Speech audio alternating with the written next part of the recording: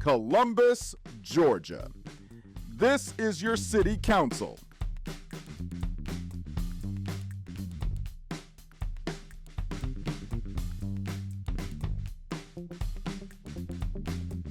Mayor, Skip Henderson.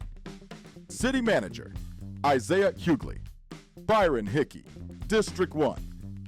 Glenn Davis, District 2, Bruce Huff. District 3, Toya Tucker. District 4, Charmaine Crabb. District 5, Gary Allen. District 6, Joanne Kogel. District 7, Walker Garrett. District 8, John Anchor. District 9, At-Large Council, Travis Chambers. District 10, At-Large Council, Lindsay McLemore, Clerk of Council, and City Attorney, Clifton Fay. Columbus, Georgia. This is your city council. Take it over after them. Thank you, Mr. Budget Chair. I'll be very, very brief. I don't have a whole lot to add from the present. Can you hear me? I don't think it's on. It's on green. There you go. I just got to stick it in my ear so we get it. No, I was just saying, I'll be very brief. Don't have a lot to add. I just want to thank y'all in advance. I know this is, having sat where you're sitting, I know how it's one of the tougher things that council goes through. Because I promise you, every single person that'll come before you, as they came before us, has a very credible and worthwhile request. But it's kind of like your own household budget. You know, you've got needs and wants, and sometimes you have to take care of those needs and put off some of the wants. And frankly, sometimes you have to make a decision between the needs. So it is tough, and I applaud the work that you've put in the past, and I know it's going to be, I know you're going to do a very diligent job as we move forward. Anyway, just want to thank all of you for the job that you do.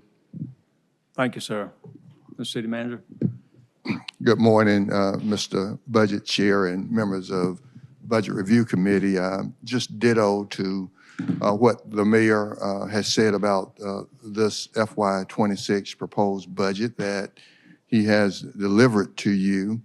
The mayor and I worked very closely, worked together on this budget process. The mayor sat in with me on every review of every single department. And I will say in my own words that when these elected officials and department heads come before you, know that they need what they're asking you for. There's no question in my mind. In fact, on the initial review, we put a lot of what they asked for in, and we had to go back because on the day, 2 days before that budget was finalized, we were still $12 million out of budget, $12 million out of budget. And so we had to go back through another review and take some things out in order to deliver, as required by law, to you a balanced budget. And I've said to each of them, when you come and stand at that podium before council and ask for what you're asking for, I will be the first to say that what they're asking you for, they need it. Each and every elected official, department head. The question is, you know, how do we fund it, have a balanced budget, and live to see another day? And so that is where we are, and we look forward to the process, and they're going to come and they're going to make some viable pleas to you to fund some things. And so we look forward to this deliberation and the budget process. Thank you, Mayor and City Manager. Turn it over to our Finance Director, Angelica Alexander. Good morning, Mr. Budget Chair, members of the Budget Review Committee, Mr. City Attorney, Mr. Mayor, and Mr. City Manager. First, I'd just like to go over once again the schedule. Today is the first of 3 Budget Review Committee meetings. I'll go over the budget, do an overview of the budget today, and then there'll be several department and agency presentations, as well as a healthcare update and infrastructure update The next budget review meeting is May 13th. It is immediately following the council meeting for that day. So tentatively, that's set to start at 12 p.m. Again, there'll be several department agency presentations for that day. And then the last budget review meeting is scheduled for May 20th. That begins at 9 a.m. And on that day, we'll have a few more department presentations as well as deliberation and vote of the add delete list. We'll advertise the budget as amended on May the 27th. And at that time, we'll also advertise any taxpayer Bill of Rights hearings. If we're required to have those taxpayer Bill of Rights hearings, the first taxpayer Bill of Rights hearing will be 9 a.m. on June 3rd. That is not a part of any council meeting. That is a meeting specifically for the taxpayer Bill of Rights that'll be in this council chambers at 9 a.m. on June 3rd. The second taxpayer Bill of Rights hearing will be that evening as a part of the regular council meeting. That'll be at 6 p.m. And we'll also have the first reading of the budget ordinance, and the budget hearing will be at that time as well. The third taxpayer Bill of Rights hearing will be on June 10th. That's at 9 a.m. That will be a part of the regular council meeting. At that time, we'll have the second reading of the budget ordinance as well as the first reading of the millage ordinance. And June 17th at 9 a.m., which is the last scheduled council meeting for this fiscal year, that'll be at 9 a.m., in which the council will adopt and approve the millage ordinance. So I did just want to go over very briefly the schedule, the budget review schedule for fiscal year 26. And in terms of what's on the agenda for today, there was an update to the agenda, and so I'll again go over the overview of the budget. Immediately following, there'll be our healthcare update by our benefit consultant. Ms. Melody Lewis is here today with NFP. We'll take a short break, and then there are several departments that'll present to the Budget Review Committee. There was correction to the agenda. The Audit Committee that's listed here will actually not be a presentation given today. That'll be a part of the May 13th council meeting. So with that, I appreciate your patience in advance as we get through these 72 slides.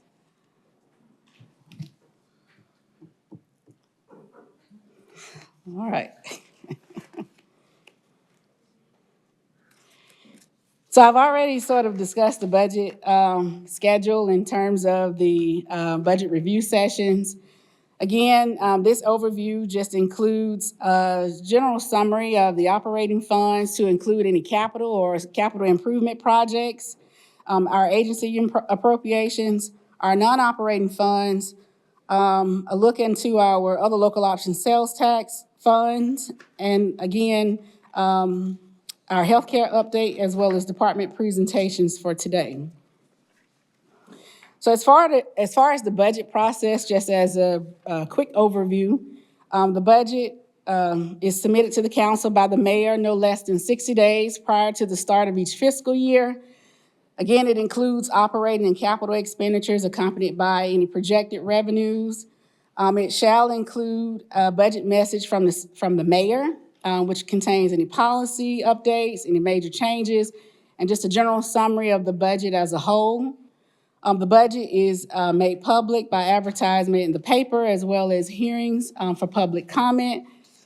And then subsequent in June, the millage and budget ordinances are presented to the council for approval. This must be approved before July 1st of the year. So I've already sort of ran over this schedule for May. I won't belabor that again, but the dates again are May 6th, May 13th, and May 20th, in which we'll hear department presentations with the final deliberation of the add delete list on May 20th. We'll advertise as required in the newspaper of the budget, as well as any public hearings for our taxpayer Bill of Rights. And in the month of June, the first and second reading of the budget ordinance and millage ordinance will take place. So in terms of the operating funds for fiscal year '26, our revenues are projected at $373,267,332. Operating expenditures are budgeted at $391,913,080 for a difference or a use of fund balance of $18,645,748. It's important to note that $7.1 million of the fund balance that is being utilized is to provide for capital improvement projects as well as the strategic use of accumulated reserves in our community care fund. So $1 million of that $7.1 million is for our paving fund, capital improvement projects, and the other $6.1 million is utilization of existing reserves that we have in our community care fund. So in terms of some of the budget assumptions, there is no change to the total millage rates that were adopted for fiscal year '25. In Urban Service District Number 1, the millage rate stands at 16.07 mills. In Urban Service District 2, the millage is 10.09 mills. In Urban Service District 4, 9.19 mills. There is a 2.5% projected increase in the digest. The revenues that have been projected from the digest are at a 99% collection rate. There's no subsidy to the Civic Center or the Integrated Waste Fund, and there is a $299,257 subsidy from our other local option sales tax fund to our E911 fund. Also included in the budget is a $100,000 subsidy to Oxbow Creek Golf Course. There is no subsidy for the Bull Creek Golf Course. The value of one operating mill is just over $5.9 million. And the value of one mill in terms of debt service is at 6.2, almost 6.3 million.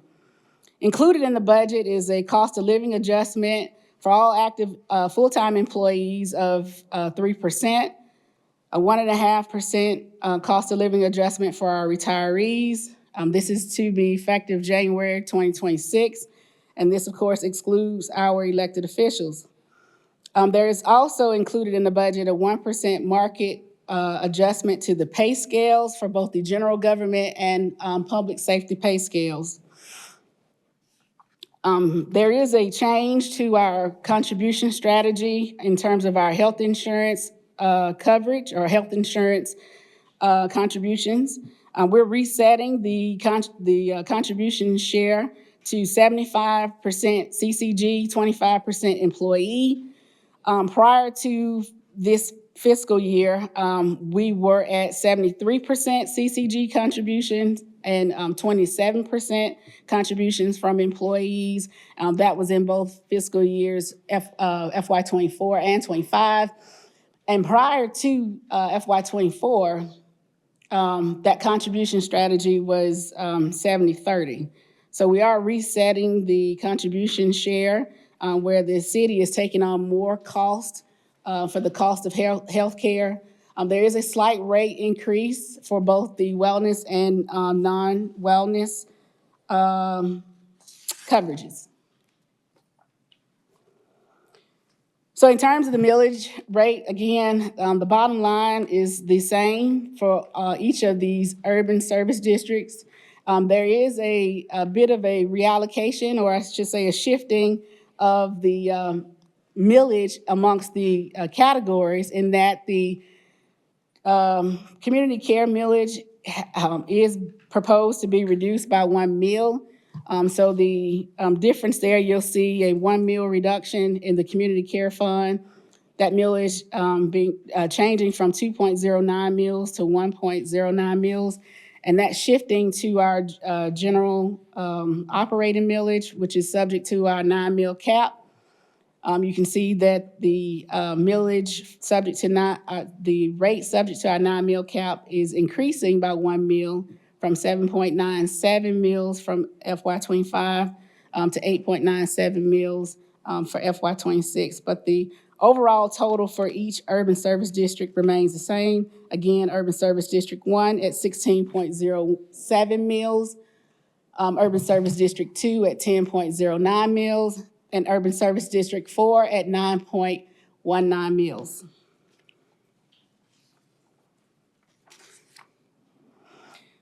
This chart just shows our recommended operating budget by fund. As you can see, the general fund represents about 56% of our overall operating budget. The other local option sales tax fund is at second at 12.5% of the total operating budget, while the transportation fund and the paving fund, those round out the top three at 6% and 5.2% respectively. So in terms of the revenues, where the money comes from, this chart just depicts our revenue sources by type. As you can see, most of our revenue is derived from general property taxes. This is at 26.7%, with sales tax being the second largest revenue source at 26.2%.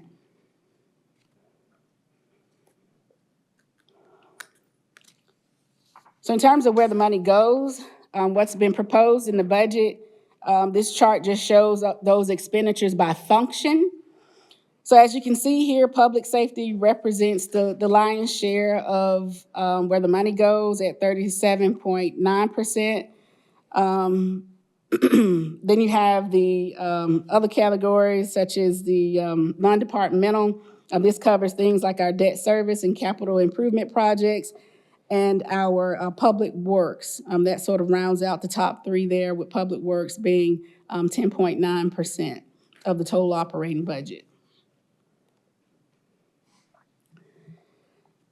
This chart just shows the operating budget again by type. You can see that human capital is obviously a very important function in terms of the services that we provide. And when you break down the budget by type here, personnel services represents just about almost 54% of the total operating budget. That includes the salaries that we pay employees as well as all of their associated benefits that are covered by the city. So majority of the budget that we adopt or propose is for personal services. So more specifically into the general fund, you can see that the general fund revenues are projected at $207,895,047. Proposed expenditures are at $219,395,728. And the general fund accounts for those normal day-to-day activities, such as police, fire, parks and recreation, the courts, public works is funded as, there's a portion of the budget for public works that's included in the general fund. And it's primarily supported by sales taxes, property taxes, and franchise fees. Again, we're utilizing $11.5 million in fund balance, and this is for recurring expenses to include, the personnel adjustments that have been made in prior years, as well as some of our new contract obligations. Some of those contracts to include the PAWS contract, as well as the new inmate medical provider at the jail. That is a $6 million difference from what was included in the budget for fiscal year '25.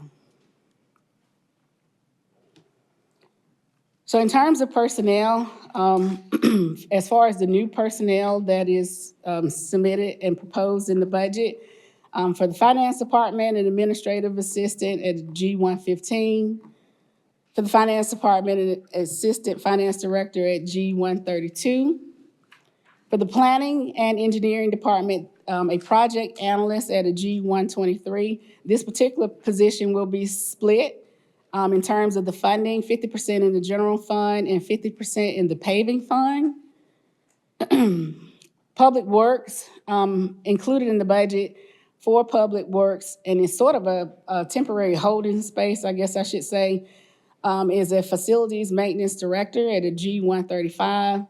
and also an assistant facility maintenance director position at a G132. And again, both of these positions are included in the budget sort of temporarily for Public Works, for the creation of a new facilities department.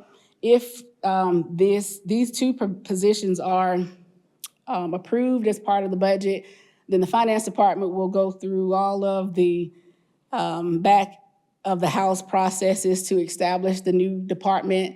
This would not be housed under the Public Works Department, but that is a heavy lift, and so that's why it's listed here under Public Works sort of temporarily.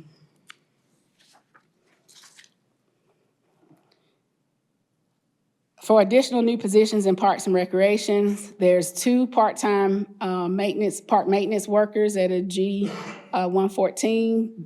That is to be effective January of 2026. That is, as I believe, to support the new pickleball facility that's should be coming online around that time. Again, in Parks and Recreation, pickleball program specialist 3 at a G118. And for Parks and Recreation, a pickleball program supervisor, G120.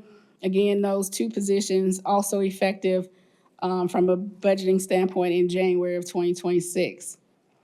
For the tax assessor's office, 3 appraisal technicians at a G115.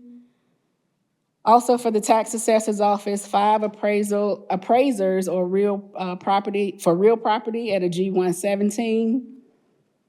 For the municipal court judge, 4 part-time municipal court judges. I do know that that is currently funded under ARPA, and those funds for the judges will end or have been depleted, I guess, under the ARPA funds, and so that is why those are included here. For the municipal court clerk, accounting technician at a G115.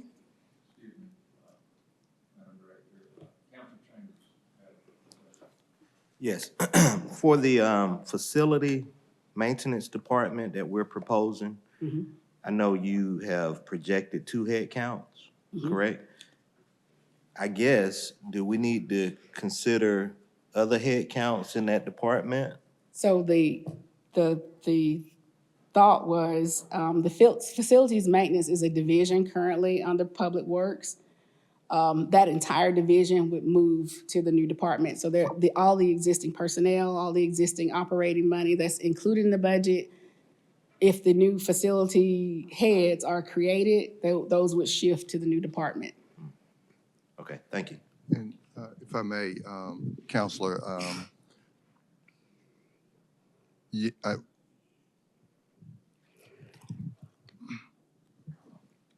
but the finance director is absolutely correct. The division already exists, though they are not sufficiently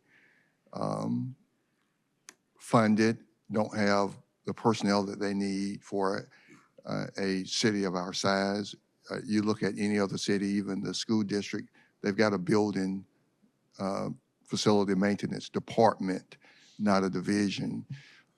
And you know, with the new judicial center, the new 350,000 square foot city hall, with the new building that we're doing for fire EMS, for the new building we have for the sheriff, so forth and so on. And quite frankly, we've not invested personnel or funding into building maintenance. We've got all of the parks and facilities. We got roofs that need to be replaced. We got to go for a new jail. It is time for a city our size to have a building facility maintenance department and not a division, and it needs to be sufficiently funded and staffed. And so this is just the initial move to get the department established with a director, assistant director, and then that department head would have to justify, come back and say, you know, here's what we need to staff and fund and take care of Columbus. I mean, we talked at the last meeting about our landscape of all of this that we're doing, the road projects. well, that will fall under building maintenance. So, you know, with what we've got in the 1.2 billion in roads and infrastructure, that it's time to consider a different direction for that. Council Chambers. Yeah, I just want to, and you're absolutely correct. I just want to make sure that we have the skill set to be able to handle the maintenance on our facilities and things of that nature. So that's why I asked. So that was my reasoning. Thank you.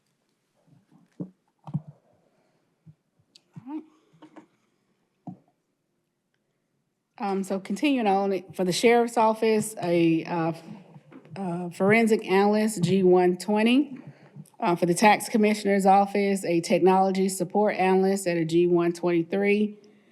For the recorder's court, 2 additional deputy clerk twos, I'm sorry, it should say twos there after the deputy clerks. G115. In terms of reclassification, so those were all of the new positions included in the general fund for the budget. In terms of the reclassifications, career ladder, or pay adjustments, for the clerk of council's office, reclassifying a part-time deputy clerk pro tem, G118, to a full-time assistant deputy clerk of council, G119. In the finance department, is a career ladder adjustment for an accounts payable technician, 1, G15, to accounts payable technician 2, G17. Also in the finance department, 2 career ladder adjustments for collection technicians, G115, to collection technician 2, G117. In the finance department, license and tax clerk 1, G115, to senior license and tax clerk G118. And then a license and tax clerk 2, G117, to a senior license and tax clerk G118. And lastly, in the finance department, a buyer 1, G118, to a buyer 2, G120. These are all career ladder adjustments. In the inspections and codes department, 2 code enforcement officers 2, G121, to 2 code enforcement officer supervisors, G122. That's all right. In the tax assessor's office, for the chief appraiser, a G134, step 15, for the chief appraiser, G134, step 25. So step differential there for the chief appraiser. In the police department, establishing career ladder adjustments for 5 crime analysts, 1 for, and it should be 5 crime analysts, 2, 3, or senior. So career ladder adjustments for 5 crime analysts. For 2 forensic analysts, career ladder adjustments to forensic analysts 2, 3, or senior. For 4 crime scene investigators, G119, implementing career ladder adjustments for those 4 crime analysts of 2, 3, or senior. And also in the police department, 4 real-time crime center technicians, G118, to real-time crime center technicians 2 or senior. For the Superior Court judges, there are included in the budgets annual supplement increases for the 7 judicial assistants for the 7 Superior Court judges, increasing the annual supplement from $11,000 to $13,000. Also for the Superior Court judges, increasing the annual supplement for the Circuit Court Administrator from $20,000 to $25,000. In the District Attorney's Office, updating the career ladder adjustments for the assistant district attorneys, increasing those so that they would be more comparable to the pay and career ladders for the Public Defender's Office. For the Juvenile Court, Judge Dodgen, increasing the annual salary for the judge from $104,000 to $130,000 for his full-time judgeship. This is for 5 days a week. Currently, Judge Dodgen is at 4 days a week. There was an order that was put and approved by the Superior Court in FY '23. And it was, it detailed out a two-step or two-year plan to get Judge Dodgen to a full-time judgeship. And so the first phase of the plan was shifting him to 4 days a week from 3 days a week and increasing the salary to $104,000. And this is sort of the second step to be dealt with in fiscal year '26, with increasing him to 5 days a week at $130,000. For the jury manager, reclassifying the jury manager position from a G120 to a G125. For the Superior Court Clerks Board of Equalization, the board members currently receive, I believe, a daily rate of $50. This would be increasing that daily rate to $75. For the probate court, the chief deputy clerk, G123 to chief deputy clerk, G124. Also for the probate court, a chief clerk, G125, reclassifying that to chief clerk, G126. For the sheriff's office, for an administrative coordinator, G118, step 15, reclassifying that to administrative coordinator, G118, step 28. For the sheriff's office, reclassifying a cadet, G113 to a communications technician, G115. Lastly, for the sheriff's office, reclassifying a licensed clinical social worker / counselor position, which is currently a G124, to an administrative operations manager, G122. Excuse me, Director. Council Crabb. Thank you. Going back to the reclassification under finance, I see that you have 3 under revenue that are being reclassified.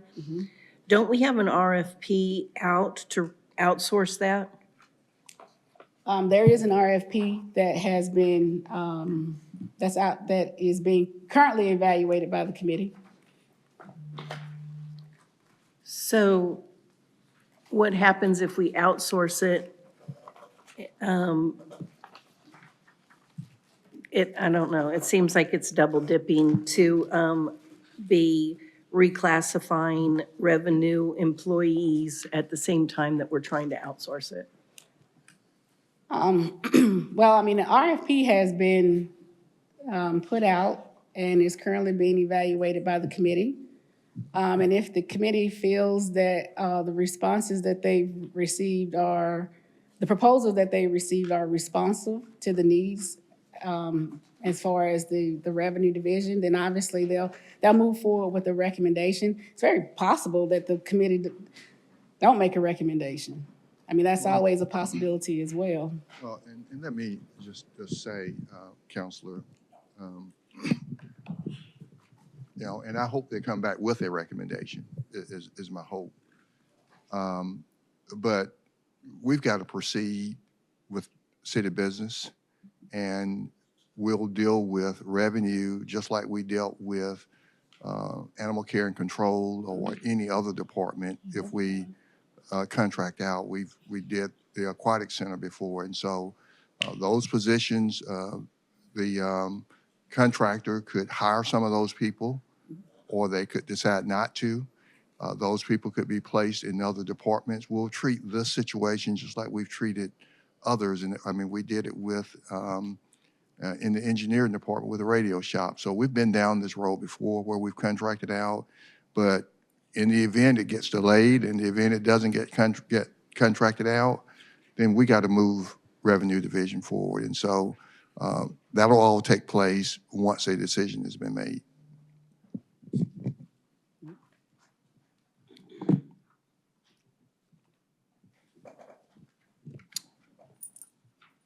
Oh, hit it again, I'm sorry. Okay, Council Tucker. I wanted to ask a question in reference to the career ladder moves. I know that we had Evergreen come in and it was a certain process that they did, and they didn't, I don't think they added longevity in there. Did they? It was only the time that you've been in the position. That's the way that they evaluated. One of the concerns that I'm having in reference to these career ladder moves is pay compression. So we have individuals that have been loyal employees, and I say this because God bless the dead, my uncle was here for a long time, working, and we look at longevity and how long it takes for individuals to get raises.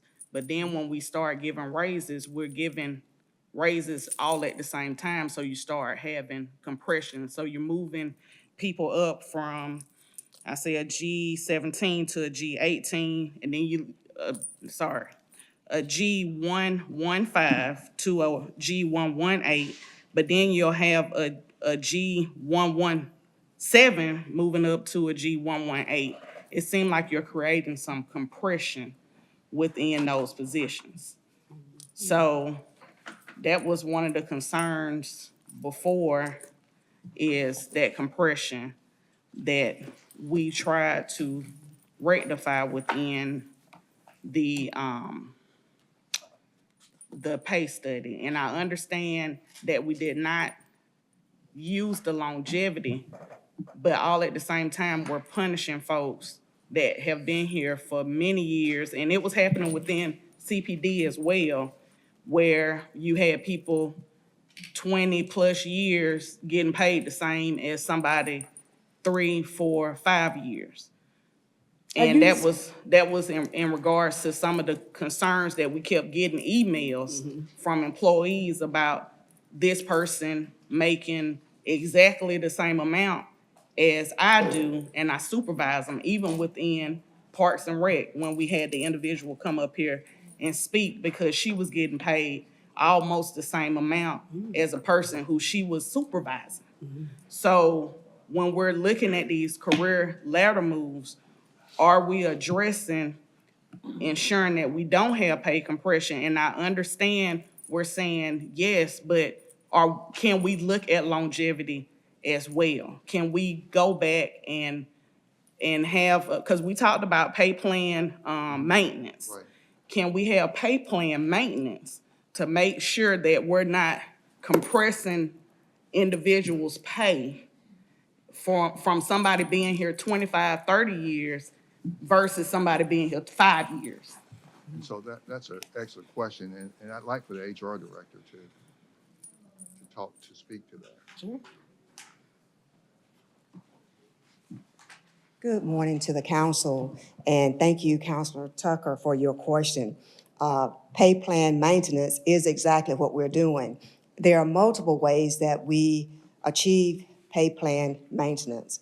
One of them being proposed here is the career ladders. It also addresses the question of compression. The folks that are on the career ladders, and we use those to help us with this compression that we're dealing with. The folks that are going to be moving up the career ladder are your senior people. It's an effort to get them moving out further on the pay scale, rather than allow them to be stalemated with employees that are newly hired. So the career ladders is a form of maintenance, pay plan maintenance. Another form that we're using, the consultant said to us, one of the things you got to do is you got to look at the market every year and consider pay adjustments. You got to move the scale. And so you do a couple of things. You move employees in steps out on the pay scale, because previously when we had the UGA pay plan, we really didn't have as much of a plan to move people further out on the pay scale. These career ladders help move employees further out on the pay scale. When we propose in the budget to move employees 2 steps or 1 step out on the pay scale, we're moving those current employees, not new hires. So what you're trying to do is create space between the new hires and the people that have been there. So what is being proposed, particularly with the career ladders is a form of pay plan maintenance. And as it relates to, and it helps with compression. We said this when the Evergreen Plan was adopted. We're not gonna get rid of pay compression, no matter what department we're in, because it just costs too much. But over a period of time, and if we do some of these things, it will tremendously help us. And the career ladders, as you see in several of the departments, have requested career ladders, and I encourage it. So that's gonna help a lot with the pay plan maintenance. I think my main concern is when you move an individual up from a G115 to a G118, and then you have somebody that's a G117 being moved up to a G118, it seems like you're creating compression. Sometimes that's a decision of that department director, to manage their department the way they see fit. And if they determine that moving a 115 to a 118 and then a 117 to a 118 for reorg purposes, that's a department director decision to do that. But in terms of pay plan maintenance, this is something that we would encourage. And I know we're doing, what we can, but just coming from a military mindset, this doesn't make sense to me. If I'm in the military and I've been in the military for 10, 15 years, I'm moving up the scale based on my rank, based on my time in service. That's not what this is showing. Well, that's exactly what this is showing. I mean, in terms of the finance department employees, there were some people that, like many other employees throughout the government, that did not receive all of the longevity. I think I know exactly what you're speaking about, because this was a discussion that I had with a particular employee last week. There were some people that were, I won't say negatively impacted, but all of their longevity wasn't recognized because they were the subject of a reclassification. That was an across-the-board issue for the city. When employees, because the Evergreen Pay Plan, when it was adopted, it included, it only recognized the time in that particular position in terms of longevity as opposed to your tenure with the city.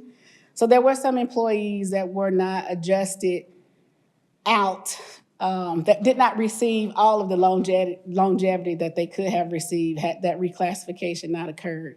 That is unfortunate.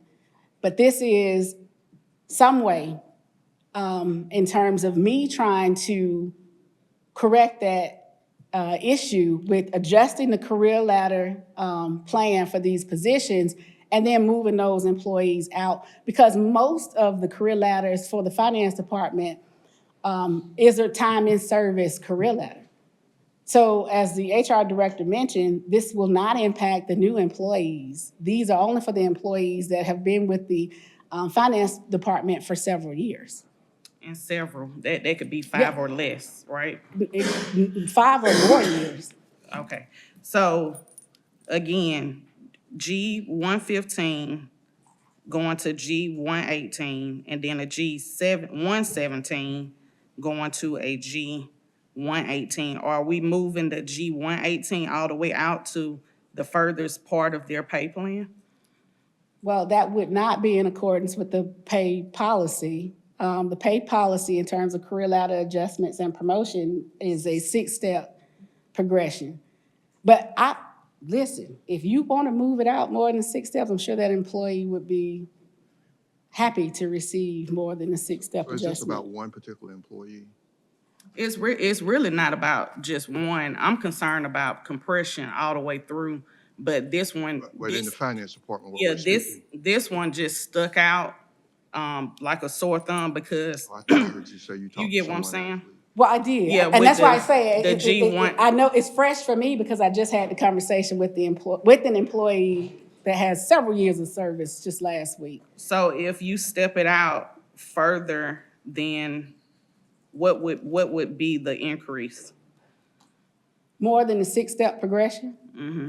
I mean, The six-step progression is what is, Is that what, that is? that's according to the Is this? pay is- policy. Is this a six-step progression that's listed in The career ladder would be a six-step progression. this is the actual amount that's here right now is the six-step progression? Yes.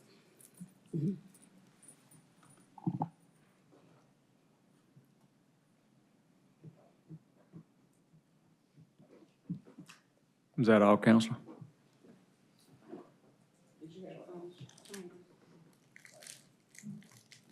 Counselor Anchor?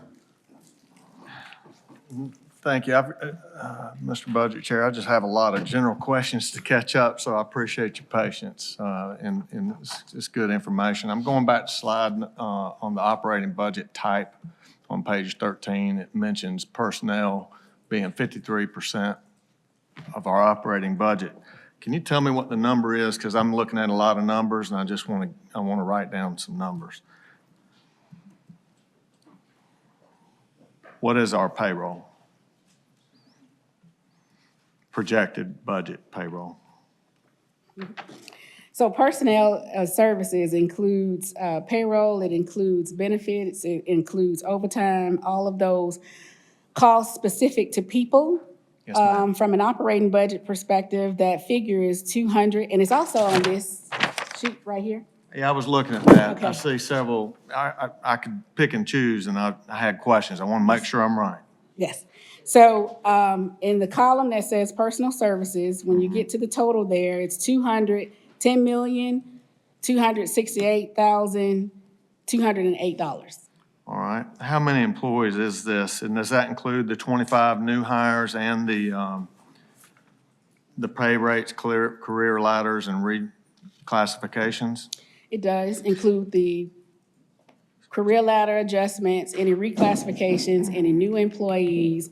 There's a separate column for the cost of living adjustment. Right. So that's 2.2 million, right? That's $3,078,680. Okay. Let me find that just a minute, please. Where am I looking for that number? It is the column that says 3% COLA. Yeah. And if you go down to the bottom of the Okay. chart there. Gotcha. Yeah. Thank you. Yes, sir. And then, you mentioned the 1% on top of the 3%. I wrote that down, but I didn't get what that was for. The 1% is a market adjustment to our pay scale. What is that value dollar? Is it listed above this 3? Oh, it is included in this number, and it's essentially 1%, so I can get the value That's of that fine. specifically. Yeah, thank you very much. And then, can you break out the career ladder adjustment, pay scale ratings from the 3 million, or is that a different number? The career ladder adjustments are not in the cost of a living column, it's in the personal services column. So in the 210,268,000, it's wrapped up in that number. All new positions, career ladder adjustments, pay adjustments are included in that number. Okay. All right, I have one more question, if I can keep asking. Yes, sir. Really about the finance department and the 2 hires, because I don't know when that falls into questions. I guess it's as good as now. You know, I want to know, when do you expect to stabilize the strategy moving forward on if we're keeping or if we're outsourcing? And is it a proper thought that we would stabilize first and hire later? Well, before any additional people, I mean, in terms of what's included in the budget as far as these 2 new positions wouldn't be effective until the 1st of July with the new fiscal year budget. So certainly there'll be a determination as far as the RFP before that point in time. If you include these positions, just like last year, there were several positions that were included in animal control for veterinarian, additional officers. All of that in terms of what was included in the budget ultimately went towards the cost of the contract. So when those services were contracted out for animal control, what was adopted as part of the budget in terms of positions and the pay and benefits for those positions went towards the cost of the contract. So if I heard you correct, then if we have a RFP go out in the next month to outsource services, you've taken our current payroll of those employees and applied it towards outsourcing. Is that an accurate statement? That's what we would do. The That's what you RFP would is do. already. So right. is that number allocated in these personnel numbers to leave towards another column outside of personnel since we're outsourcing it? Well, it's not for certain that we're outsourcing, but if we do, all of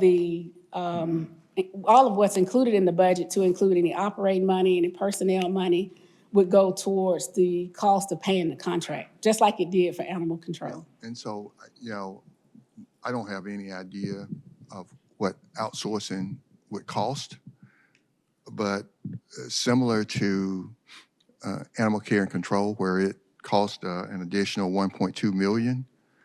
And I hope, again, that we contract out revenue.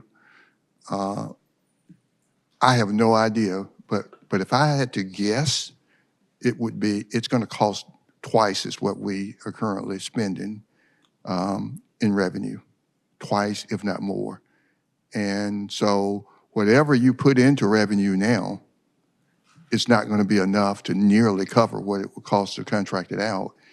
And if we are willing to spend what it takes, the 1.2 million additional cost for animal care to get it, the way we think we want it, then I think we should be willing to spend that in revenue to get it, which if it's 2-3 times as much, which I think it will be, we ought to be ready to spend it. And this revenue division total cost is not going to nearly cover it. That's just a 20-year city manager projecting out a cost, okay? Yeah, I believe you. Are we going to, is that in the budget currently for what we might expect? No. So how do we pay for that? You'd have to pay it from reserve funds. Okay, thank you. Okay. Council Chambers. Yeah, quick question for HR Director, please.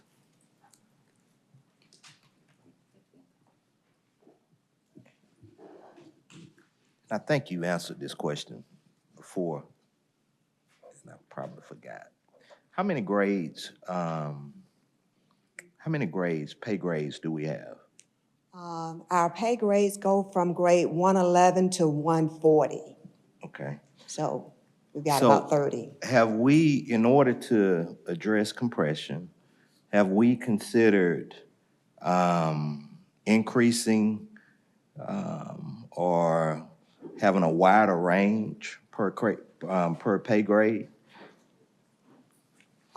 Because the reason why I ask, so in order for an employee to earn more money, or they have to go to the next pay grade? No, not always. That's Okay. not the only way to earn more money. So my question is, do we have a broad range to address compression?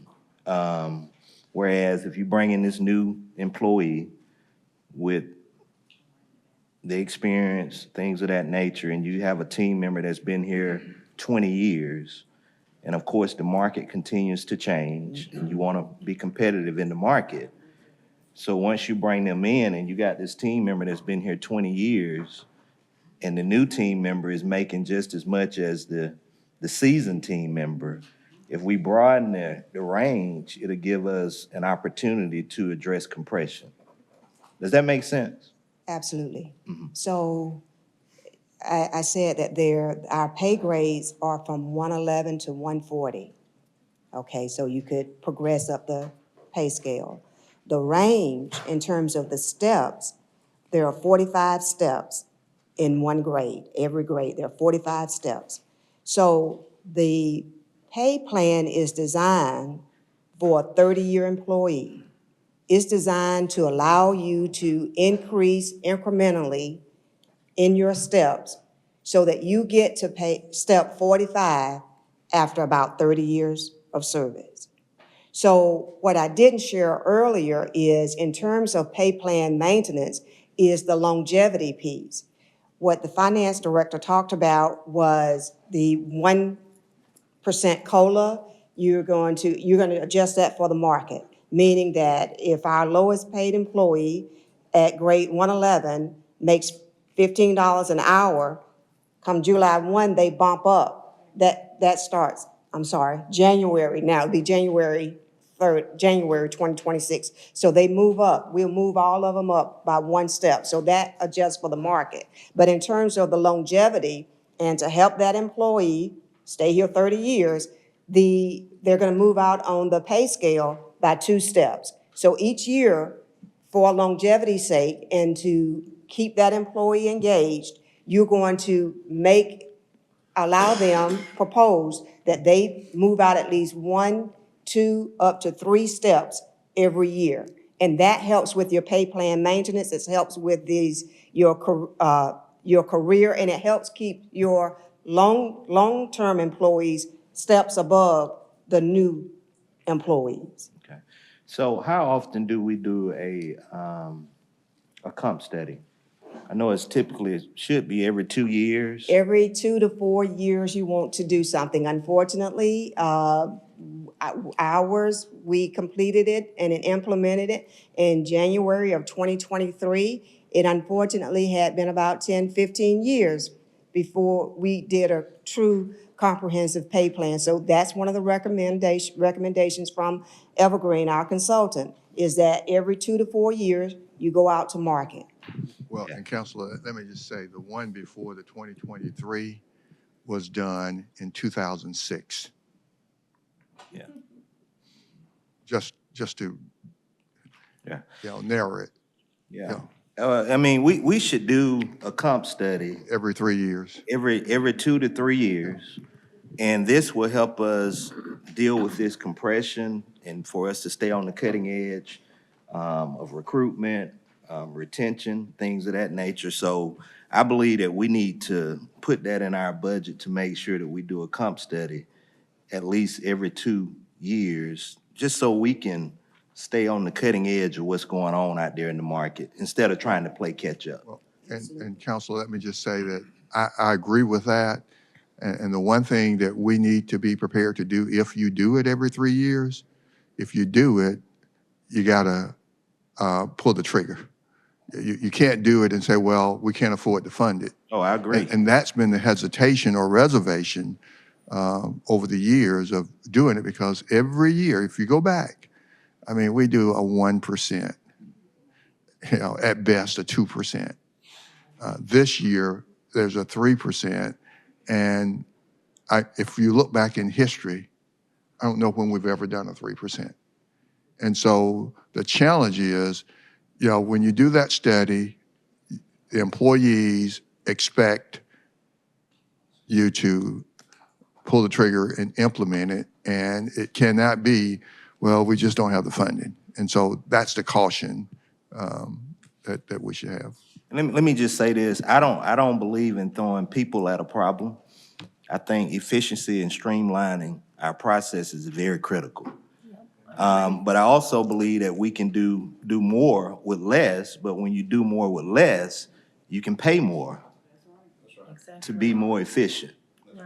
And I just want to add that. I don't believe in throwing people to the problem, but I do believe that we need to also make sure that we're streamlining our processes, staying on the cutting edge of technology, hire the best of the best, then you can pay the best of the best compared to the market. And then that to me, I believe that helps with your retention and allow us to continue to thrive as a government. I just wanted to add that. And Councilor Chambers, let me just say, I'm the first to agree with that. We cannot be known inside the city and outside the city as the lowest paying government in the state of Georgia. And that's what we have been. That's what we have been. I mean, when you go to conferences, and I know the staff go, I mean, it's the joke around the table. And we cannot let that stay. And that's why I absolutely agree with what you just said. Thank you. Well said, Councilor Chambers. Ms. City Manager, could you, in talking about moving the plan 3 steps. Could you explain or help, maybe HR Director could help clarify for everybody, what does that mean to John Doe employee? I'll yield to the HR Director. So the way the proposal is for the 3% increase, the pay plan itself is going to be adjusted by 1 step. What that means is we're going to move everybody forward 1 step. That's full-time employees. So if you're on payroll and you're current, as a current employee, after we move the pay scale by 1%, each employee is going to benefit that by getting a 1% pay increase. And then wherever you are on the pay scale, we're going to move you out another 2 steps. So you get a total of 3 steps. Okay, Does that make sense? thank you. Thank you for clarifying that.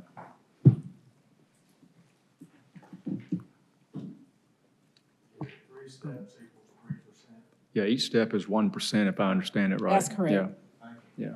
And if you're a career ladder, being adjusted from a career ladder, you get your 3% and then your career ladder.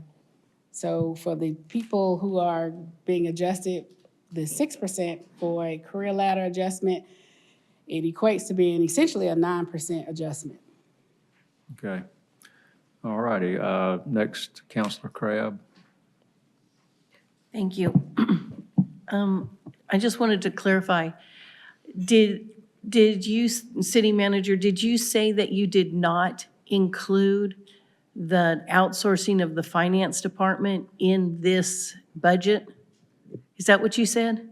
Well, it's not, because we don't have, we have not negotiated, I've not seen the results, and then we don't know that once it gets to you, you will approve it. So it cannot be included.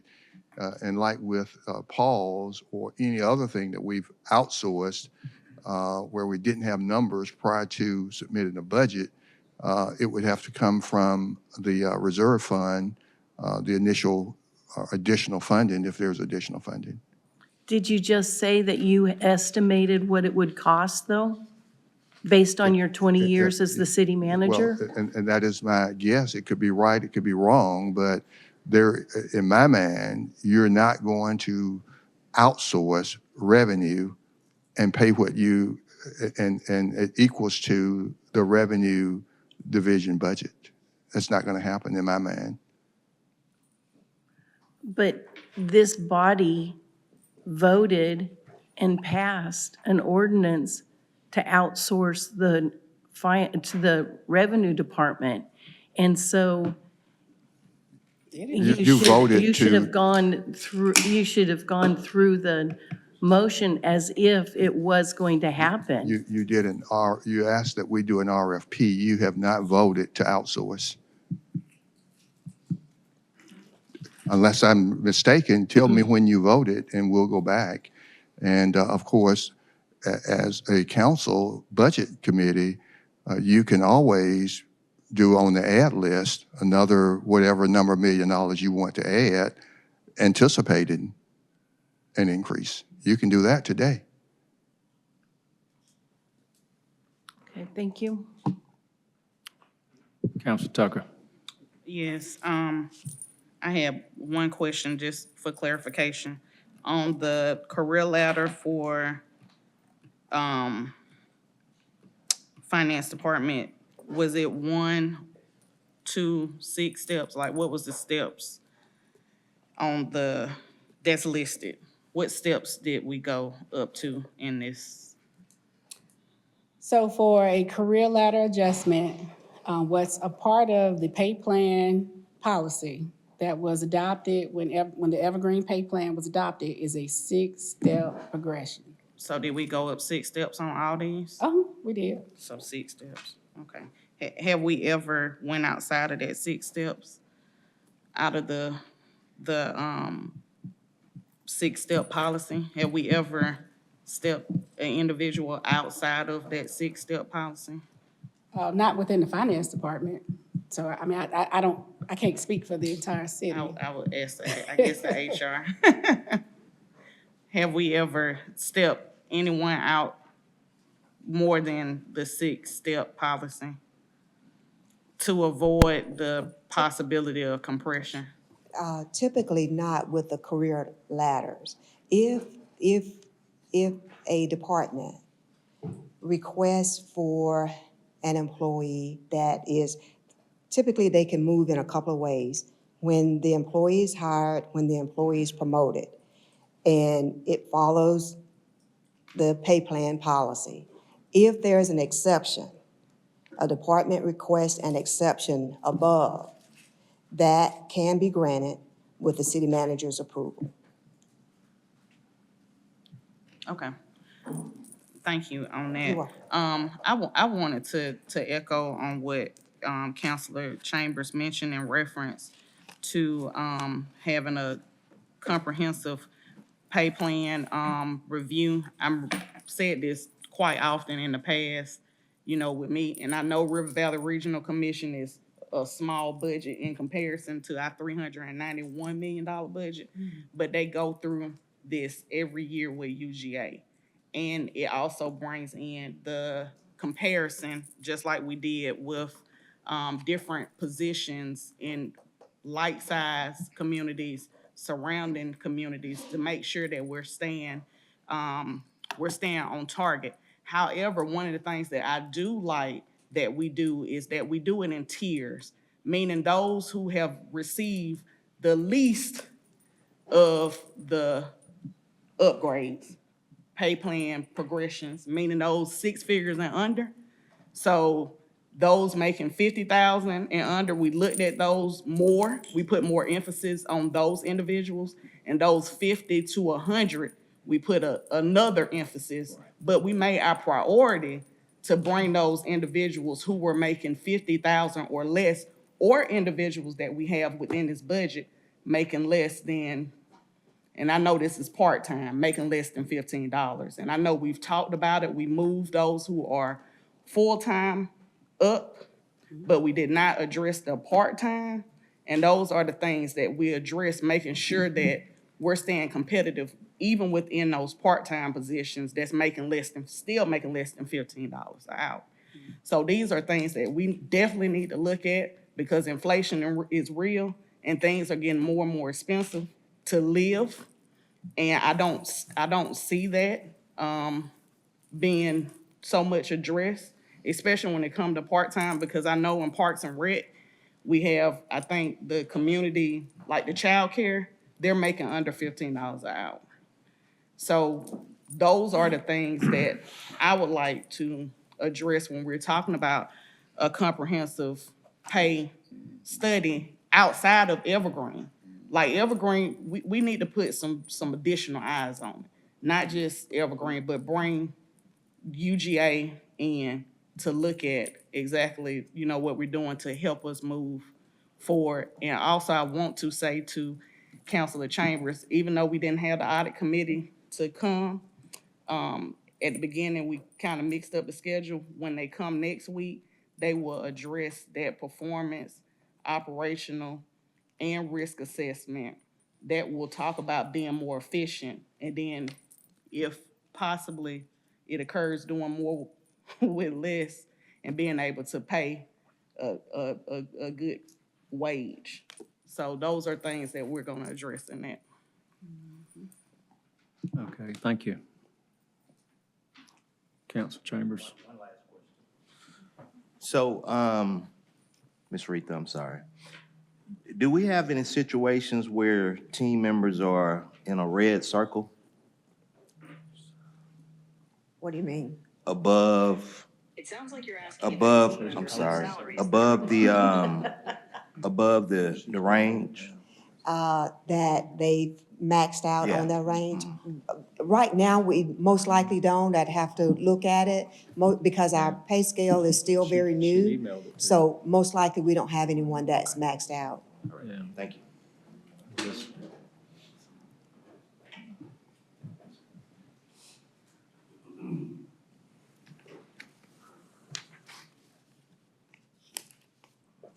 Counselor Anchor. Will you tell me the number for the career ladder, the financial number we're spending for the career ladder adjustment reclassifications, the total bulk number? We'll get that, we can get that to you. Thank you. All right, 51 more slides to go. So with the Recorder's Court, the Chief Recorder's Court Judge, an annual salary increase from $132,600 to $139,600. Also for the Recorder's Court, 2 Recorder's Court Judge Pro Tems, the annual salary increase from $122,400 to $128,580. For the Recorder's Court, the Chief Clerk of Recorder's Court, G126 Step 23 to a G126 Step 27. Also for Recorder's Court, for the Assistant Chief Deputy Clerk, G122 Step 4 to Assistant Chief G122 Step 12. Recorder's Court will be coming to present to the Budget Review Committee later on this afternoon. And also for the Recorder's Court, increase in the per session rate for the part-time pro tem judges from $150 per session to $225 per session. For the deletions of the positions in the general fund, there were 25 positions officially deleted from the Public Works Animal Control Division. Those positions were 1 animal control manager, 1 one administrative coordinator, 1 volunteer coordinator, 1 special enforcement supervisor, 1 animal resource center supervisor, 3 communication officers, 1 cruelty investigator, which was new to the budget for FY25, 1 maintenance worker, 1 veterinarian, which was also new to the budget for FY25, and 14 animal control officers, 3 of which were new to the budget for FY25. And lastly, the deletion of 1 sheriff deputy PS1. There's no capital outlay or capital improvement projects included in the budget for the general fund. So in terms of the general fund reserves, this chart here just delineates the general fund reserves to include the general fund and the old loss fund, beginning with FY21, ending with FY24. We ended FY24 at 113.72 days. We're estimating that we'll end FY25 with 97.51 days of reserves, and FY26, we are projecting 90.33 days. The value of 1 day for FY26 is just over $716,000. So for the stormwater fund, this fund is balanced. Excuse me, Director. Counselor Crabb. Thank you. Can you go back a slide? I'm going to ask the same question of you that I ask of the auditor. In this general fund reserves, how much of that is committed and how much is actual reserves that could be used for other projects or other needs? Well, the commitment of reserves, I mean, it varies by fiscal year. And it all depends on what we have to reserve as of the end of that fiscal year. So, well, we're talking about the next fiscal year here. So what is committed out of these funds? What is committed for this the fiscal year that we're discussing? well, there's nothing that's committed at this time. I mean, the commitment as far as the reserves is determined at the end of the fiscal year. So at best, what I could say is we are required to commit or set aside the use of fund balance reserves that we anticipate will utilize for the upcoming year. So when we ended FY '24, we committed $11 million as the reserve usage for FY '25. So that would already be baked into these numbers. But that's essentially really the only thing. Everything else, it really fluctuates. There are some things that we are statutory and legally required to reserve, but we don't know what that is until the end of the year. One of those being the crime victim witness. I'm sorry? The crime victim witness money, we are statutorily required to set aside any reserves for the 5% crime victim witness funds. It usually averages, I mean, it really depends, but I think for FY '24, that set aside was about 283,000. And then there are some other things that we reserve based on prior direction. Okay, so anything that's reserved has already been taken out of these numbers? Correct. Okay, thank you. Question on that, Gary. Counselor Anchor. Can I calculate that? It helps me learn. So if you have a fund balance, one day projected for next year, 26, is $716,000. And we're going to use $18 million out of fund balance. Is that an accurate statement? To cover the, no? What am I missing there?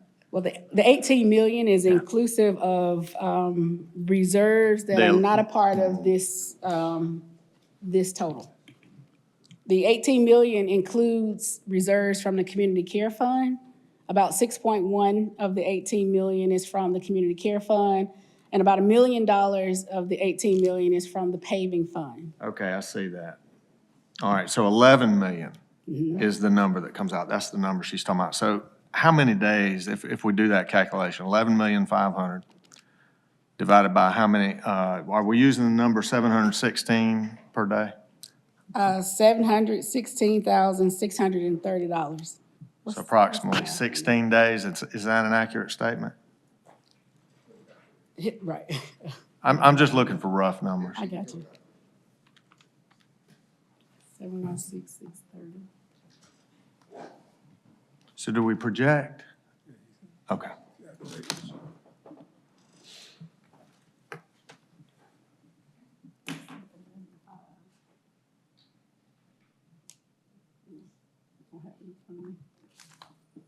Whatever that number is.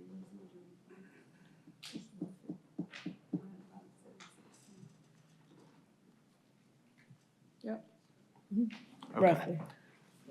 So the estimated projection of the total fund on that slide, if we were to meet this budget, that's not the number, right? That's not the number. If we do approve this budget as it sits, the number's actually lower than that. Is that an accurate statement? That is the number, inclusive It of is? the 11.5 million. Okay, because I did the calculation, 11.5 million divided by the day, 1 day of 716,000, and it equaled 16 days. Okay, so I mean, that's, I'm trying to figure out how you came up with 90, and I can take this offline. I just wanted to figure out where we were going to be if we did that. right, it is a little more in-depth and detailed than, and I would appreciate if we could take it offline so I can give you a proper explanation. Thank you, sir. Counselor Davis. Thank you, Mr. Budget Chair. I'm gonna go ahead and ask my questions before we get into the restricted funds, but, you know, Warren Buffett said, price is what you pay, value is what you get. And, you know, when we talk about outsourcing and things we do and the cost, so forth, as long as we're getting the appropriate level of acceptable services, then it's fine. If we're not, you got to make adjustments. And we talked earlier about the maintenance department, and I think I had mentioned that several times. I am a fan of that, doing it in-house. I think we need to, just as a note, to track. We need to track how we're going to set that department up. And Counselor Chambers was right. It's just not hiring two people to oversee it. You got to have the appropriate personnel and the professionals in that department to do the work, to take care of all the facilities that we talked about. So I would like to make sure, I'm okay with that. I'm okay with building that department as long as we're showing that it's being productive and that we are weaning ourselves off of the private sector that we rely on so much to do services throughout this government. I don't know what that number is, but it's a lot of money that we spend to go out to the private sector to cover because we don't have the capabilities to do that. So what I'm saying is if we're gonna build that department and we're gonna do it in-house, which I would be in favor of, I wanna make sure that we're tracking that because I believe that the savings will be more than enough to cover for the personnel or any additional personnel in that department that we're gonna need. And then we have the timely ability to solve a lot of these problems in the community that we have as far as maintenance and upkeep goes. The second thing is on the finance department. I know, look, last week, I think. Councilor Davis, may I say something about? Sure, what you know, sure, go ahead. I absolutely agree with what you just said about the building department and what we're paying the privates. Yeah, and I'll use plumbers as an example. We were short of plumbers. We sent them over to the jail. I think in 3 or 4 months, we'd spent $600,000 on plumbers. And so I think the goal is to do Right. exactly what you outlined. Right, thank you, sir. Now look, it's just my opinion, okay, but last week, I think, when we were talking, Director Alexander, you mentioned something that came across, and it's my opinion, okay, but came across as a prickly comment, but, I think you start building a case when you make, if you're not able to hire, if you're not being able to provide those services at the acceptable level, you start building the case to privatize. You start building the case to outsource. And those are some of the things we're talking about. And you know, last week was a good example of building the case that why you would outsource if you're not able to fill those positions. So something's not adding up. And that's when you go to the additional resource to be able to help you do that in order to provide the services. So I want to make that point. It seems like, I don't know, nobody's asked about, last year we budgeted some positions in finance. I don't know where we're at, if we filled those positions, if we're fully staffed and what we budgeted and added last year. Well, recently, actually, it was right at the turn Yeah, of it the wasn't year. last year, it was the end of January. Yeah, I think you said, I think it was a comment about still filling out job descriptions.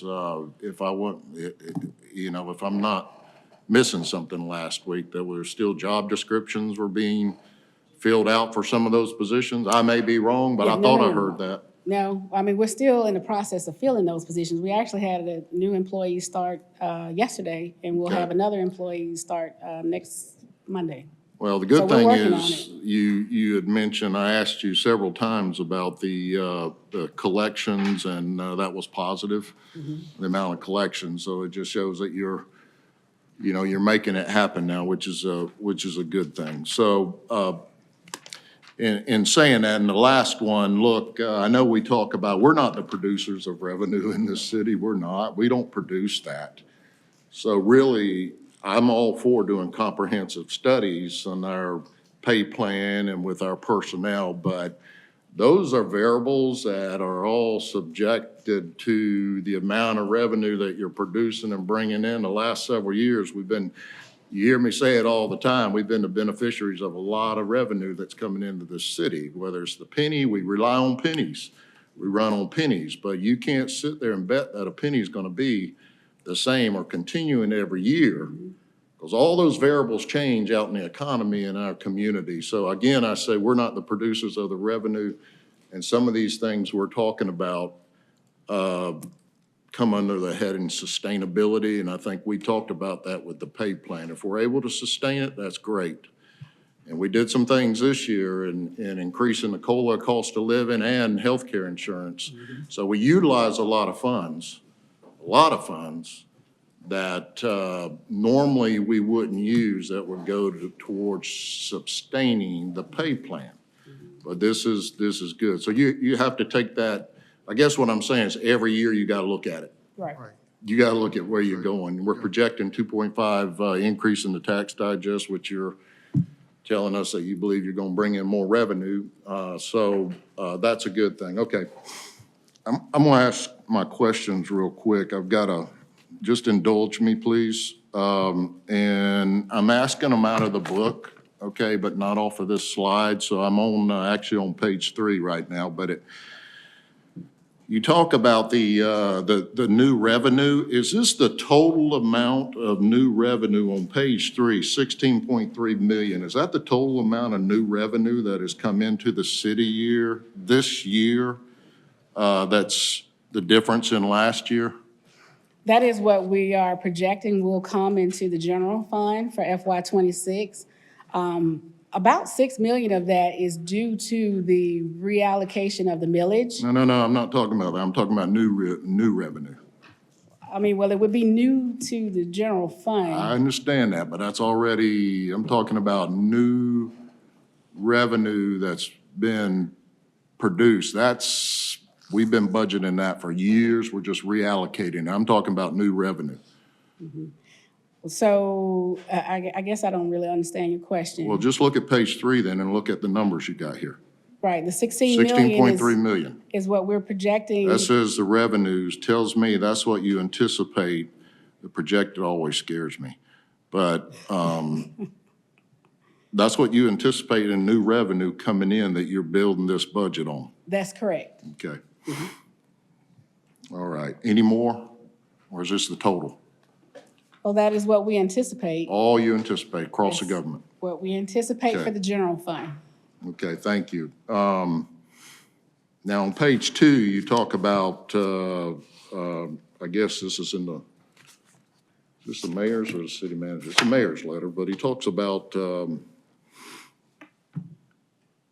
or it talks about budget assumptions. It talks about FY 2025 in the middle of, right in the middle of this. We are anticipating another increase in 2006 property tax digest for real property. It also says, although there is a reallocation of millage appropriations in the amount of 1.4 reduction in the total millage rate approved by council in 2024 remains unchanged.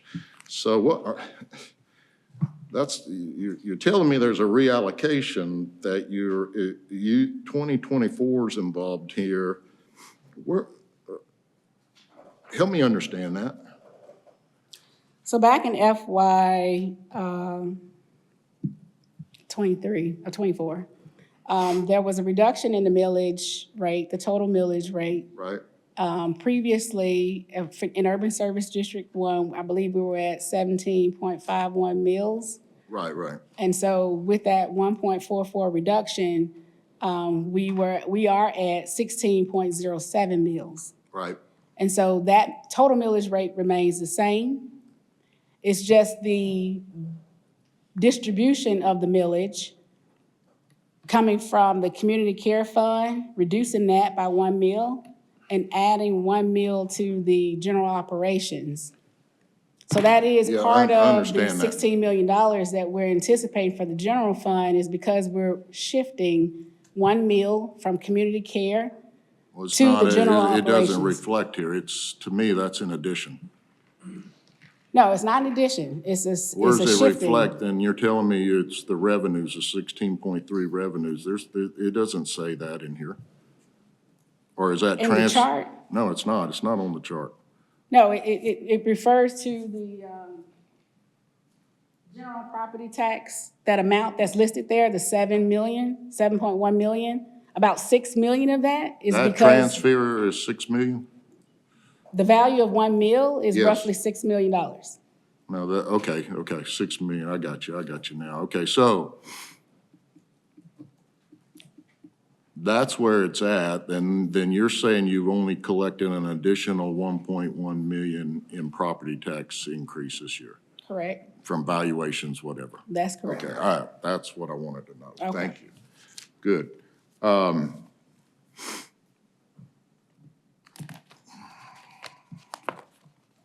Just bear with me.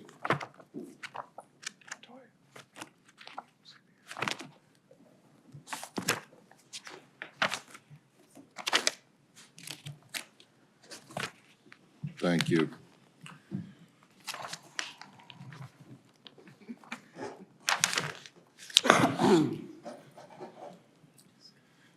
Okay, so the COLA, 3% COLA, 1% of that is equivalent to 1 million, right? Roughly 1.5 million. Okay, what is the or increase? 1 million, yeah, 1 million. I'm Gotcha. sorry. What is the increase? The healthcare is gone up. We're contributing more. So last year it was 6,750. This year it's 7,675. What is that cost number? Total cost to the city? Well, the The health. contribution would be what, 5%? You said 70 to 75%, I believe. In terms of, I'm sorry. what's the Healthcare question? contribution. What's the total The increase. contribution? The increase in the healthcare, Right. is it like, it's 12%? No, dollar amount. The total for CCG, What does the Well, she- increase total?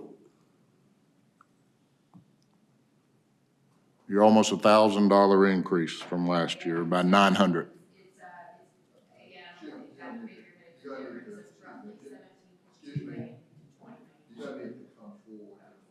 Well, she has given a presentation, she's actually next up Okay, on the I'm agenda. I'm gonna get this stuff So, out of the way. from a per position standpoint, it's a $925 increase per Right. budgeted position. Times how many employees, what's that number? That's about 2,600 full-time Okay, employee what's that total positions. number? That's what I'm looking for, Oh. the cost. I got you. Cost of the increase. Let me see. 17 million? No. Yeah. 17 million, 230, 364? That's for, do the difference in those. Oh, do the difference. Yep.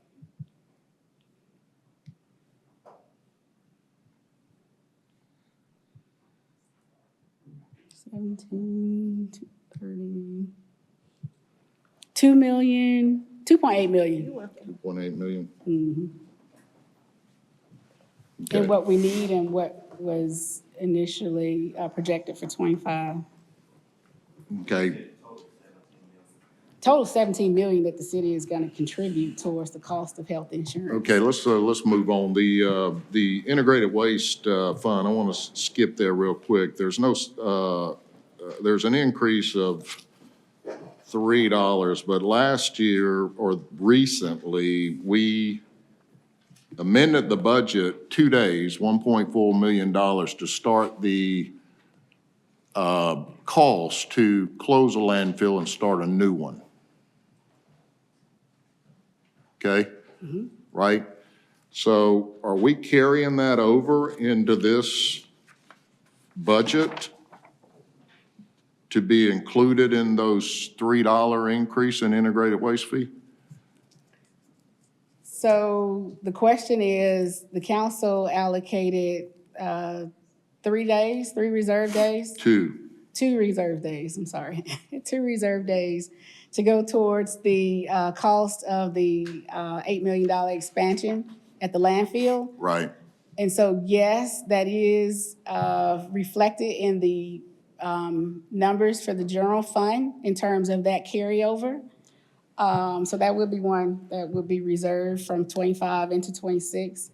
And then what's left here and incorporated in the increases for the integrated waste fund is to finance the remaining portion via GFA loan. And the $633,395 amount is to pay the debt service on the loan.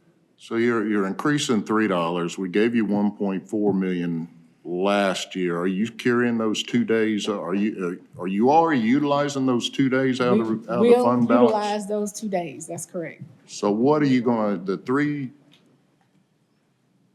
$3 increase on the residential and the increases across the board, what do you tend to use with all that extra revenue? Well, not really extra. I mean, so there was. Are you using on landfill closure and the opening of the next cell? Yes, in the form of a loan. And the $633,000 will be used to pay the debt service on the loan. The rest of the money is for the general operation of the fund. So we're going out and getting that loan, and then you're gonna use this increase to pay it off? Part of it, yes, That's your plan? correct. Okay, so we talked about that, actually coming back during the budget session and talking about that. So what you've done is you increased $3 and you're using that, even though it's gonna be residual for here on out, you're using that to cover the closing of the landfill and the opening of the new phase. The opening of the new phase and the general operations for the integrated waste program. That's correct. Okay. All right, now I want to go to the Community Healthcare Fund. You, on page 64,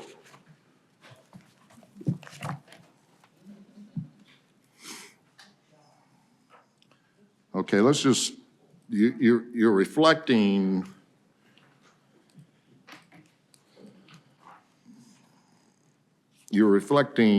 in 2026, 12.7 million.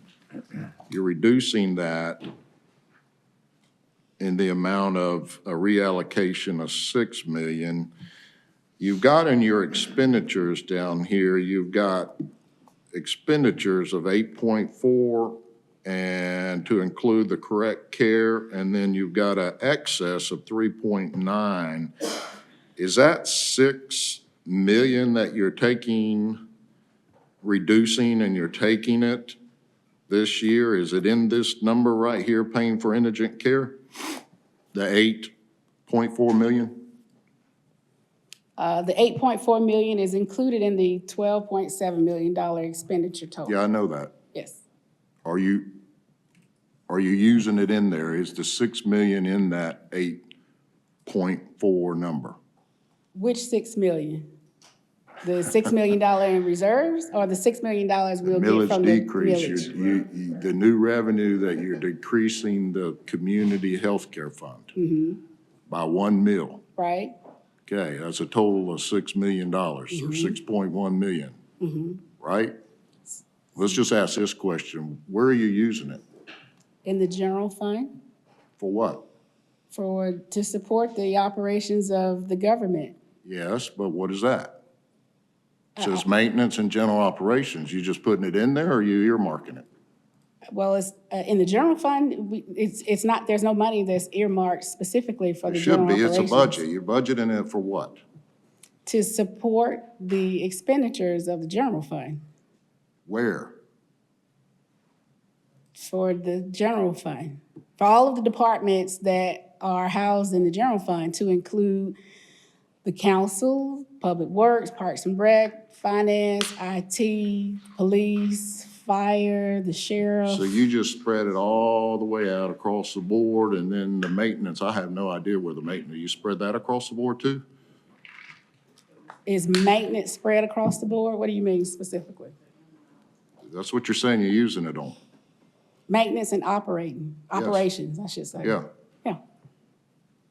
So you're just spreading it across the board. You're not taking that and allocating it. You say you're allocating, you're just putting it in the fund and you're using it across the board. Well, that's what we do It for could be, all I of could the, pick anything in here and it's being used for that. when we receive revenue in the general fund, it's used for all of the general operations of the government and all of the departments that are part Yeah, of the general fund. we know this. Right, okay. You're not answering my question. Well, I guess I don't understand the question. Where are you using the $6 million? It's reallocated, it's allocated. It says it's allocated. Either it's randomly across the board or you allocated it for a use. I'm asking you, did you allocate it for specific use in general operations and maintenance? Or is it just put in the pot and it's used across the board? That's the question. Yes, it is put into the pot for the general fund to support the general operations of the government. So I can go in here and pick anything and it's spread out through here, whether it's a COLA or a transfer, a pay increase, whatever, new position. It's used for, it's used for any of that. Debt service, Not, debt service is a completely separate millage. Okay, so it's not being used for debt service or That's anything like correct. that? Okay, all right. So you're anticipating only collecting from here on out 6.5 million in the community care fund? 1 mil, 1.09 mils, that's correct. right? Okay. So how much total do we have in the community care fund right now?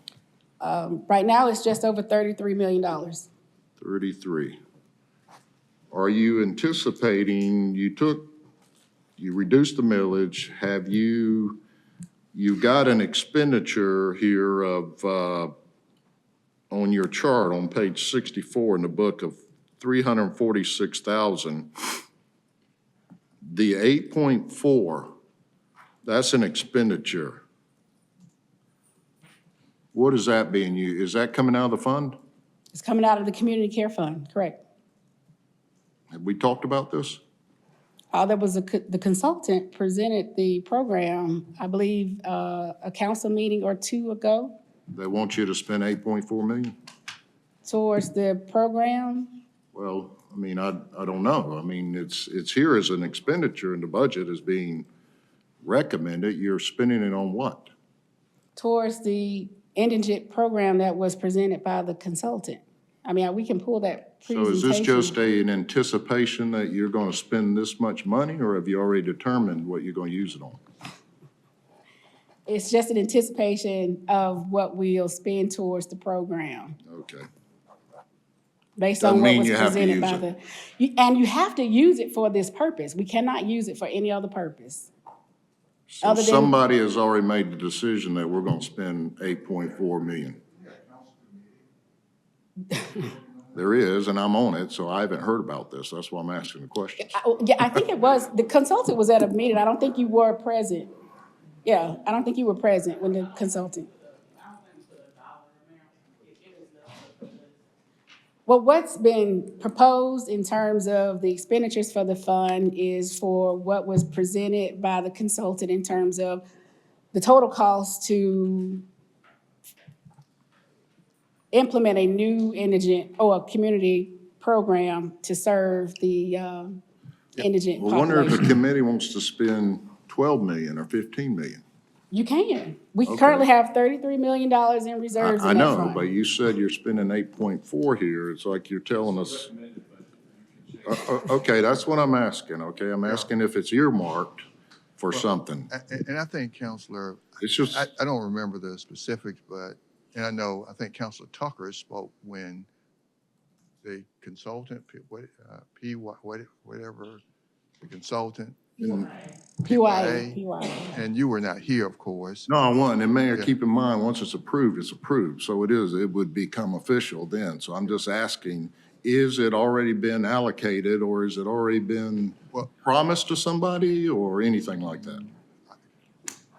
Oh, that's an excellent point. We still do have to negotiate the contracts with the providers that were recommended by PYA on that list. This is true, but we haven't determined the reimbursement allocation yet. Well, that's We've made true. no commitments or no promises. Okay, absolutely. But I'm just saying, we've got 8 point, okay, so you're helping me understand this, because I'm just trying to break down. Okay, so the excess of 3.9, what is that? So it is for 3.9 the million. program as well as the inpatient and outpatient care for the inmates at the jail. So if they're previously under the old medical center contract, the cost for inpatient or outpatient care was not covered by any other means except for through this indigent, well, at the time, it was called the Okay. Indigent Care Fund. So we're So gonna it would take, include that as well as the programmatic costs for the general population. got you, so we're gonna take whatever's needed in indigent care for the prison, for the inmates, we're gonna take that out of the fund too as well. Okay, got you. All right, moving on, a couple more. Thanks for working with me here, and then I'll leave you alone for a while. The increase in the health department of $420,000, is there, why are we increasing? That's a state agency. What's the purpose of increasing it this year? 420,000. That's the vector Yeah, control. let me, It's for the Vector program. The Vector program is not a state mandated program for them. And so the funding, the mandated funding that we provide to them, now, we don't have a choice, obviously, but the Vector program is not a program, and they have been using some of that money that we're required by law to give to them. Is this part of mandated money?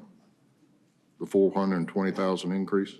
What the Vector program does is not a part of what, when we give that money to them, they did not have to use that on Vector.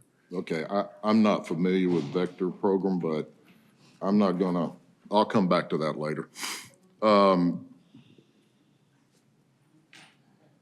Okay, the value of a day has increased. Last year it was about 666 to 716 value of a day in the fund balance. It's about a $50,000 increase, right? On a meal per day. And you've got in here the projection from last year. You closed out. We hadn't closed out yet, but you're projecting 97.8 days. Correct. And you're projecting this year at 90. That's 7 days that are gone. Is that, are you going into the, does this year's budget, have we gone into the fund balance to support this budget this year? Have we used any days out of the fund balance? Yes, we are. In the general fund, that's correct. It's $11.5 million. I think he's talking about the current budget. Oh, the current budget. 45. Yes, initially, when the budget was adopted by the council, I believe there was an $11 million utilization of the fund balance that was based on the revenue projections that we had at that time. Since that time, what we do know is that some of the revenues that were initially projected have come in a little higher.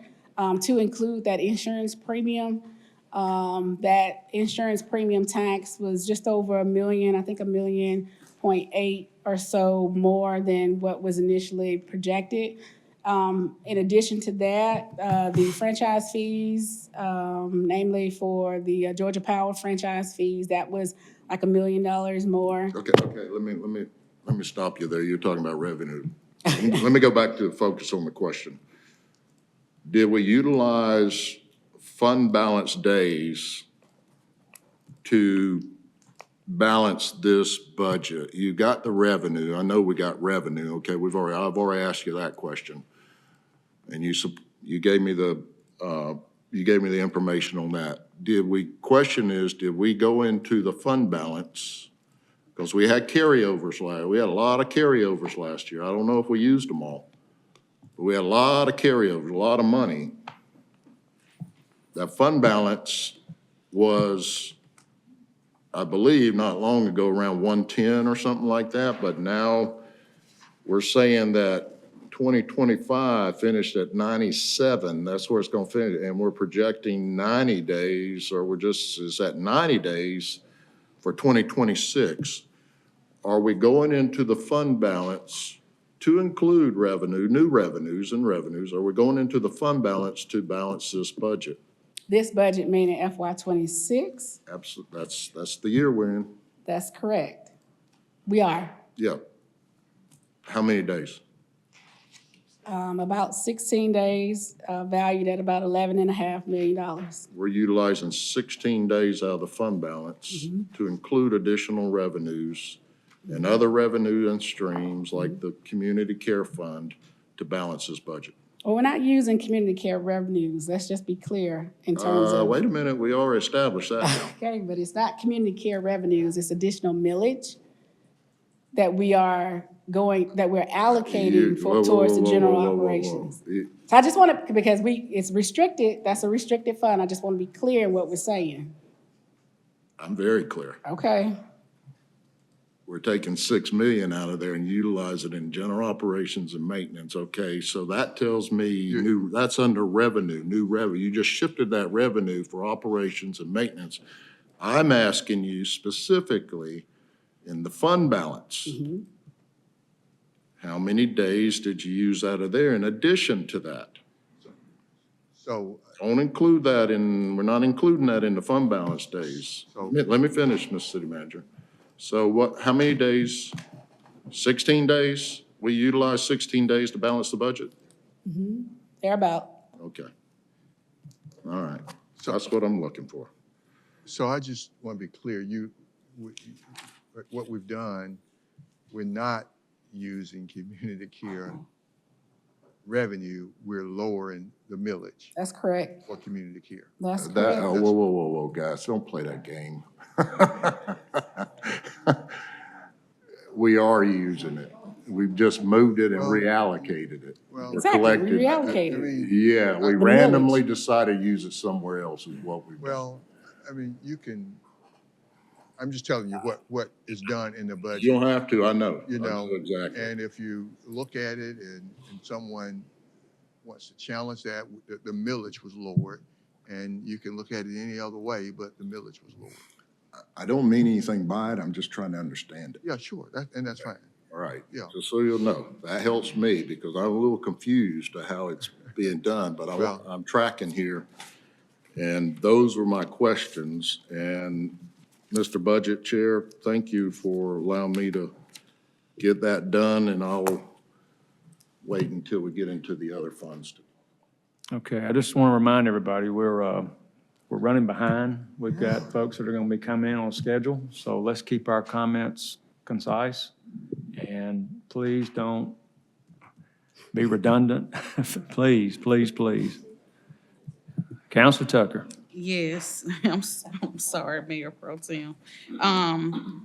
Back on page 64, where we was talking about the community care fund, the transfer in from the general fund was $6,145,067. Is that transferred from the 33 million out of the community care fund, or is that? That's not a transfer in, it's a use of fund balance. If it's showing on a transfer in line, that's incorrect. Yes, it's saying transfer in, and it has, for FY '26, $6,145,067 on transfer in general fund. Is that what was in reserves for? So that's why I was wondering, was Yeah, it? no, that is incorrect. We will get that corrected. It's not a transfer in from the general fund, it's a use of reserves.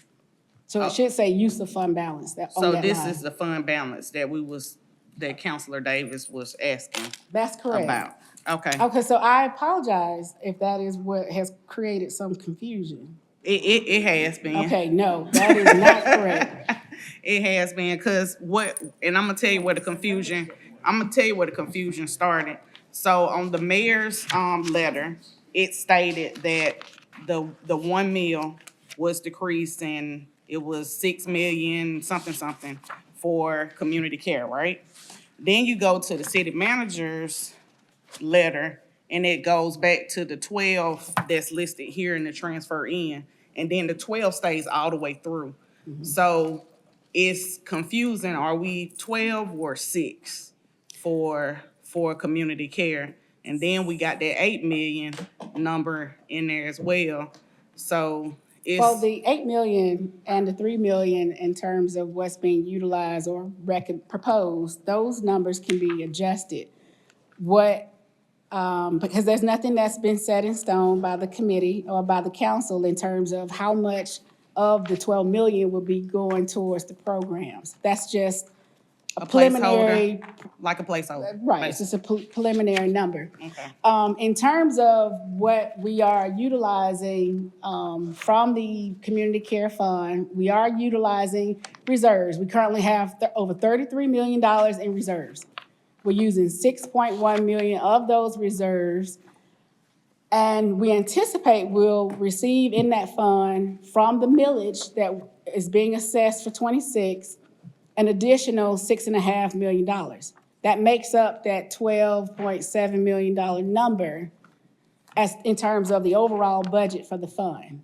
Right. So I do apologize that it's listed as a transfer in. It should say a use of fund balance reserve. We will get that updated. And then ASAP. also within the book, and I have to look and see exactly what page it is for the mayor, but I can tell you that it's on page 26 for the city manager. It says the community care fund FY 26 funding level is 12, which is listed on page 64, but within the mayor's, it's saying the 6. That 6 figure that's on 64, that top. And it's not talking about anything in regards to transfer in fund balance. So it's different numbers throughout the budget. 26. No, the mayor's is, 3. it's on page 3. Okay. That's it. Yeah, so when we reduce the millage, and I have to go and see exactly where it states it, but it's not, it's showing 6 million and then it's showing 12 million for community care. 6 million? No, I don't see it right here, but on the city managers, it's saying 12.31.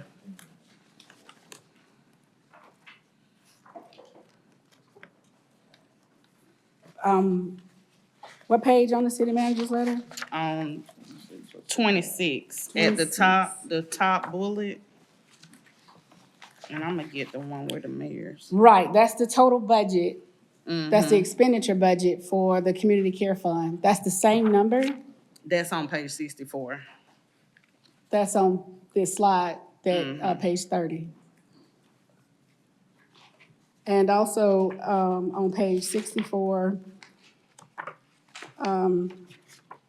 that is the total expenditure budget for the fund. The revenue budget that we anticipate is $6.5 million, and we'll utilize $6.1 million in reserves. And that's out of the $33 million that we currently have in reserves in the community care fund.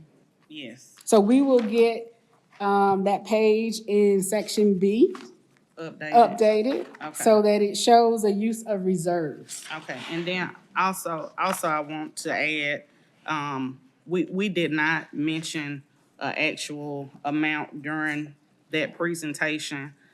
We was talking about the reimbursement method, and I forgot exactly, because I've been using tiers the whole time, but it's a different terminology, but determining how much each area would get, like the primary care, the mental health, the specialist, the hospitals, and ancillary.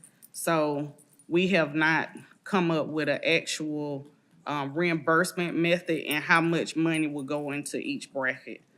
But that's something that the committee will talk about. Okay, thank you, Counselor. Ms. Alexandra, would you hurry up? Now hurry it up. Counselor Davis.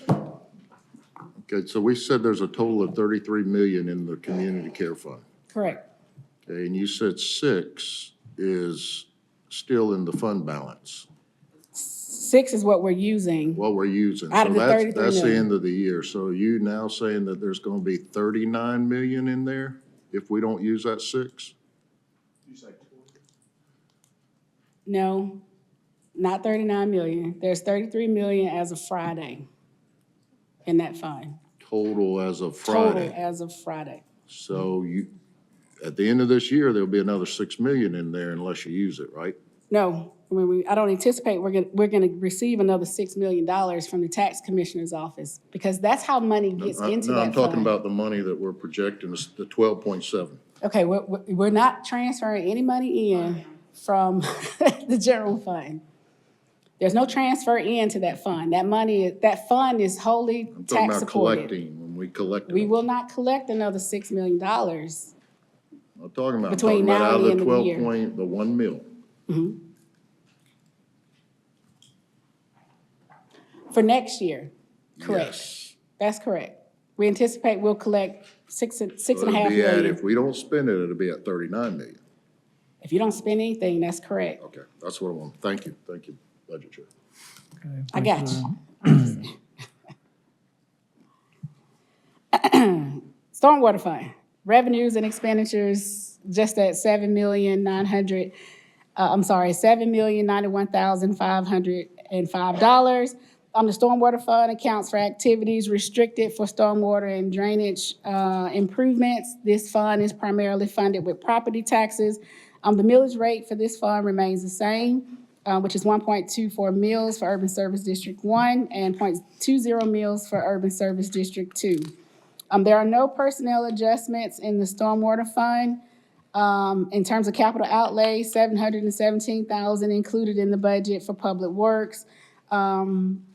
There's 6 inmate detail vans. These are replacements at $690,000. 2 snowplow attachments and blades at $10,000, and 1 salt and sand spreader box for $17,000. In terms of the paving fund, this fund projected revenues at $19.5 million, expenditures at $20.5 million. We're using $1 million in there, in that fund's reserves for capital improvement projects. The paving fund accounts for maintenance and improvements to our roads and bridges. This is another fund that's primarily funded with property taxes. The millage rate remains at 3.44 mills in Urban Service District 1 and 0.55 mills in Urban Service District 2. There is some new personnel included in the paving fund. Again, there's that project analyst where the funding for that position is split 50% between the general fund and the paving fund. For Public Works, heavy equipment operator G122, 2 equipment operator 3s at a G121, 2 equipment operator 2s at a G120, and 2 maintenance workers, 1 at a G114. There's also another equipment operator 2 and a waste equipment operator G121. There is 1 reclassification included in the paving fund, the survey supervisor G121 to operations manager inspector at a G124.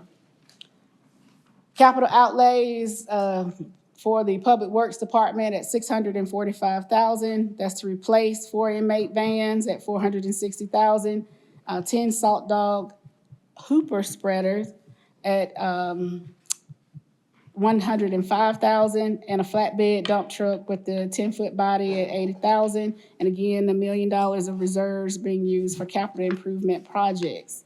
For the Community Care Fund, revenue projections based on the 1.09 mills is $6,586,900. Expenditures included in the budget for the Community Care Fund is at $12,731,967. Utilizing fund balance reserves from the $33 million in the Community Care Fund of $6.1 million. And again, this fund accounts for funding healthcare services for those that are considered medically indigent for residents of Muskogee County, as well as certain services for inpatient and outpatient hospital care for inmates at the Muskogee County Jail. So there are some new personnel that's included in the budget as well. 1 being the Community Care Program Administrator. Currently, it's not assigned to any particular department. I would imagine the committee would determine who the report to is for this Community Care Program Administrator at a G128. Fire and EMS, there's the Correct Care Program that was piloted this year. And so this is to sort of sustain that Columbus Correct Care Program currently operating by the Fire EMS Department in conjunction with some of our community partners. There's an administrative coordinator, G118, a data analyst, G128, 2 fire medics, and 1 officer, 1 police officer for the program. In the Integrated Waste Fund, revenues and expenditures are at $18,637,447. And again, the Integrated Waste Fund accounts for refuse collection, disposal, recycling, and operations of the landfill. The residential rate that's proposed in the budget is $24 a month. It was prior to fiscal year 25. Fiscal year 25 was $21, and prior to 25, Starting in FY19, it was only $18. There's also commercial rate increases for curbside and landfill commercial customers. The operating budget does currently include, so included in the 18 million is about 1.3 million in debt service payments for existing capital leases. This is for equipment that we have leased through GMA. Also included in the $18 million number is debt service for a new loan, a new GFA loan for the expansion of the landfill. Excuse me, Madam Council Anchor.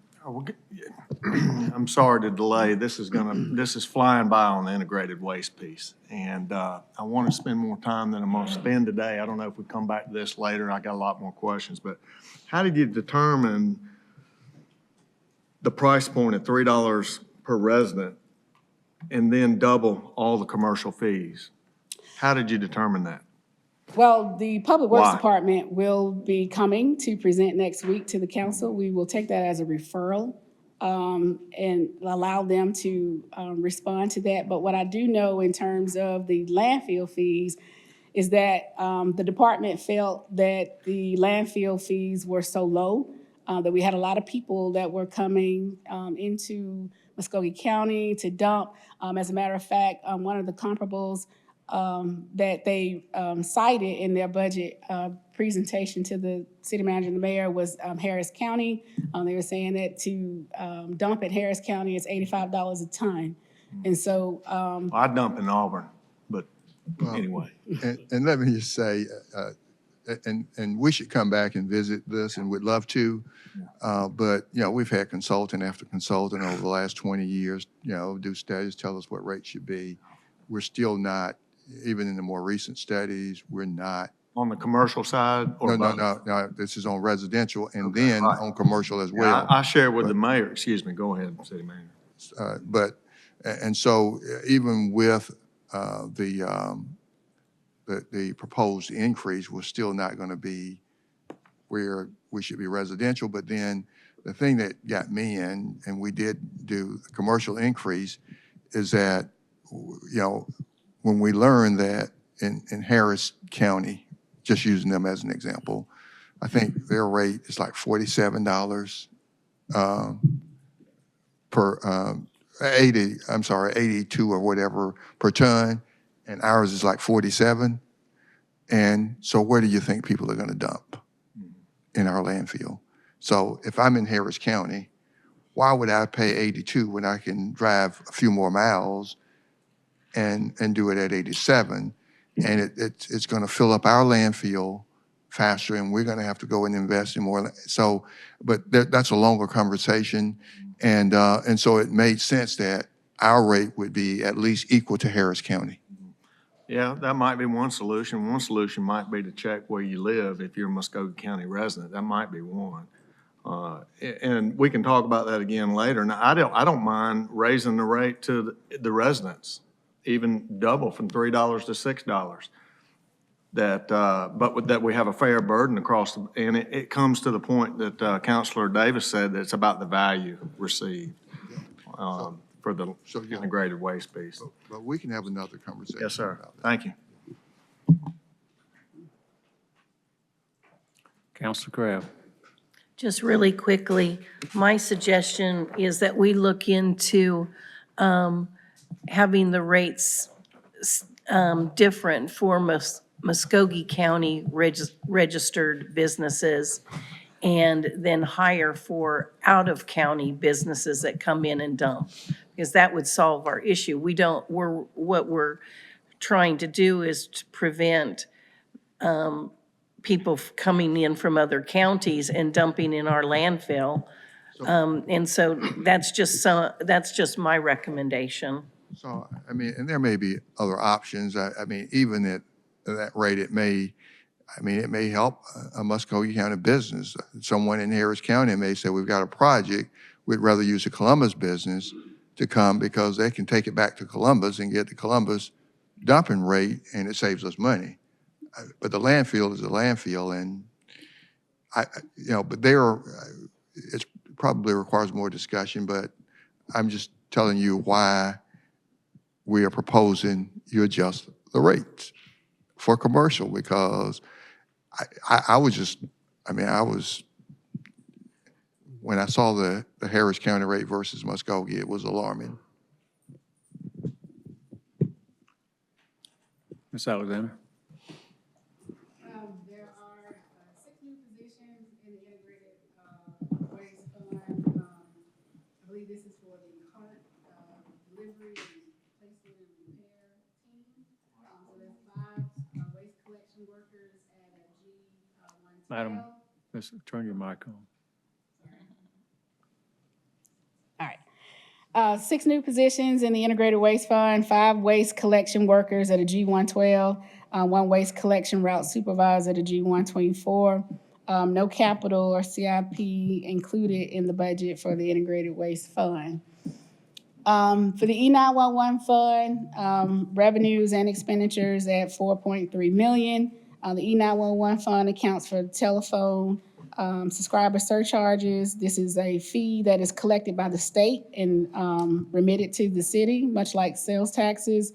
The fee is set by the state, so there's no increasing of the fee. So included in the budget, there is a subsidy from the Public Safety OLOS of $299,257 to support the operating expenditures for the E911 fund. For the Economic Development Fund, the budget is $2.9 million. The Economic Development Fund accounts for 0.50 mills. Again, this is used for attracting quality companies and job creation and retention. The Development Authority receives 0.25 mills. That's valued at $1.4 million, just over $1.4 million. And also included from the city's portion of the millage is our final year of commitment for the robotics initiative. This is year 3 of 3 at $150,000. For the 2025 initiative, this is year 3 of 3 at $1 million. And then we anticipate we'll set aside city reserves of $314,000 based on the millage rate that's included in the budget. For the debt service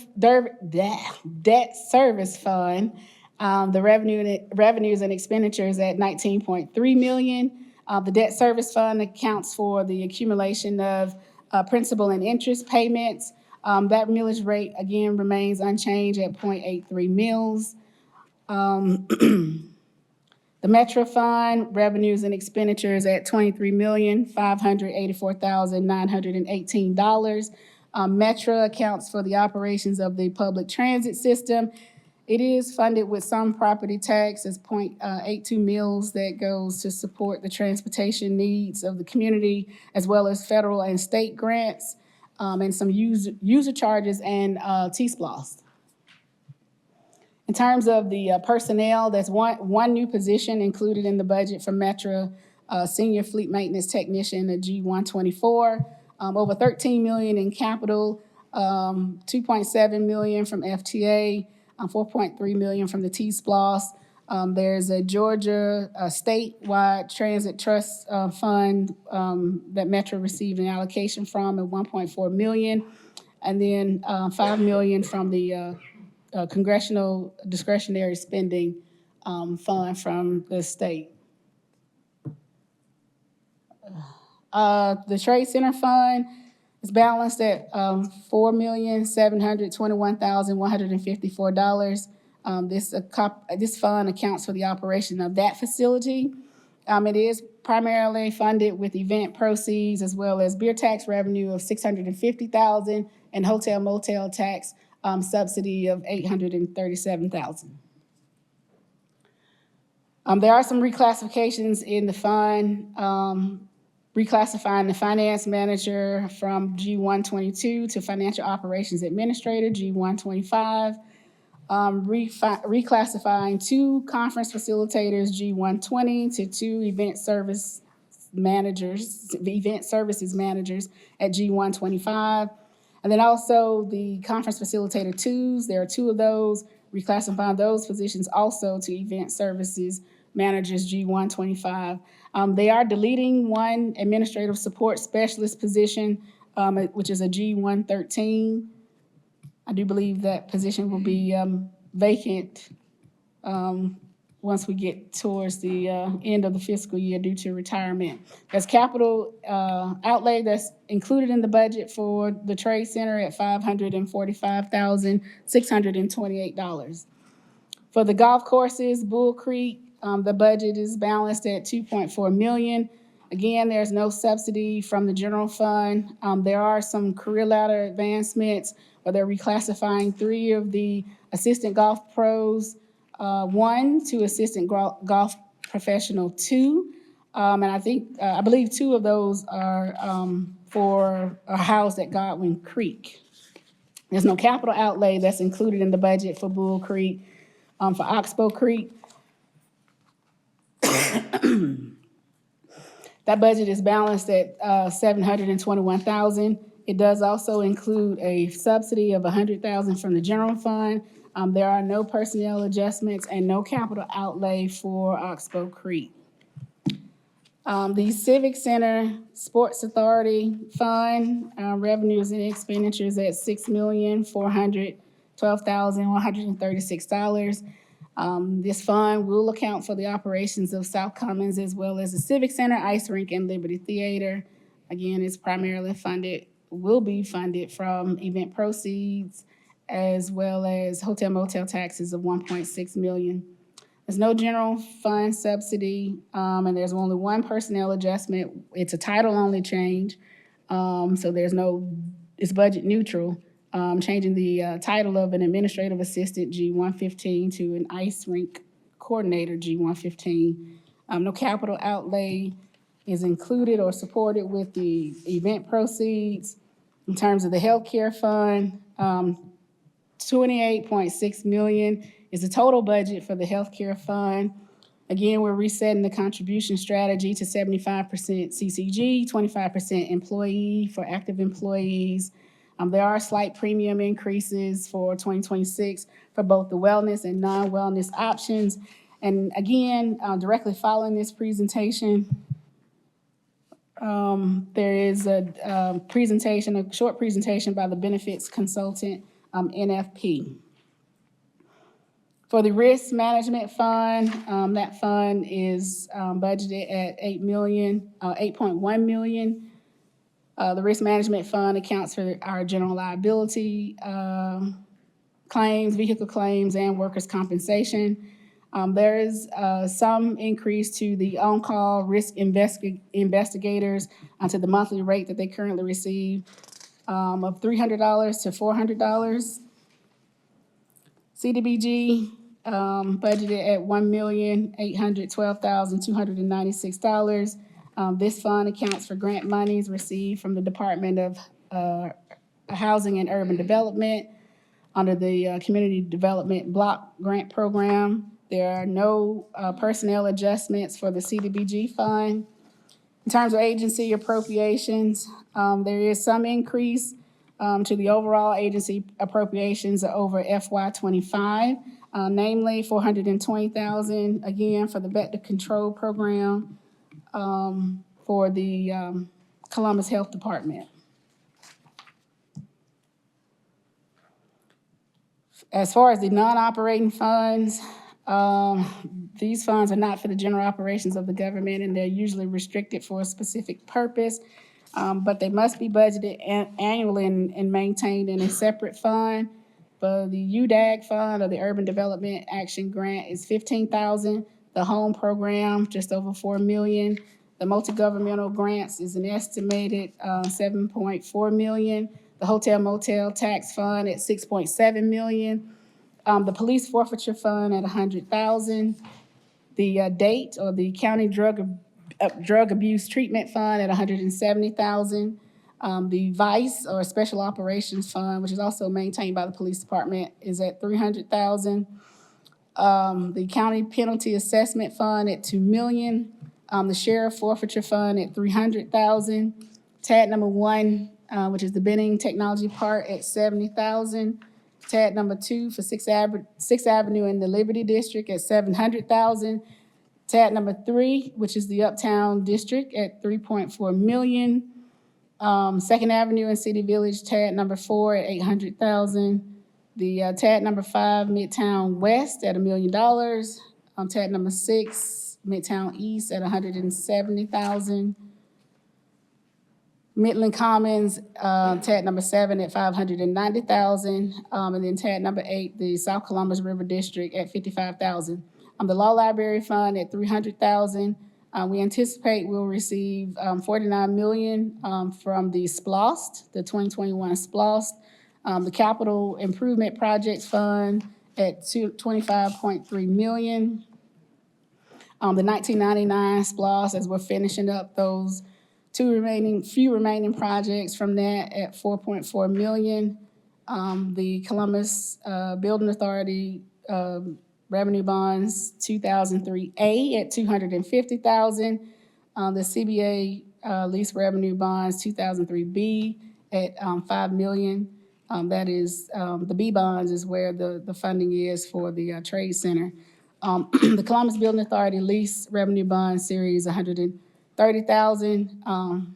We should be finalizing that in FY '26. The CBA Revenue Bonds 22A, $3.2 million. The SPLOST Projects Fund is $75,881,469. The General Obligation Sales Tax Bond Fund, just at $116.3 million. The Family and Youth Coalition Fund at $52.5, and the ARP, the American Rescue Plan Fund, a budget of $15.4 million. Moving to the OLOS Fund, again, we anticipate revenues and expenditures at $49 million. The OLOS Fund is a sub of the general fund, so it's really part of the general fund, but it's segregated out based on a resolution by the council, whereas the sales tax proceeds, 70% of the sales tax proceeds are allocated to public safety and 30% are allocated for infrastructure. The fund's primary mission is for public safety departments within the consolidated government. And at the time of inception, the priorities for the fund was to improve the response time of emergency services, increase public safety presence in the community, expand the crime prevention programs, improve non-emergency public safety services, and decrease the length of time of adjudication of criminal cases. So the definition of public safety includes the police, fire, sheriff, and Muskogee County Prison. At some point in time, additional correctional officers in Metro, Public Works, and Parks and Rec were added to that definition. The coroner's office, the district attorney, public defender, and other court personnel is often also included in the public safety definition. So the public safety expenditures include personnel costs to include salaries and benefits, equipment, which include, the clothing, weapons, cars, the build out of the cars, operating expenses of certain public safety departments, as well as capital expenditures associated with public safety functions. Funding is allocated and administered by the city for community-based programs. That's typically the crime prevention money. That goes to support at-risk youth and those who are returning to the community after serving time in prison. The infrastructure side includes roads and bridges, stormwater, flood abatement projects, technology, capital projects to include construction, maintenance, and renovation of buildings and facilities. And these projects are used to support the quality of life improvements for the community and for governmental operations. Infrastructure improvements, the pay-as-you-go projects that are funded from proceeds of the sales tax collection includes road resurfacing, park maintenance, and government facilities maintenance. And then there are those long-term projects that are funded from bonds that using the sales tax proceeds to pay debt service for major road improvements and flood abatements, and some of those, and the construction of new facilities to include this building, the City Services Center, the natatorium, or the Aquatic Center, I guess I should say, and the ice rink. Personnel in the OLOS public safety, currently the There are 12 police, in the police department, 12 sergeants, 14 corporals, 114 officers, and 9 E911 technicians. In the fire department, there's 20 firefighters funded. Muskogee County Prison, 4 correctional officers, 1 sergeant. For the Muskogee County Sheriff's Office, 25 deputies, 3 sergeants, 9 correctional officers, and 3 lieutenants. There's the Crime Prevention Director funded from the Public Safety OLAWs. For the Solicitor General's Office, 2 Assistant Solicitor Generals, 1 Deputy Clerk 2. For the District Attorney's Office, 2 Assistant District Attorneys, and newly added for FY '25 in the Juvenile Court, 1 Deputy Clerk 2. For the Clerk of Superior Court, 1 Deputy Clerk 2. Recorder's Court, 2 Deputy Clerks 2s. Municipal Court Clerk has 4 Deputy Clerk 2s. Probate Court has 1 Deputy Clerk 2.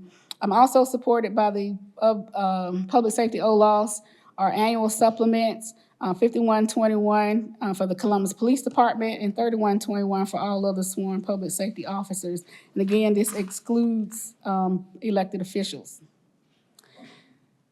Also housed in the OLAW's public safety, there's that subsidy to the E911 fund of $299,000. The Motorola map upgrade, there was a resolution and contract approved in FY '23 for the Motorola map upgrade. That was so that we would get the pricing that was in place at that time. We're in year 1 of 7 of that pricing agreement. That's included in the budget at $858,479. Also recently adopted in FY '24 was the Tyler computer aided dispatch and the records management system. The annual maintenance fees, we're in year 1 of 5 of that. For FY '26, that's at $139,000. Crime prevention grants at $1 million. And then the ongoing annual maintenance fees for the court management system, just over $1 million. And there's also debt service payments for existing capital leases of $804,000. To the debt service fund, there's $1.9 million for bond payments, as well as some leases. So for the bond payments, there's the 2019 refunding bonds, $124,541. The CBA bonds, the 22C series at just over $1 million. That's for the Sheriff's Administration Building. Then there are several GMA leases. One lease number 4 for 1 fire truck that began in FY '16. Lease number 9 for 5 fire trucks in FY '17. Lease number 10 for 4 fire trucks that was also in FY '17. And then lease number 18, 1 ladder truck that lease was initiated in FY '22. Excuse me, Director. Councilor Tucker. Yes, I was actually waiting till she got to slide 70. Okay. The CBA 2024 taxable bond. Okay, so are we waiting till 70? I'm gonna wait till Okay. you keep the light on until you get there. Capital outlay for the OLAW's public safety, just over $2.3 million. For the police department, $1.3 million. That's for 8 pursuit explorers with the build out, $723,000. 1 GTAC, the body worn cameras. There's actually several cameras in there, but it's one package at $256,000, as well as the taser packages at $115,000. For the fire and EMS, 25 turnout gear at $63,000. 2 station alerting systems at $270,000. MCP, the intercom system, $329,000, and some kitchen equipment for just over $116,000. Homeland Security, $23,000 allocated, 2 drones at $13,000 and a golf cart at $10,000. And for the Sheriff's Office, $485,652. For the Evolve weapons detection system, $132,000.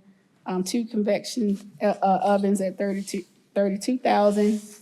The Axon fleet camera system, we're in year 5 of that agreement, as well as the Axon taser system We're in year 5 of that agreement at $272,000. For OLOS infrastructure, roads and bridges, that allocation is at $1 million. Flood abatement, stormwater at $1.4 million. Technology improvements at $325,000. Facility improvements, the total of that is $2.4 million, with $1.4 million being allocated to public works for building repairs and maintenance. And then there's a separate allocation for city hall improvements at $700,000 and city service center renovations at $500,000. Okay, so when you get to page 168 in the book, the 2019 bond is listed at $4,671,762. The 2009 Series A is correct based on its screen, but then the 2024 is saying $4,113,273. The total does come up to the $9,091,386, but it in our book is showing different numbers.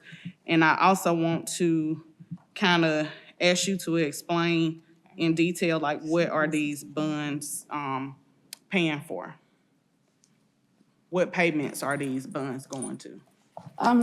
So the 2019 refunding bonds, those were bonds that were originally issued, I believe those were the 2010 series, and it was beneficial for the city to refund those bonds, those 2010 bonds in 2019.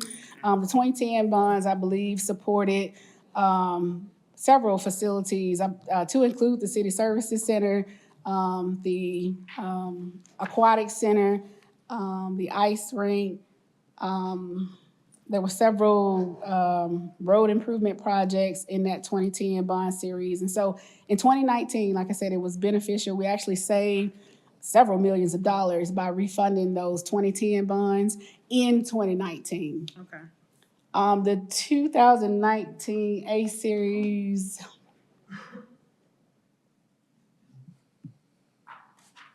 If you can't remember, we can skip. I should know. We can skip. We can skip I'll for come back sake of to time. what that is. And what's the This- 2024? Sake of time, let's get it to her Yeah. later, What's- okay? What's the 2024 bond? What is that amount for? That is for the Golden Park. That's for Golden Park. So want to make sure it's clear for people, we are not raising taxes to pay for Golden Park. It's coming out of OLOF's infrastructure. That's correct.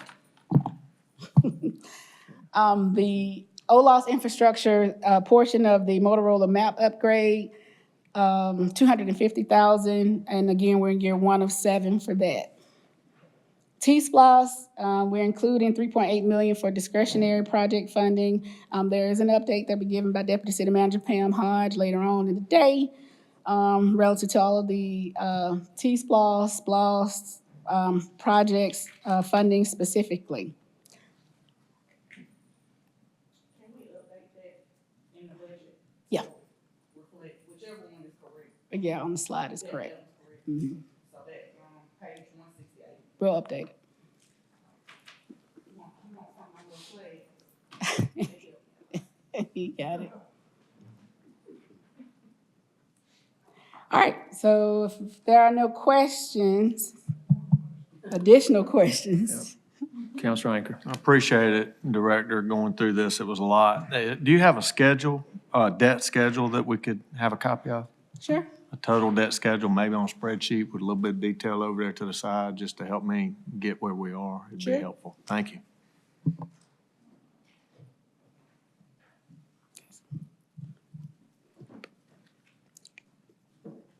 No more questions, All I guess right, we're ready to so move next on the into, agenda is the healthcare update, but technically we're supposed to be breaking for lunch, so I would leave it up to the budget review if you want us to press on very quickly through the healthcare update or take a break.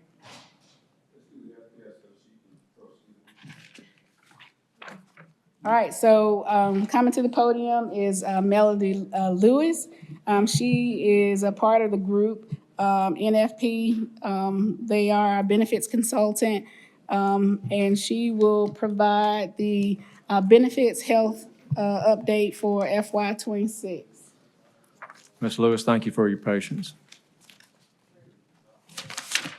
Absolutely, my pleasure, and good morning, Mr. Mayor, Mr. City Manager, and as we make a switch out here. There's it. And council members.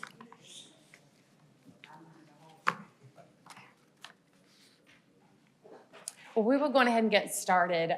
Thank you all for having me again this morning. I will try to kind of slide through this pretty quickly. I know I'm standing in your way of lunch right now. A couple of these slides, I had the privilege of being here about 4 weeks ago at your last meeting. So a couple of these you are going to be familiar for some of you. Just wanted to kind of reiterate those. Page 2 here on your screen, this is just an overview of our fiscal year health plan budget. What we're looking at here is a 5-year history for the budget. We budget based on a allocated per head count, per budgeted position head count, so it's a little bit of a higher number to ensure that we capture all of the appropriate expenses, head count, and all of that. So we compare that, the 5-year average health plan budget increase, we've averaged over the 5 years 2.22%. When you take and look at the actual based on actual head count, that equates to CCG, the actual budget increase was 3.08% across the 5-year trend. And then again, you can see what our, we actually included a few more years there for the overall employee contributions, so you could see what those were as well year over year for the last several years. And then more importantly, just diving in to what has our actual expense been from a health plan standpoint. I do want to reiterate, we are a self-funded health plan.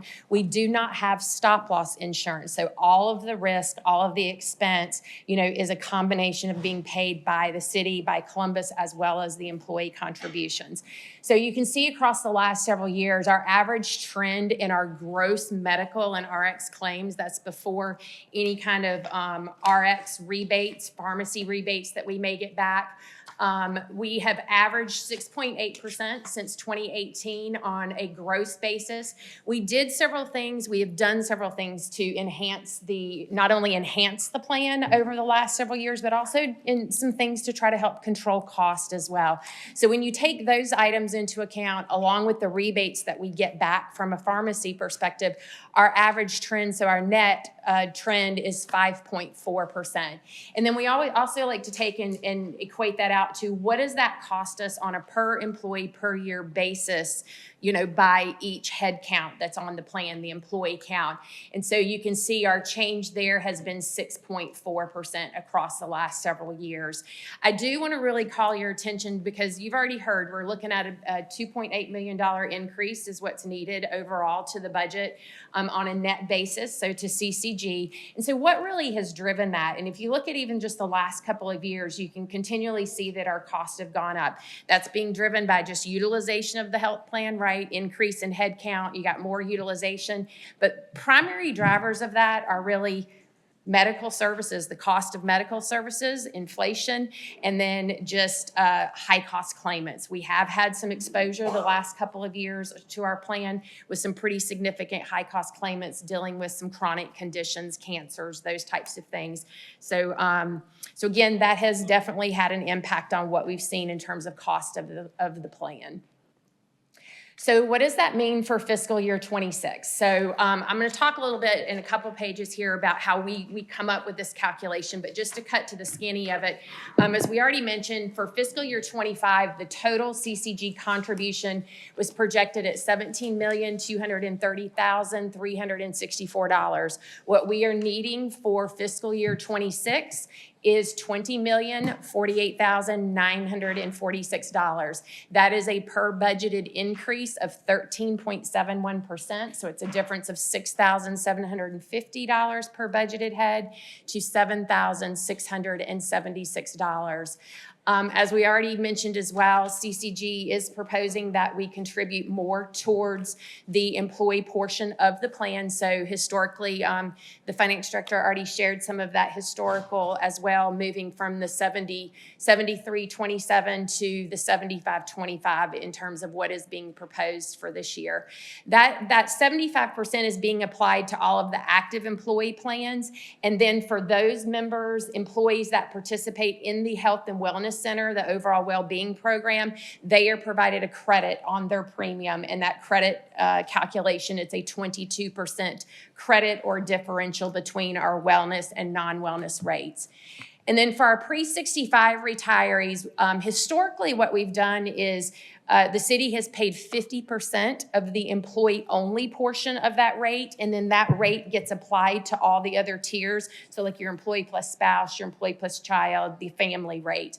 Again, proposing this year that is increased from 50% to 60% of the employee-only rate, and again, still applying that same dollar amount across all of the plans. So what does that look like? These are the rates that are being proposed. And again, I do want to clarify, these would be effective for 1/1/26, okay? So these would be the active employees' contributions for 1/1/26. The first section there that you're looking at is our wellness rates per pay period. And I want to draw your attention to the columns that are highlighted in the lighter gray. So you can see if a member is participating in the wellness plan, the silver plan, which is to the left of the chart, that is our plan that has the higher deductible, the gold plan being kind of the buy-up plan with a little bit of a lesser deductible. So of course that plan costs a little bit more money too. But you can see the difference in pay period. For the silver plan, what we're proposing for the employee increase, it is actually less than 0.5% for those that are on the silver plan. So for instance, somebody with family coverage, you're talking about 83 cents per pay period. And again, this is per pay period as their biweekly pay period. And then the annual difference would be $21.58. Again, that's the silver plan. Whereas our gold plan, again, somebody with family coverage, we're looking at a pay period difference, biweekly difference of $19.15. On an annual basis, that would be $497.90. Again, wellness rates.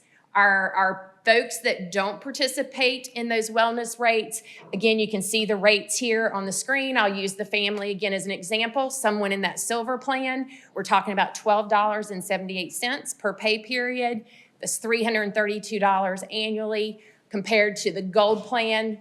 Obviously more expensive plan, so it's going to have higher rate. Pay period difference for that plan for family coverage is $41.35. A little over $1,000 for the year. What I really want to highlight there, again, overall increase to those on the wellness plan, it actually averages out between the silver and the gold plan to about 1% overall. For those that are on the non-wellness plan, that is averaging out to about 8% overall between the silver and the gold plan is the increase that is being proposed and put forth for the employee rates. Any questions about those rates before I move on? Yes. So the, hold on, sorry, Council. So the non-wellness plan, how do we get those that are enrolled in the non-wellness plan to participate in the wellness plan? You know, that ideally the rates are going to help drive that. That's part of it. And again, yeah, I'm going to talk about that even a little bit more as we go on because, you know, we haven't increased, and it's something I should have kind of started with. We have not increased rates to our wellness participants in over 9 years. And so that's one of the reasons we really want to try to continue to keep those rates down.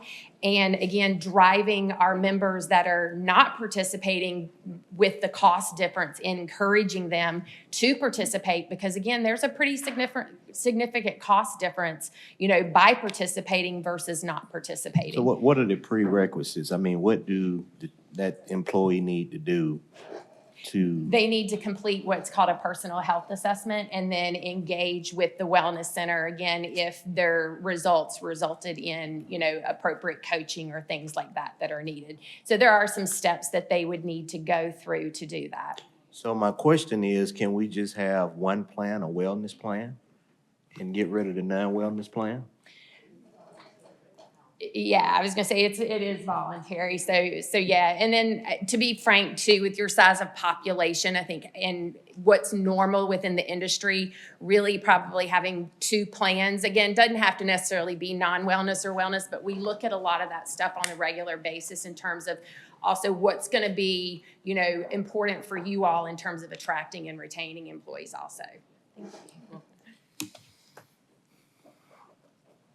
Thank you. Yeah. That's all the questions. Thank you, ma'am. Okay, perfect. So let's talk about the pre-65 retiree contributions. These are the contributions that have been laid out for the retirees. I mentioned earlier, historically, the city has contributed 50% of the cost towards the employee-only rate, and then that gets applied across all of the tiers. On the retiree plan, those rates have not increased. I think it's, I gotta check my notes there, sorry. It's been, over the last 5 years, we've had an average of 4% increase on those pre-65, but that is on the dependent tier only. So again, kind of what you've seen here is we haven't had some rate increases for a number of years, or we've kept them very low, right, for those that aren't participating in the wellness, and even for the pre-65 retirees. But unfortunately, our costs from a health plan perspective are driving some of the need in order to be able to increase these rates or have the need to increase these rates for 2026. So again, this is what we're looking at between the silver plan and the gold plan for our pre-65 retirees again, this would go into effect January of 26. I also want to clarify the pre-65, their rates are based on a monthly contribution. So again, that number, it is a higher number, but it does look even higher, right, than the other pages, but since your active employees are based on biweekly. Questions on the pre-65? No questions. Okay. Then, as I mentioned, I'll just kind of walk through really quickly so you have an understanding of how do we come up with projecting what is needed in terms of your health plan increases. We do have actuaries at NFP. They take a look at your claims data. We always like to look at the most recent 24 months of data. That data is weighted with the most recent period. We usually weight the oldest period at 30%, put the most weighting on the more recent period, because that's likely going to still be indicative of kind of what we expect going forward. And so that analysis also accounts for the Health and Wellness Center budget. So all of our expenses around the Health and Wellness Center budget, we bake that into our analysis and these actuarial numbers as well. We also already know that we're expecting an increase from Anthem to administer, pay the claims, give us a network of doctors, those types of things. So that has already been assumed in this assumption, as well as we assume an increase for our Medicare Advantage program as well. And then we've also projected we're expecting some additional RX savings from our rebates on the pharmacy side of the program based on how our rebates have been trending. So we have also included that as well. So overall, what that resulted in was almost an 18.5% gross increase that was necessary for the budget overall. But again, with being able to offset and minimally pass along some of these increases in terms of by increasing the employees' contributions, that lowered that per head count overall to the 13%. And then I'm just going to wrap up making a plug. I know I probably don't need to do this for you all necessarily, but it is important because it goes back to the question asked. We want to encourage members and continue to promote having employees participate in that wellness program. It is very beneficial, not only for them from a cost standpoint, but again, for the city from a cost standpoint. I shared some stats, like I said, 4 weeks ago. I want to hit on those again. There is an 11% cost difference for members that actually engage with our Health and Wellness Center, do those PHAs, get involved versus those that don't. So again, it is extremely important to helping control the cost overall and having that engagement. And then again, I shared some great stats overall that we've seen from the Health and Wellness Center. And again, just want to reiterate those, the savings in between all of these savings, and I want to phrase those more as cost avoidance, right? It's we want to avoid these costs and And so having these things in place, lowering the A1C numbers, being able to reduce blood pressures, having the weight loss impact, again, has significant impacts overall to the plan. And overall, these stats on the screen, it is over approximately $5.3 million that can have an impact on trying to help avoid those costs and chronic conditions to our health plan members. And again, not only does it help control costs, right, it helps keep them in the best possible health as well, which again, I think first and foremost is probably what's important to all of us as well. And that is it. I'm going the wrong way, but questions? Councilor Davis. Thanks, Budget Chair. Look, I've received some comments and some calls, sometimes experience it, oneself or others. But it seems like with the insurance cover now, the agency being used, you wonder sometimes it's like it's like they get a little more craftier every year in how they go about doing business. But I've talked to a lot of people that have expressed this concern, and I think personally I can reflect it as well. But it seems like when you are provided a service out in the community, a healthcare service, when you file, it seems like the carrier, is that the right term? Yeah. Carrier seems to inundate you with excessive or consecutive or several bills to pay instead of one. So you pay one, you're like, okay, and then another one comes, and then another one comes, another one, and you're like, well, whoa, wait a minute. So what does the plan cover? And then you try to call on the plan, you try to call the numbers to talk to somebody. And you can't, because it seems like everything's automated. But to be able to understand those requests or those invoices or requests for more payments, because they just keep coming under the same situation. It could be one matter, but you wind up getting, I'm being a little 5, 10 different invoices, but they keep coming and coming and coming. And it seems like you really can't question them, you really can't challenge them, you really can't help get down to the issue, but you're left to just keep paying. You don't know really at the end of the day, you paid X amount, and you don't know if that is appropriate or not.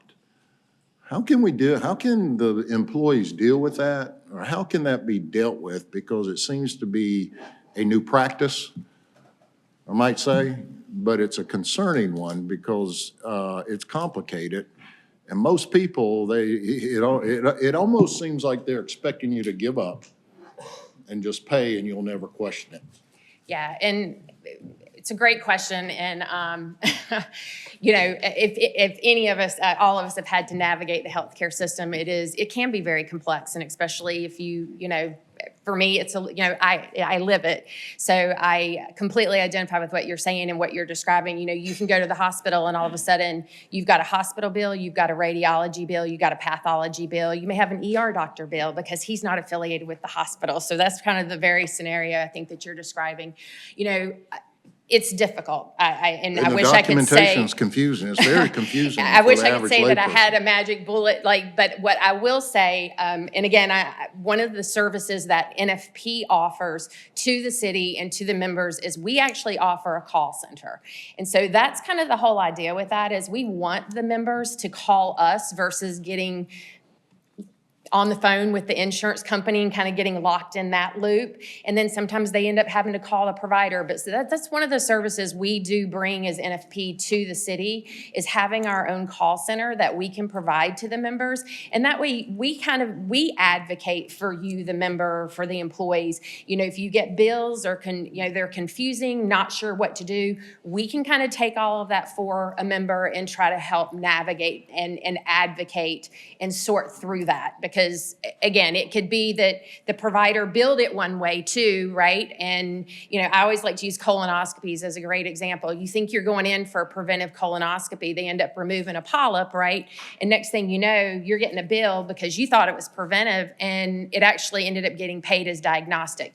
Those are usually things we can work with the provider, the administrator, the carrier, to make sure, one, was it processed correctly? Was it coded correctly? Those types of things. Again, these aren't the average things, right, that normal people. Well, let me ask this. Yeah. If you go through to schedule your appointments, depending on what insurance level you're at or what plan you're under, if you go through the clinic to schedule these and get them done, is it better managed that way, that they can deal with some of these compounding issues, it seems like?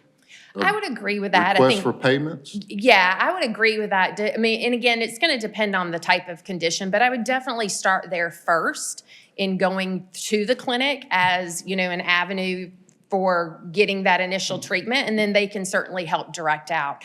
Again, if you've still got a situation where you're going to the hospital and like you've described where you're getting these multiple bills, again, there's not a lot the clinic's going to be able to help with that, because most likely it's providers not even No, and attached. it's even yet. outside. It's Correct, regular, correct. it's regular providers as well, Yeah. not just hospital or special type Yeah. needs.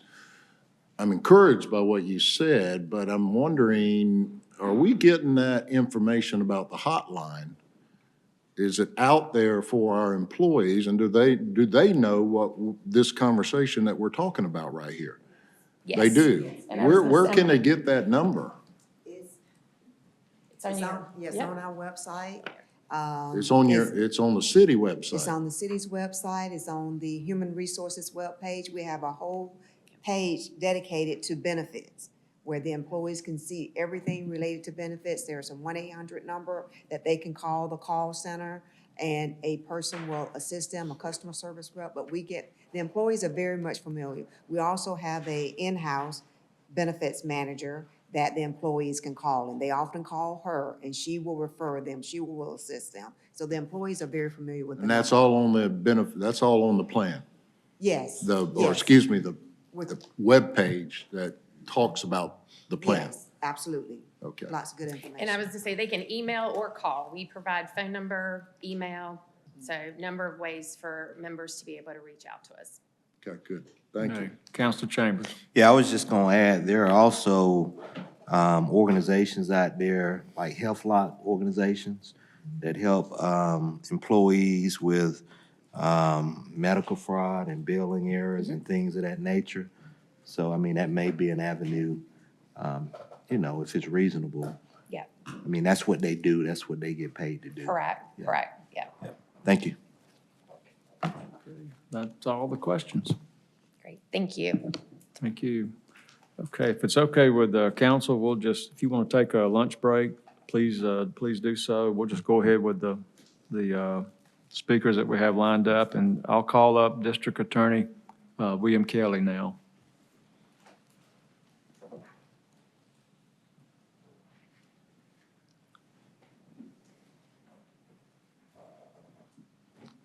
DA, welcome. Thank you. Good to see all of you. I was preparing for a trial and ended up having to print these up this morning, so that is my fault that you didn't have it. Okay, thank you.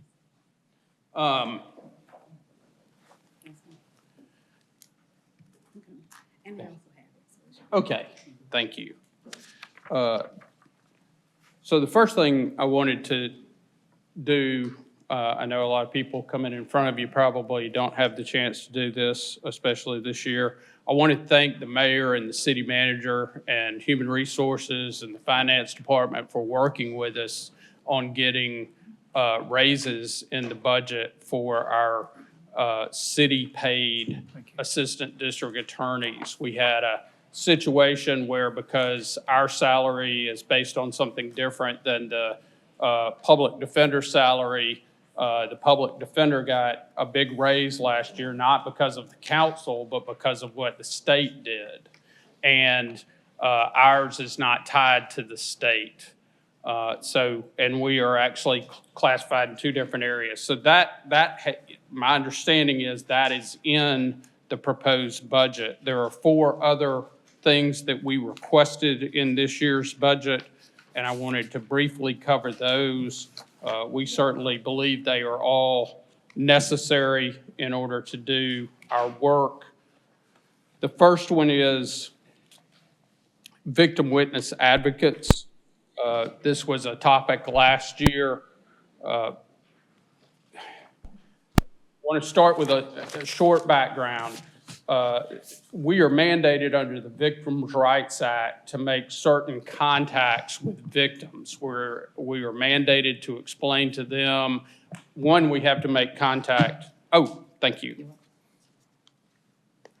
So let me get there.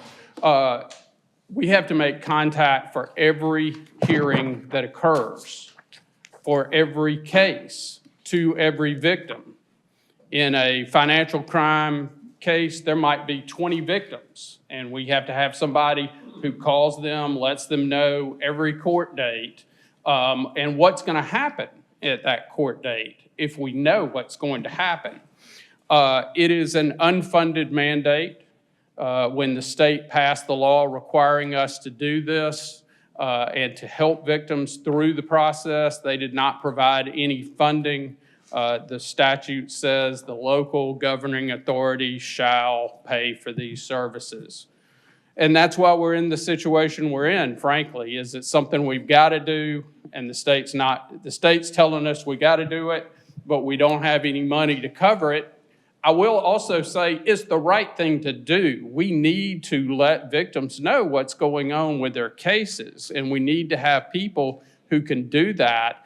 And also to help them when we go to trial, the victim witness advocates come and they sit with the victims throughout the trial, which is very important because it's a really traumatic time for victims. Historically, we funded these positions through a combination of 2 things. One was the 5% funds, and the other was VOCA grants. And this is done on a circuit-wide basis. So it's all 6 counties participate in 5% funds and participate in the VOCA grant. Columbus is the financial agent for those funds, but there are monies coming from Harris County, Taylor County, all the counties, and we have to provide services there as well, obviously. Currently, we have 12 advocates, and that's really stretched thin because we have 7 different Superior Court judges. We have to cover juvenile court, which meets pretty much every day now. We have to cover recorder's court, which meets every day, so that we notify victims right off the bat what's happening with their case. We have to cover magistrate court now, and that has become, there are more cases going through magistrate court as the sheriff has stepped up the investigative side of the sheriff's office. We see more cases going to magistrate court. We have to cover our rapid resolution program, and one of the ways we are able to move people out of jail more quickly is through the rapid resolution program. We close about 80 to 100 cases a month in rapid resolution, but we can't close the cases there unless we notify the victims first. About somewhere close to 75% of our cases would be what we consider victim cases. It can be anything from a theft to a murder. What we would exclude would be drug cases where the state is the victim, and cases like a possession of firearm by a convicted felon. That would be, we wouldn't have a victim to contact in that case, hopefully. So in October of 2020, we used to have 16 advocates. In October of 2023, VOCA cut the funds to the point that we had to cut 6 advocates. We were able to replace 2 with ARPA funds. And last year, the council funded a city-funded position. Our concern today is that ARPA is scheduled to end at the end of '25. And we have 2 advocates that are getting paid by ARPA funds right now. Also, everybody is aware that the federal government is cutting a lot of grants, and the expectation is that we will see cuts in the VOCA grant, which will mean that we don't have that funding. So what we're really looking to do is to be able to maintain those folks if we lose this funding and when we lose this funding. It's not really something we got to fund today or on July 1. We won't find out about VOCA until October 1. But as it exists now, the ARPA positions will end at the end of December. And it's critical. If we can't not do this. We can't just ignore the law that we have to comply with, and we need the staff to be able to do that. Are there any questions about this before I move to the next topic? Yes, if you could, there's a council that's got a question, but I wanted to ask you too, the other counties in the circuit, could you give us a breakdown on what they contribute? Yes, I can. As far as the 5% funds, give me 1 second. I actually was able to get that information. Now, this was from fiscal year '24, which was the last year I had numbers for. In that year, 5% funds, Muskogee contributed 60% of the total 5% funds. Harris County contributed 18%, and the other 4 counties contributed 21%. That rounds up to 99%. I know it was rounding error. But Muskogee provides about 60%. And right now, the way we're staffed, also, I do know that Harris County pays a stipend to Columbus every month to help fund a victim witness advocate that will come and spend part of their time in Harris County. But they are also assigned to a courtroom in Muskogee County. So they do more, they service more victims in Muskogee County than they do in Harris County. I hope that makes sense. And then we have one who covers the 4 counties and also does the other 4 counties and does some work in Columbus. Okay. Just a minute. Council Tucker. Yes, in reference to the ARPA funds, Yes. in regards to it ending, is it ending December 2025 or December 2026? My understanding is that what we're currently under for these positions will end in December, at the end of December of '25. Okay. That is my understanding. I'm not a finance person. That's why I went into law. That's the state ARPA? Okay. And that was the reason why, because the federal one is December 2026. Right. So just wanted to clarify. Yes. Thank you. Ms. DA, are any of the positions funded with the federal funds, federal ARPA funds? I don't believe so. I don't believe any of those positions are funded with federal ARPA funds. But there are, the ARPA funds that you do receive are state. Yes. Is that right? Okay. All right. Councilor Davis. Yes, sir, thank you for being here today. Look, I don't mean anything personal by this, okay? Or, it's just you're first in line, so I'm gonna use your conversation as an example, but it really reflects on across the board. And and I sympathize with what you're saying, Ms. City Manager. I'm hoping when you had your conversations that this was talked about. You bring up a point about the ARP money. And I know that through our hearings, that we're probably going to hear that again from somebody. But at the same time, it's going to be extremely difficult to try to cover the temporary funding. We all knew that. The city manager, I don't know if you had those conversations, but, you know, for that to happen at that level, for what it was used for, and then all of a sudden, we're expected, the city is expected to cover it. You heard some of the conversations had earlier, expected to cover it. It's going to be extremely difficult. I'm not saying it can't happen, but it's going to be extremely difficult and an extra burden that wasn't anticipated. Right. That, you know, we knew that this was temporary funding. We've had those conversations. That's going to be extremely difficult to address those challenges. So that's why I said, don't take it personal. I mean, you're just first in line and you're making a point. Right. And that's something that we talked about many, many times at the table. If we're going to use that ARP funding, then it's a temporary revenue source. What are we going to do after that? So I just want to highlight that, and I'm sure we're going to hear that again. And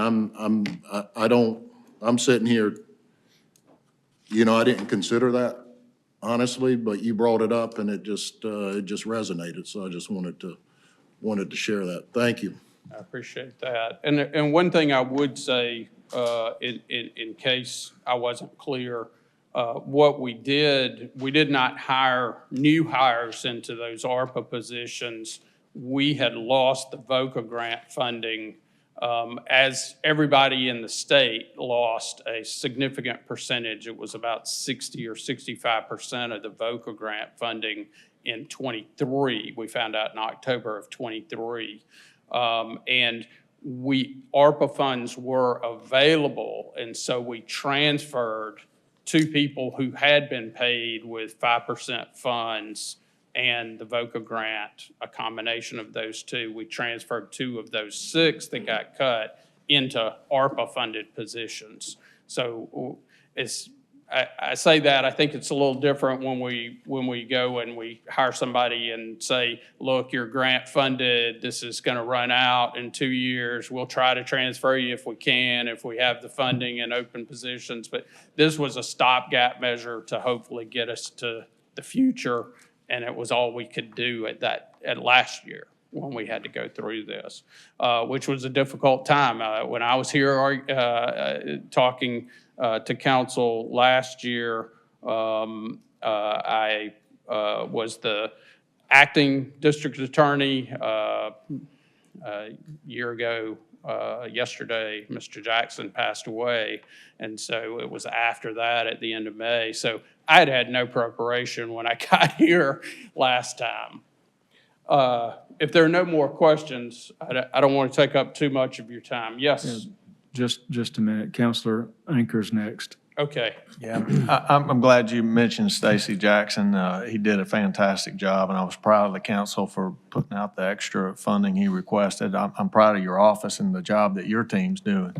And I also had questions about the staff and the way you've been rolling for the last year with the 12 victim advocates. Is that number 12, is that the regulatory number? No, for us? It is what we were able to fund at this time. I can tell you that we have had instances, and it's specifically been in the outlying counties, where we made the contacts but weren't able to get somebody to actually go and be in court, a victim advocate. The attorney just had to handle talking to the victims in court. So did I hear you insinuate that you don't have enough victim advocates, or you have the right number, or you? We are stretched as thin as we can be and cover every court. Well, it's a very important role, and I personally have been in court too many times from people that have stolen from us. You're aware of this, and I think her name's Mary. I've got a relationship with her. She calls me regularly when it's going to court. I do feel like we've got some hard pressures against this, and that's why I'm asking the questions. Thank Sure. you for your work. All right. Okay, Counselor Chambers. Yes, good afternoon, sir. Let me ask a quick question. How much, what's the cost per advocate as far as pay? I believe that finance maybe can give us that, because I don't know what they are paid, I think is somewhere around 35, roughly in that, For victim advocate, for victim advocate. it's a grade 117, and the starting pay is $37,981. So the value of one new position would be $51,790. Say the value of what? Of one new victim advocate position would be $51,790. So I mean, are you adding Benefits. benefits and things of that nature? Yes. Okay, thank you.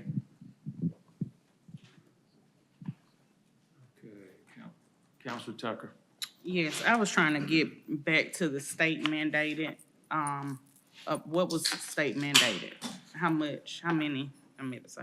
There's not a specific number mandated by the state because every circuit is different. Some circuits only cover rural areas. They're going to have much smaller case numbers.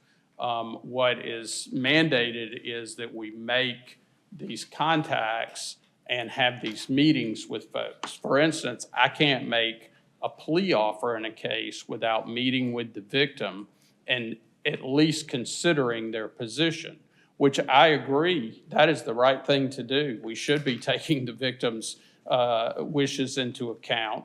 But again, when you have a docket of 50 cases, it can take somebody all day long just to get on the phone and call all those people. And that's gonna happen about 4 or 5 times a month in one courtroom. Okay, so the number isn't mandated, it's just the That's correct. operation? Okay, That's correct. thank you. Any other questions? That's all the questions right now, sir. All right. The next request we had, our attorneys are funded through several different sources. We have city-paid or county-paid ADAs. We have Harris County-paid ADAs, and we have 10 state-paid ADAs, plus Mr. Lambertus, who was here. There he is. He moved up. And myself. I'm paid by the state. The 10 state-paid ADAs that aren't the chief or the district attorney have historically, and in most circuits, get a supplement. The supplement in Muskogee County has, since I started in this business 30 years ago, been $5,000. It hasn't increased. And the reason this is important to us is that typically our most experienced attorneys are going to be state-paid positions. At the upper ends, it grows more on a state pay scale than on the city's pay scale. And so a lot of people do what I did, what Mr. Lambertus did, which is come in as a city-paid, work for several years, and then transfer over to state-paid with a county supplement. We get that county supplement because the state is gauging on what a ADA would cost of living in a rural county. And so if we're comparing living in Columbus to living in a rural county, it's going to be more expensive to live in Columbus. Historically, this has been $5,000. we compete, for experienced ADAs, we compete with all the other circuits. And other circuits are reaching out. I routinely have people come to me in my office and say, yeah, Cartersville reached out to me, and they told me that the supplement there is $21,000. That's what it is. And they try to recruit people in that way. Now, we can't compete with everybody, but we did a quick canvas, talked to 7 different circuits, and the lowest supplement we found was $10,000, which is in Pickens County. I know compared to having victim witness advocates in the courtroom, this seems minimal, but it's important for us to be able to retain the most experienced people, the ones that are going to be trying murders and rapes and armed robberies, the cases that really go to trial. And we have to we can't compete with Fulton, we can't compete with DeKalb. I'm not asking y'all to do that. We'd have to pay $30,000, $40,000 supplements to do that. I actually just got a text as I was sitting in this room. Henry County, which is competing with Fulton and DeKalb, they're paying a domestic violence ADA a $36,000 supplement. I'm not asking to do that. What I asked to do was to move it up to $10,000, which would cost us $50,000 plus whatever the FICA contribution would be, I assume. It wouldn't be a new position, so there wouldn't be any added health benefits or anything else like that. So it would also, we've been able to bring in from some other areas some very good attorneys, and we've been able to recruit back some attorneys that we lost when things were so bad in 2000 and 2001.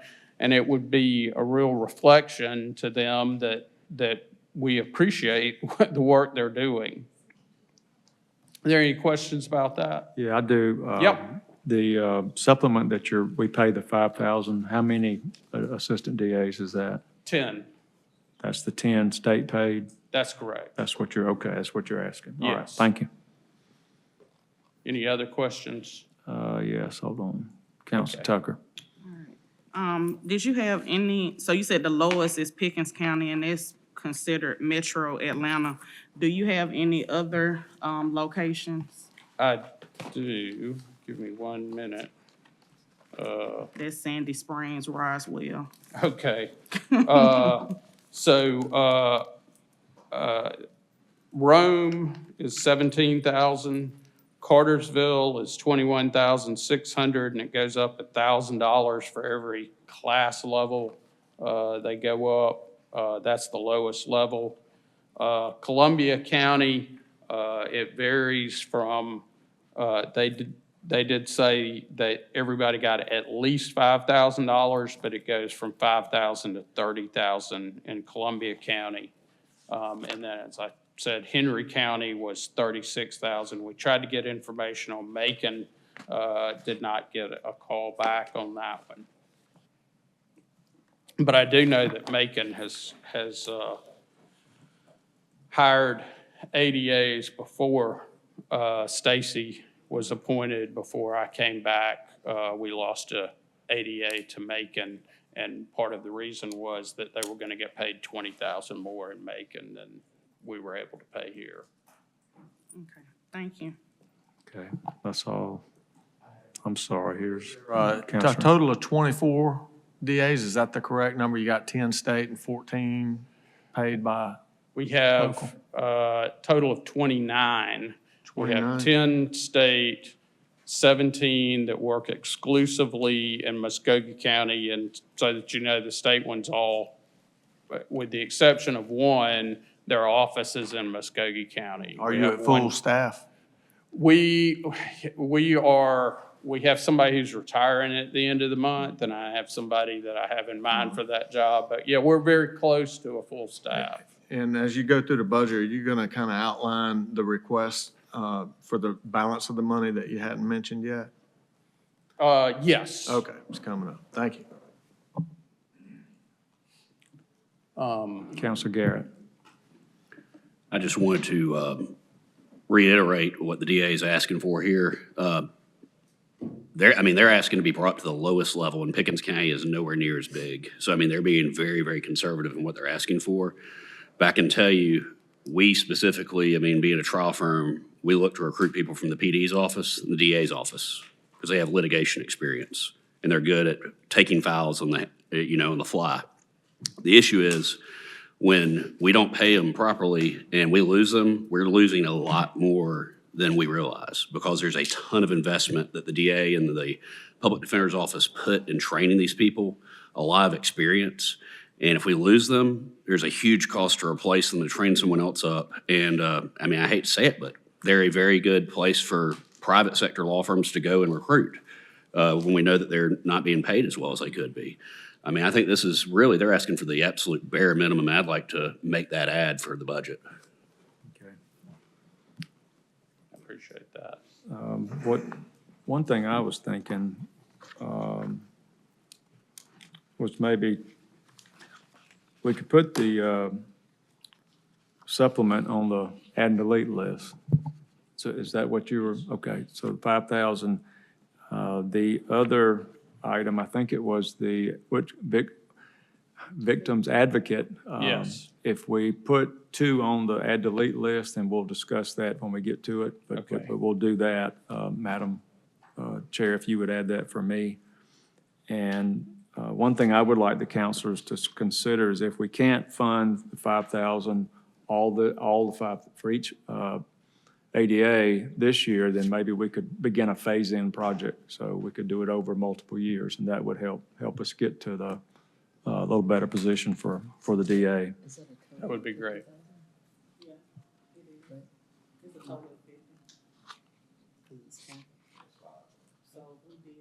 Yeah. Well, we get it on the list and we can talk it through, okay? Let's do that.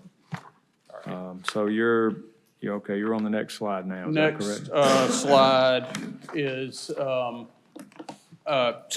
our legal admins, our victim advocates, and our investigators are not, and this is coming from my office manager explaining it to me, they're not on a career ladder. They do receive cost of living raises, and so I know in the budget there's a proposed 3% raise that'll go into effect. So that would raise them up, but they don't have steps, they don't have anywhere to go. And these are folks, every single one of them, we have to spend time training them. An investigator, for instance, we expect to spend 6 months to a year really training them to understand the law, criminal law specifically, our systems, because we're going to talk in a minute about what some of the investigators do. But it ends up getting very technical. Our legal admins start at 16 something an hour. That's very low for someone to be a legal admin. We've already talked about all the things the advocates do, and they have to not only do the notifications, but they have to talk to folks and who are oftentimes very emotional. They have to deal with children who have been abused in some way, whether it's sexually or physically. One of the other things that I didn't mention before that the Victim Witness Office does is they help victims with the compensation fund that is established by the state so that they can get compensation for funeral expenses or doctor's visits, therapy visits, other things like that. Yes. I wanted to ask why is there no career ladder for the admins or the investigators? I do not know the answer to that. Are they city paid? Yes. The city employees? Yes. Madam Finance Director, could you help us with that? Or HR Director? The opportunity for any positions that could be career ladders, that is outlined in the pay plan ordinance. But the department has to ask, say, hey, I've identified these positions and I think they're good for career ladders. But the department has to say, I want to have a career ladder for these positions. Okay, so it's up to the department head. Yes. Okay, thank you. While we got a break, I'm sorry, DA, Counselor Crabb. Okay, Counselor Chambers. Yes, for consistency purposes, and I guess I come from my HR background. Typically, HR drives that process.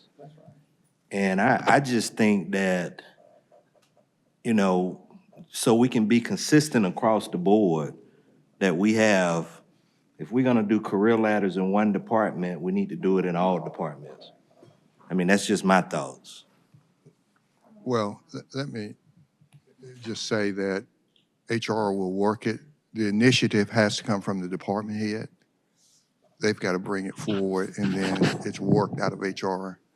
And so, Absolutely. And yeah. Council Chambers, every position is not about departments, it's about the position. Every position is not right for a career ladder, but many of them are. And throughout the government and throughout the departments, we have many career ladders. So we've worked that process prior to this pay plan implementation. We've had career ladders in place for many, many years. So every position is not right for a career ladder, but for those that are, yes, there are times when HR may initiate that, but the pay plan says the department calls for that.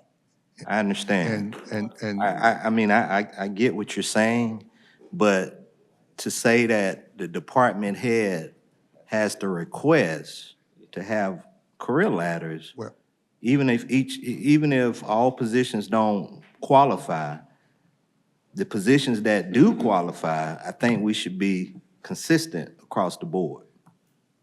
Well, let me just say again, this is not private sector. And I know private sector operates out of HR much differently.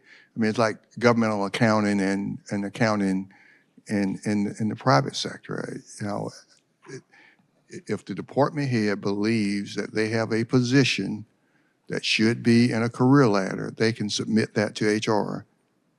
And HR will work with them and work through the process of getting it to a career ladder. But HR does not have the staff to go out and search and identify people down in the DA's office or any other office. That initiative has to come from that department. I understand, but the department head is not an HR expert. And many of them have HR coordinators. Police has one, fire has one, Public Works, many of them have HR coordinators. We do not have the staffing in HR to go searching for a position down in the ranks of a government to identify for a career ladder. Okay. Now, thank you. if we want to fund a position in HR with such responsibility, then we can have them go in, but if you're at a department, you should know your organization and know whether you need to bring a position forward for a career ladder. That's at the department level. I'm just thinking about, again, consistency and internal equity and things of that nature. I mean, if Councilman Davis is doing something totally different than what I'm doing over in my department, I just think it opens up, it can open up a can of worms. And I say, you know, shame on the director that, I mean, he's new. But if as a department head, I wouldn't dare let another department have a career ladder for positions in their government. And I can't it's a recruitment and retaining deal. And that department head should want to retain employees. And one way to do it, and it was talked about earlier, for longevity and so forth, you should pursue any position that qualifies for a career ladder. Thank you. Madam Finance Director, I wanted to be clear. I wanted to add 2 victims' rights advocates to the add and delete list. And I would like for us also to discuss whether we want those to start January 1, because if I understood you right, they're phased Yes. out at the end of this year. That's right. So that would help us budget-wise. So 2 victim advocates, grade 117, effective January 1st. Yes. That would be a cost of $51,790. And I just want to make sure that I'm clear on the increase. It was only for the $5,000 increase was only for the state paid ADAs? That's correct. Okay, so that's 10 of those, and with benefits, $53,825. Recurring expense. Yes. Okay. So for the $5,000 increase for the 10 state paid assistant district attorneys, the total cost with benefits is $53,825. And to add 2 new victim advocates, grade 117, effective January of 26. The cost is, the half-year cost, I guess I should say, is $51,790 for the 6-month period. The total cost that would be recurring would be $103,580. The 2 victim advocates, grade 117. Okay. Counselor Tucker. How many career ladder legal admins do you have? The admins, advocates, and were you saying you have no How many steps? admins do we have? The positions you're asking for, career ladder for legal admins, advocates, and investigators? Is that what you're asking? That's correct. I did not, until I took this job, I did not understand The that career they ladder. weren't on a career ladder. Do And you then have the number? I don't have the total number. I can tell you that we have a legal admin for every courtroom, so we have 7 of them. Okay. Can you bring that back, whatever? Yes. The number I it is? can get those numbers for you, absolutely. Okay, and I wanted to ask the HR director, can you provide us, for the next meeting, which departments do not have career ladders that we may need to address, besides this one? Yes. Okay, that's all. Just bring it back for the next meeting. Okay, and then, D.A. Kelly, if you can bring back that. And Absolutely. that way we can see how much that will be if we, yeah. How- You're, Okay. okay, So I'll get it to Ms. Alexander. Is that good? Okay. thank you. I will get that information today when I get back. Counselor Crabb. Thank you. Also, City Attorney, can we add to the legal agenda, asking the state to raise the victim witness advocate Talking about the legislative agenda? and Legislative ask agenda. the legislative agenda, ask them to raise that since they were the ones who mandated it? I think that they should pony up a little bit more. So when they mandate, let me say, when you mandate, you make it doesn't just impact us. It Counselor, impacts- Counselor. Hit your button, please. I did. No, give me a minute to find you. Okay, when you mandate, it impacts not just us, but other counties, and that's what he was mentioning, when you do state mandates, we have to come out our budgets. Right. So the other counties might not want to do that. So you need to have a conversation, and I will say this, we will be having our policy, legislative committees for ACCG here on July 18th. So these conversations need to be had with all 159 counties, not us making decisions for other people to have to pay out of their budget. When the state mandates something, we have to find the money to pay for it. They might not be able to. Can we do it for consolidated governments? Because then we have less even with. Well, let's discuss that later, Yeah, okay? You Okay, want us let's to move discuss on. that with Mr. Diaz, what's your Yes. next Okay. topic? Yeah, so the next topic, this is a joint request. We have one part of it. You'll hear about the other part of it from the police department. It is a case management software system, and it's hard for folks to understand what we go through to build a case based on what's. So here's the biggest thing I can explain.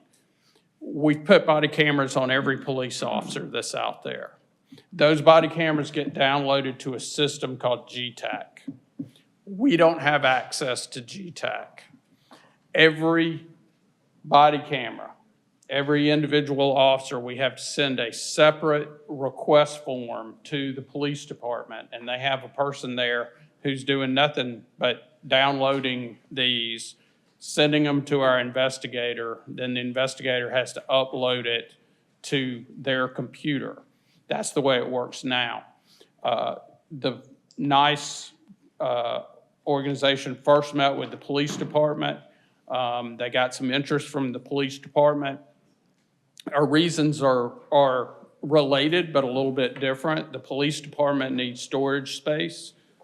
We need things without having to go through a process that is very time-consuming and inefficient. What I've been telling people as I've talked about this, technology is great and technology is killing us. I looked at a case today, and it happened in July. We just got the body cams last month. Somebody had called in. And that's not the police's fault. It's not my people's fault. It is that we are dealing with so much technology, and we haven't created efficient ways to pull that technology in a way that we can then use it very quickly.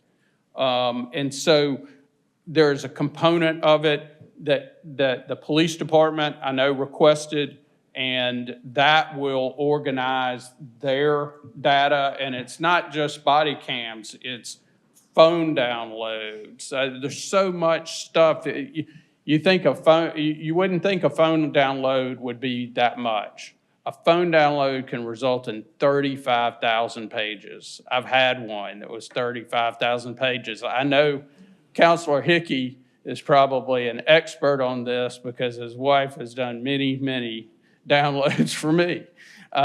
It is a massive amount of data. And we may be looking for one golden egg in all of that data. I've found confessions to murder by going through that data. But if I don't have the data, I can't go through it. This program, and it is expensive. It's first year for our part. I don't know what the police department's part is because there are a lot of cases they make and body cams they have downloaded that don't come to our office. They go to the solicitor's office or they get resolved in recorder's court. But I know our part is somewhere, the quote without a discount of us doing it together was, I think, $97,000 the first year.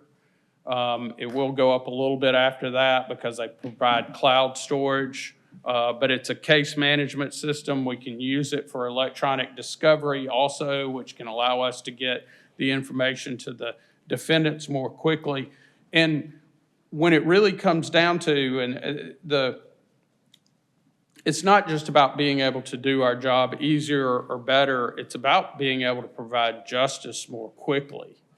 One of the biggest complaints I get all the time, and it bothers me every day, I'm not saying it bothers me that people complain, they should complain about this, is about people sitting in jail and their cases haven't been charged and they don't have a trial date yet. And one of the biggest problems we have right now, we have had some success in recruiting more lawyers. I have pressed hard on people to get cases indicted that are ready to be indicted. But where we see the backlog right now is at the investigator stage, trying to harvest all of that material that is with the police department, or in some cases with the sheriff's office, but the vast majority of it in Columbus is the police department. And it's just killing us. It's just killing our time. I talk to investigators, and they will spend a whole day doing nothing but downloading body cams. When they start downloading the body cam, they can't do anything else on their computer. Mr. DA, you know, sometimes when we look at software like this, not this particular one, but when we have a request, there may be others out there that would do something similar or better. Right. And so we would like maybe to put it on the list and have our IT folks take a look at, you know, what systems are available, get with the CPD and try to see what's the best solution. I appreciate that. I will tell you, we only met with Nice Justice because they had a component that was specifically for prosecutors' offices. I do know the police department, for their purposes, met with, I think, 3 different companies. And we moved forward because I talked to the chief and deputy chief after, as we were getting ready for budget season, and they had said they wanted to go with Nice as well. And so with this component part, it did make it a good fit for us. But I totally understand you should do your due diligence. You're the ones that are spending the people's money, and I appreciate that. Okay, and next, Counselor Tucker. Yes, I actually heard you mention that you don't know what CPD's portion is for. I do this. not know what that, what their portion is. But yours is 97. Our portion for Nice Justice, which is the component that is for prosecutors' offices, I think the first year it was 97 or 98. They did say that if both ourselves and the police department both got it, that there would be some discounting because they could do a lot of the things at the same time. And I think they said probably about 10% discount if on both. Can, Finance Director, can you add the 97 as a placeholder for the Nice Justice for the DA? I think it's important for us to have a speedy trial, and if this is helping move cases. I promise you, every time I meet with the attorneys in our office, I express that is the number one complaint I get from citizens. It's a justified complaint, and we've got to do better. We've got to keep doing better. We are doing better, I will tell you that, but we've got to keep doing better. Okay, thank you. Thank you, Yep. sir. All right. That was it. Thank you so much. I appreciate it. Again, I want to thank the city manager, finance director, HR director, and the mayor for working with us on what was our most important item, which was the pay raises for the city attorneys, because that we really got left behind there. So I really do appreciate their work on that, and appreciate your time and attention today. Thank you. Thank you, sir. Have a good day. Next, we'll have probate. Matter of point of information. It appears that the NICE system for the DA's office was included in their request to information technology and included in the budget for information tech. It's already in the budget. Is. Okay. I am not a finance person, once again, so I appreciate that. Thank you. Congratulations. Judge D'Antonio, thank you for your patience. Okay. While you're coming, Counselor Davis. Thank you, Mr. Budget Chair. Mr. Mayor, Mr. City Manager, I'm the Finance Director. Just want to just generalize on a matter. You heard me earlier talking about revenue, new revenue just where everything's going and how it's being used. There's always an intent and a purpose behind that. And I think what I'm seeing here is, you know, the limitations on new revenue. I feel like we're pushing the boundaries. I may be wrong, but in the past, we've done a lot of valuations, new valuations. They're all up to date. Your numbers here, you know, let's take the franchise fee, for example. I've seen that thing go up, I've seen it go down quickly. And some of these other fees, depending on sales taxes, not sure where sales taxes is going right now. Specifically, if there's delay in a lot of commerce moving throughout the country and so forth. But I know we've got a 3% COLA, and, you know, I'm an advocate whenever we can help our employees, whatever way we can do that, the best we can do it. We've gone up on the health care, and that's a considerable amount. All these are reoccurring expenses, by the way, that I'm talking about. So, one, I'm gonna ask you if I'm making any sense here. Two, I'm gonna ask you, in that type of environment moving forward, if we take on a lot of more reoccurring expenditures, and we're pushing the boundaries. And in this budget, one thing that pops out to me is that we didn't, there's very, very limited capital replacement and capital needs being taken care of. So, and I've been around as long as you have, Mr. City Manager. No, you've been around longer, but in that position. And I've seen good days and I've seen bad days. Good times, bad times. And I've seen what we've had to do. So a lot of this conversation, just generalizing for council as a whole, what in that case, if we don't keep generating more revenue or pushing those boundaries and all of a sudden the budget starts coming down, you know, peaking and coming down, what does a manager have to do in your situation and a mayor has to do in your situation?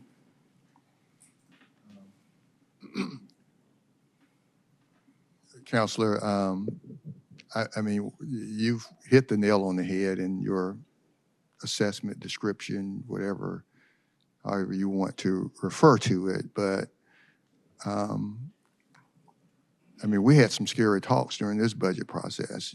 We'd have to reduce the size of the budget, and we even had conversations about having department heads reduce the size of their budget this year to try and balance this budget. We don't know what's around the corner. I mean, there's a lot going on, you know, with the economy across the nation, and you know, things are, you know, we just don't know. In fact, the finance director was going to do a 2% increase in the digest. You know, I said we need to do 2.5 because I had to go back and look at what the digest came in at in the current fiscal year, and it was right at 2.5. And so we pushed it a little bit. And so you're right about revenues. If they don't come in, then we would have to make some tough decisions regarding whether there's a layoff, whether we ask department heads to reduce their budget by a percentage, each department head. And as I said to the finance director, some departments are so small, there's nothing. I mean, you take engineering, they can't reduce their budget by 2%. They just, you know, and I can go through the list of other departments where it's basically small personnel and operations, and they just don't have the capacity to do it. And so when I hear you say what you said, and knowing it has gone through my mind, it scares me. And I think we need to proceed with caution. Well, normally, you would most likely, in the last 2 years, correct me if I'm wrong, the last 2 years, we've taken on a lot of new positions. Now granted, a lot of times we don't fill all those, but we've taken on a lot. But you would probably most likely go to these department heads and tell them to make staff cuts. That is correct. And the finance director said, mm-hmm, in my ear. But I think ARP dollars really have thrown us off too. I mean, you get that money and you hire staff and you're doing things that you've not been able to do before, and all of a sudden that money disappears and you can't do those things, or you've got to, I mean, we know that we bought garbage trucks, automated trucks. Well, there won't be any ARP dollars there to replace those vehicles. We knew that going in, but we needed to transition. And so a lot of departments got ARP dollars to do certain things, and then citizens get accustomed to receiving the services, whether it's a grant to rehab your home. Well, without ARP dollars, we wouldn't have been able to do those things. And now they may come to expect those things in future programs, in future years, but those dollars don't exist, and we don't have the capacity in our budget to replace the ARP dollars to continue such a program. And so, I mean, we're going to have challenges. Well, the message and honestly, and just in having the conversation you got to during this process, we're trying to maintain a maintenance aspect to the pay plan, the new pay plan, which we all committed to, and I think we earmarked like $10 million to kind of sustain that, but Exactly. that is dwindling fast, I would say. And I think I talked to a couple of my colleagues in the back, and they mentioned they used the word sustainability. Are we going to have the ability to sustain it? And we talked earlier about doing a evaluation every 2 or 3 or 5 years, but that's why I said if you don't have that variable, which would be the revenue component or other, when you got to balance everything, including capital replacement expenditures or some of the other needs outside of this, the question becomes sustainability. That concerns me. Yeah. And I feel like we're pushing that boundary, and, I'm beginning to wonder how much higher this is going to go and to reflect in any loss of, I hate to say it, but, a revenue generator or a job generator in our community is going to reflect in these numbers. And there are expenses that we have to do, like, for example, the jail cost, healthcare cost went up $4 million. Well, we don't have a choice. Yeah, I mean, it's something we've got to do. And so, there are going to be those kinds of things. Yeah. And that's for the healthcare, the jail, But, I mean, your conversation is right on point, the concern. Thank you. I wanted to bounce that off of y'all just to get your thoughts, because I think it's relevant as we go. Yeah. Thank you. Right, sir. Good timing on Yes. it. Okay, Judge, thank you for your patience. Well, I do appreciate it. Before I get started, actually, where I'm going to be the rest of the day is at something sponsored by the mayor's transition team about sequential intercepts for people with severe mental illness and substance abuse. I'm real happy that we're doing that. This is off topic, but one of the things that the probate court is doing is working on getting people with severe mental illness that are using up a lot of resources in the jail into a less restrictive and perhaps safer and better environment for both the society and it. I'd love to come back to you another time after budget season to talk more about assisted outpatient treatment. We were talking about ARPA money. New Horizons is receiving ARPA money for the assisted outpatient treatment program. Because of the success of the probate court and New Horizons in our program, I got the commissioner of the Department of Behavioral Health and Developmental Disabilities to agree to fund us without the ARPA money that we're going to be losing.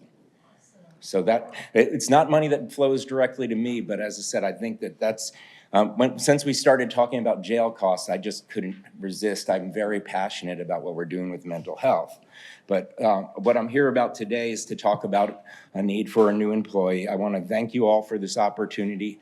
I know, Mr. Mayor, City Manager, Mr. Chair, this is a difficult, this is a hard job. You're talking about allocating scarce resources among a lot of folks that have important needs.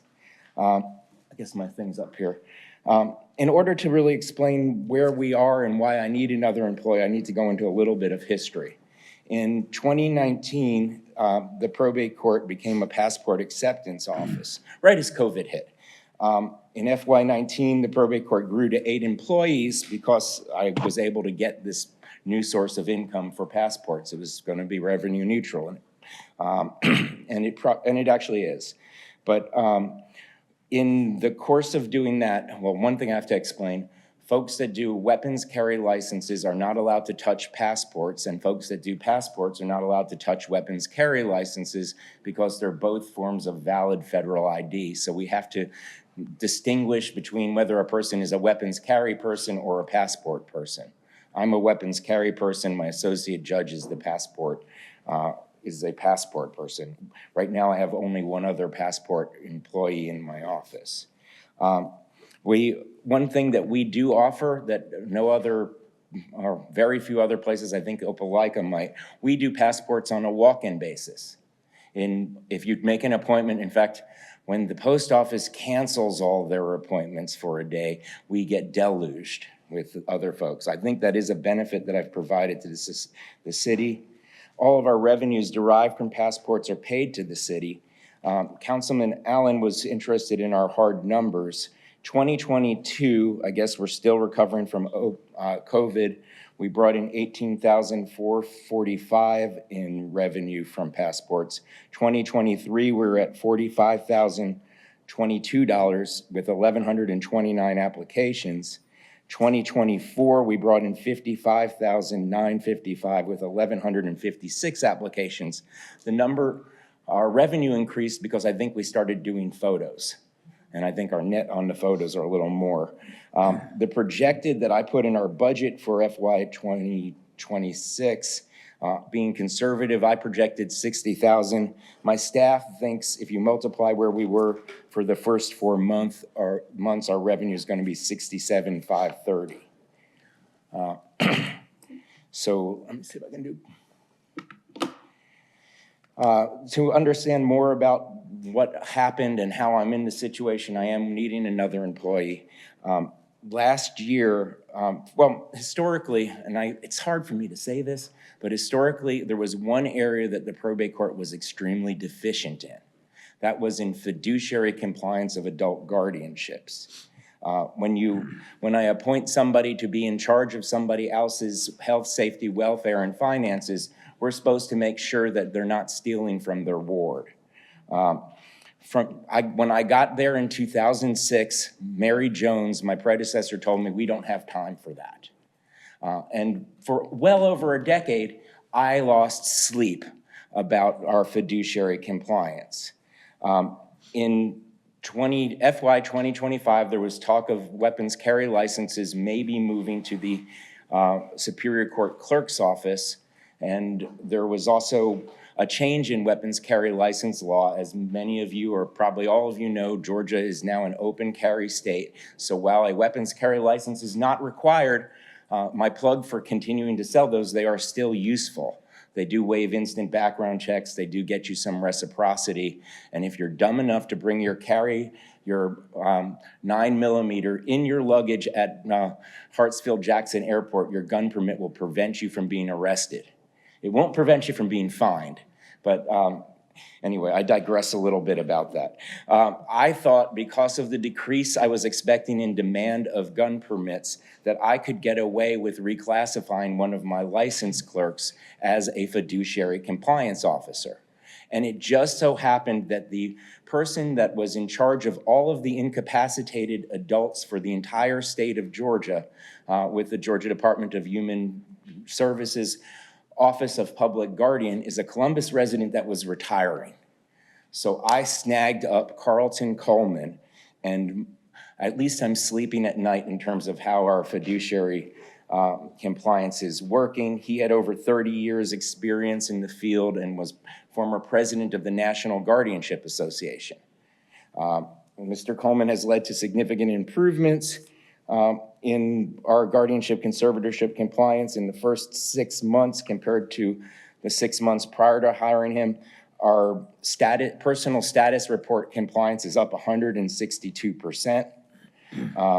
Carl's also created a lot more work for the judicial officers in my office, but actually that's a good thing, and it's helping me sleep better at night even if I'm having more court hearings. But to be honest with you about where we went with this, mistakes were made. You know, I actually like that expression because it's an effective use of passive voice. But in this case, I'm going to own up, I made the mistake. Based upon my anticipated reduction in gun permits, I thought we could get away with only having one licensed clerk. As I said, there'd been some legislative talk about it. Also, the Georgia Supreme Court decided a year ago that made me very less excited about weapons carry licenses, that those are not judicial functions, and therefore if I wrongfully deny somebody a weapons carry license, I could be personally liable and they could take my house. Different issue for another time, but I do take weapons carry licenses very seriously as a result of that, and I did even before that. But the projected decrease in weapons carry licenses didn't really happen. Weapons carry licenses held more or less constant. We had 1929 in 2023 and 1852 in 2024, so that was less than 77, and I think our numbers are up this year. Marriage licenses grew from 1466 to in 2023 to 1662 in 2024. We're still having plenty of people coming in to get married. Probate court is different from other courts. We really are a public-facing organization. And one thing that I learned from management and from actually a training I went through from some people that did publics trainings, first impressions matter. And so in fact, I can't stand when I see my waiting room backing up. And I also think it's very important. As a result of that, there was no way I could move one of my license clerks to the vacancy I had in passports and estates. So we've just been struggling on with that. And I really do need to move that employee from licensed clerks to estate planning if I'm going to be able to do it. My mistake in anticipation about our need for that I could eliminate an employee has led to a number of unintended consequences. Mr. Coleman, who is now working as the relief gun permit and marriage license person during lunch sometimes. The probate court is really struggling to process estates and the increased demand for passports. The demand for passport filings this year we had 515, which is actually a projection of more than 300 more. When an estate passport clerk is out, and this has happened a number of times, while our passport clerk's out, Judge Siegel has to be our passport clerk. And on more than one occasion since the first of the year when my employees are out and I want my employees to take their leave, I've had to work as the estate clerk. I actually really like being the estate clerk or showing my staff that there's nothing that I ask them to do that I'm unwilling to do. However, there's some problems with that. While I don't know anyone coming in the door is in a contested matter, if it turns out that they're there for a contested matter, I am violating my judicial ethics by talking to them without the other side being present. So it does create a potential ethical problem when you have judges working as the clerks, even though, as I said, I do like to answer the phone. Okay. You know, and I gotta stay away from jokes, but in this case, size does matter. But it's smaller, I think generally speaking, in terms of the way I run my office, is better. Because I have very smart employees, I usually look for bachelor's degrees or people with a large amount of experience when I hire them. I'm able to do more with less, but there are limits to that. Let me click over. I'm not good with these graphs, but I surveyed all of the probate judges that have populations in counties of over 85,000 and under 300,000. If you have a population of over 90,000, with an exception for Albany, which has 85,000, to be a probate judge, you have to be a lawyer with 7 years' experience. You basically have to have the same qualifications as a Superior Court judge. So I surveyed all of them except for the 4 big metro Atlanta counties. Although Cobb County will let you know that their number is 19,000 citizens per employee. You can see Muskogee County is by far the court with the highest population per employee in the state. They call the courts that you have to be the judge to be an Article 6 court. Among Article 6 courts, the average is 14,000 per employee. I'm ringing in at 25,865. Actually, it's interesting to look at Cherokee County. I'm gonna flip over to the next chart that I've given you all. Cherokee County has a very good probate judge and is different from Muskogee County in a number of ways. They don't have a mental health program, and they have a much more homogeneous and slightly more, more affluent community. So when I looked at what their actual numbers are in terms of handling estates, they have more gun permits. We do the same amount of estates. We do more mental health than a county with 286,000 people or something like that. But they're really an aberration. The other counties, as I said, really the population needs to be somewhere. Even if you allow my other employee, and I promise you this, and you guys can hold me to this, if I'm granted this other employee, I promise you I will not be back asking for any more employees, and absent some kind of change, clearly at least until we move into the other building, and even then I'm anticipating that,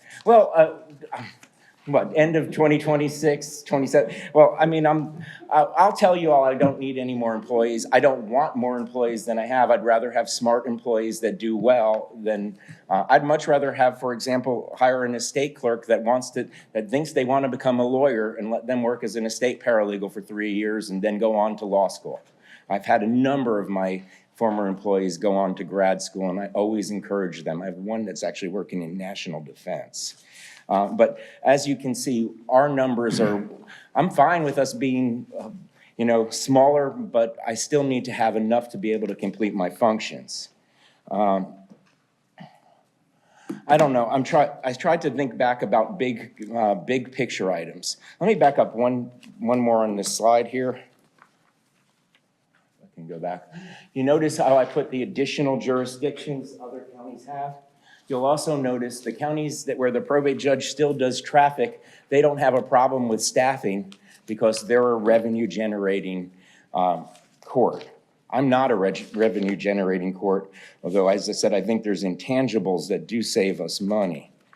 Get back to.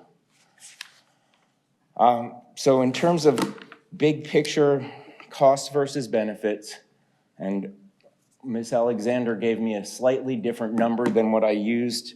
Our projected revenue, and I'm fairly conservative about this, for 2026 is $445,000. The calendar actual was $431,000. Our general fund, and I'm not even asking for all of this. This is what I asked for before the mayor and budget. The mayor's budget was $760,684. If I was going to get everything. If you subtract what I was asking for in my budget by our revenue, it means that the operating loss for the probate court for FY 2026, I anticipate to be $315,684. Now that's a lot of money, But in the big scheme of things, I think for the services I provided, it's well worth it. Based upon the, we talk about reserve days, and I actually was horrified when I realized how much we're spending per minute as a city. But inflation has gone up, things have gone up. The entire probate court's annual cost to the city is less than a half of a reserve day. What I'm asking for today is a new entry-level employee with the probate court, which happens to be the same level as Mr. Kelly's, I guess, VOCA or victim advocate person. It's a 117 entry level 1. I somehow came up with 50,391 with fringe, but today I heard Ms. Alexander say it was 51,700. In terms of what I'm asking council for today, under my calculation, it was 101 minutes of reserve time, but it might be 105 or 106. I'd have to figure out how to do the math based on that extra little expense related to it. I really do need another employee. I don't know, what I've been doing is trying to get by with temps. That's thrown off some of my other operating budget issues. Okay, Judge, excuse me just a minute. Sure. Counselor Tucker. Yeah, that's what I was about to do. Looking at the 60, you said 60 that you bring in, 60,000 for the passports? Yes, well, 67,530 is what my chief clerk projects. I said, let's be more conservative and say 60 grand. Okay, I would like to add that position. I'm just looking at the benefit of he's rolling in his revenue that he's bringing in for the passports into the general fund.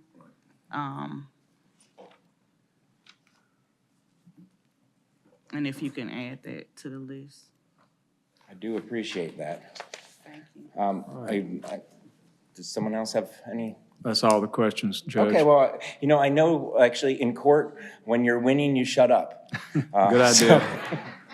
Thank you. Well, thank you all very much. Thank you, sir. Counselor Huff. Judge?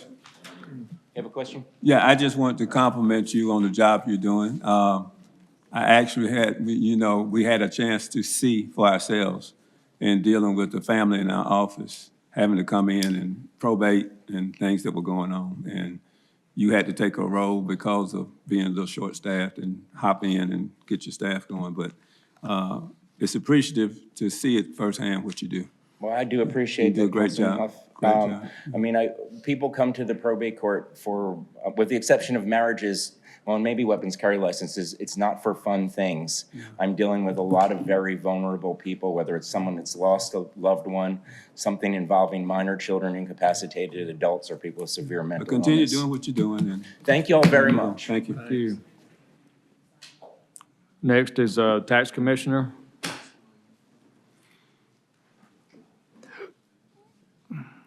Welcome, sir. Thank you for your patience. Oh, yes, sir. Good afternoon.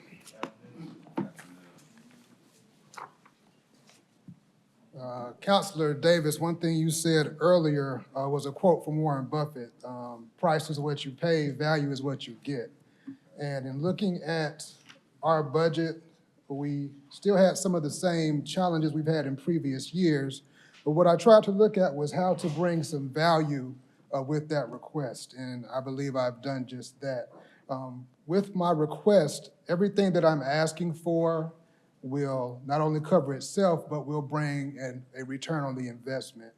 And the way that I can do that, some of you may know, I spent 10 years as the Deputy Tax Commissioner over delinquent collections. So I handled all the tax sales for the office. During that time, I helped us keep those 98, 99% collection rates. And what I found is that if we can just increase the number of tax sales we have each year, we can bring in more delinquent taxes each year. So that is my plan, and just with an investment of $151,425, we can bring in $800,000 to $1 million additional in delinquent taxes each year, and that can be sustainable throughout the years. By doing that, it's going to require some pay adjustments and a little bit of manpower and staff. We were given a tech support analyst that we've been asking for. That's going to be a big help, and it's a big part of this process. There are just a few key elements that we want to do. How are we going to do that? With increased tax sales, of course, it's going to reduce blight. We're going to assist the Land Bank Authority in putting property back on the tax rolls. But one thing with manpower we also want to have is, in order to increase delinquent tax sales, we have to have one person at least handling real property taxes and one person handling personal property collection. For a while, we just had one person in the delinquent department, and you just can't increase tax sales if you got one person handling delinquent and personal property at the same time. Starting with the pay adjustments, again, these are a few of our key areas, and these are essential to what we do and how our office operates. One is my Chief Deputy Tax Commissioner. And what we looked at is comparable pay positions with their peers within CCG. We looked at the Deputy Chief Appraiser, which is probably the closest one to my Chief Deputy, the Assistant Parks and Rec Director, Assistant Transportation Manager, and some of those duties that they do, supervising, overseeing staff, managing operations, creating policies. With my Chief Deputy Tax Commissioner, that's the person that has to stand here if I can't stand here. And we just want to make sure that their pay, again, is comparable to their peers within CCG. The next one is our Deputy Tax Commissioner over property tax. Now, he is handling the collection of that $200+ million in property taxes. Some of his comparable positions: Assistant Manager Beautification, Assistant Facilities Manager, Assistant Division Manager of Solid Waste Production. Again, he supervises and hires staff. He helps prepare budgets. He resolves complex property tax issues. This is my person that if someone comes in, a business, a large entity, and they have those complex property tax issues, he's the one that resolves those for me. So I just want to make sure that I'm able to keep these people in our office. And finally, our Accounting Operations Administrator. This is the person that prepares the budget. This is the person who helps prepare the budget. This is the person that oversees the digest in that process. This is the person that handles all of the financial disbursements back to the city and school. Some of her comparable positions were the accounting manager. Let's see.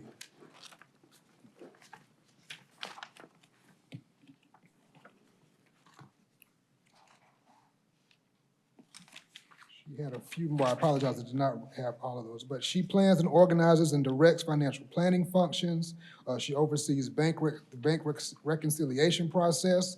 She performs several duties. Also, the benefit of she has computer programming experience. And when we have that technical support analyst, she's going to have to make sure that we're speaking the same language so that the things that he's putting into Tyler, all of those funds, all of those authorities, all of those rates, that it's speaking the same thing that we need to have so that our accounting can work properly. So that's a very key person within our organization. And the final pay adjustment request is to hopefully correct something that took place. We have one of our financial analysts has been in our office since 2019 and started as our financial analyst in 2022. A second financial analyst was hired in 2024, but they came from another department. Therefore, they were moved up, their pay was moved up 6 steps and moved to the closest grade. That put the newer analyst as being paid more than the analyst who trained her, than the analyst who she seeks for help. So we just want to correct that by moving that more senior analyst up 3 steps. How do these requests affect that return on investment? How do these requests affect us being able to collect more delinquent taxes? Well, they handle the oversight of it. They oversee those complex issues. They make sure our checks and balances are right. They make sure that the collections and disbursements, they handle those complex things. They train those folks. They oversee all of the things that we need to make sure that these things are done properly and without error consistently over and over.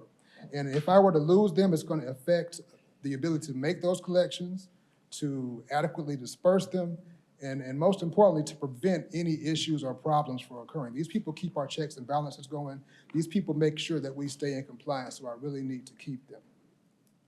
Now, in addition to that, I'm asking for 2 positions, and these are the people who are going to help with that additional collections. One is a tax specialist. This tax specialist will go into our delinquent department. They will focus on personal property tax collection so that we have somebody, again, focusing on real property and focusing on personal property. Again, this gives us stronger focus on personal property tax collection. It keeps those personal property tax rolls updated because a big part of personal property tax collection is going out to those businesses. And in our business community, they want to pay their taxes due. And sometimes when they fall behind, there's a fear of, am I going to lose everything, especially in these times? So we need that person that understands that relationship with our business community that can help those delinquent taxes get brought in efficiently. Additionally, I'm asking for one more tax clerk one, because with more collections, it's going to bring in more people. You don't collect the majority of the delinquent taxes on tax sale day. You collect it as people are coming into the office, but that's people coming into the office, people making phone calls. We have to do deed research, look up canceled deeds, look up owners. So it brings in a lot of traffic to the office.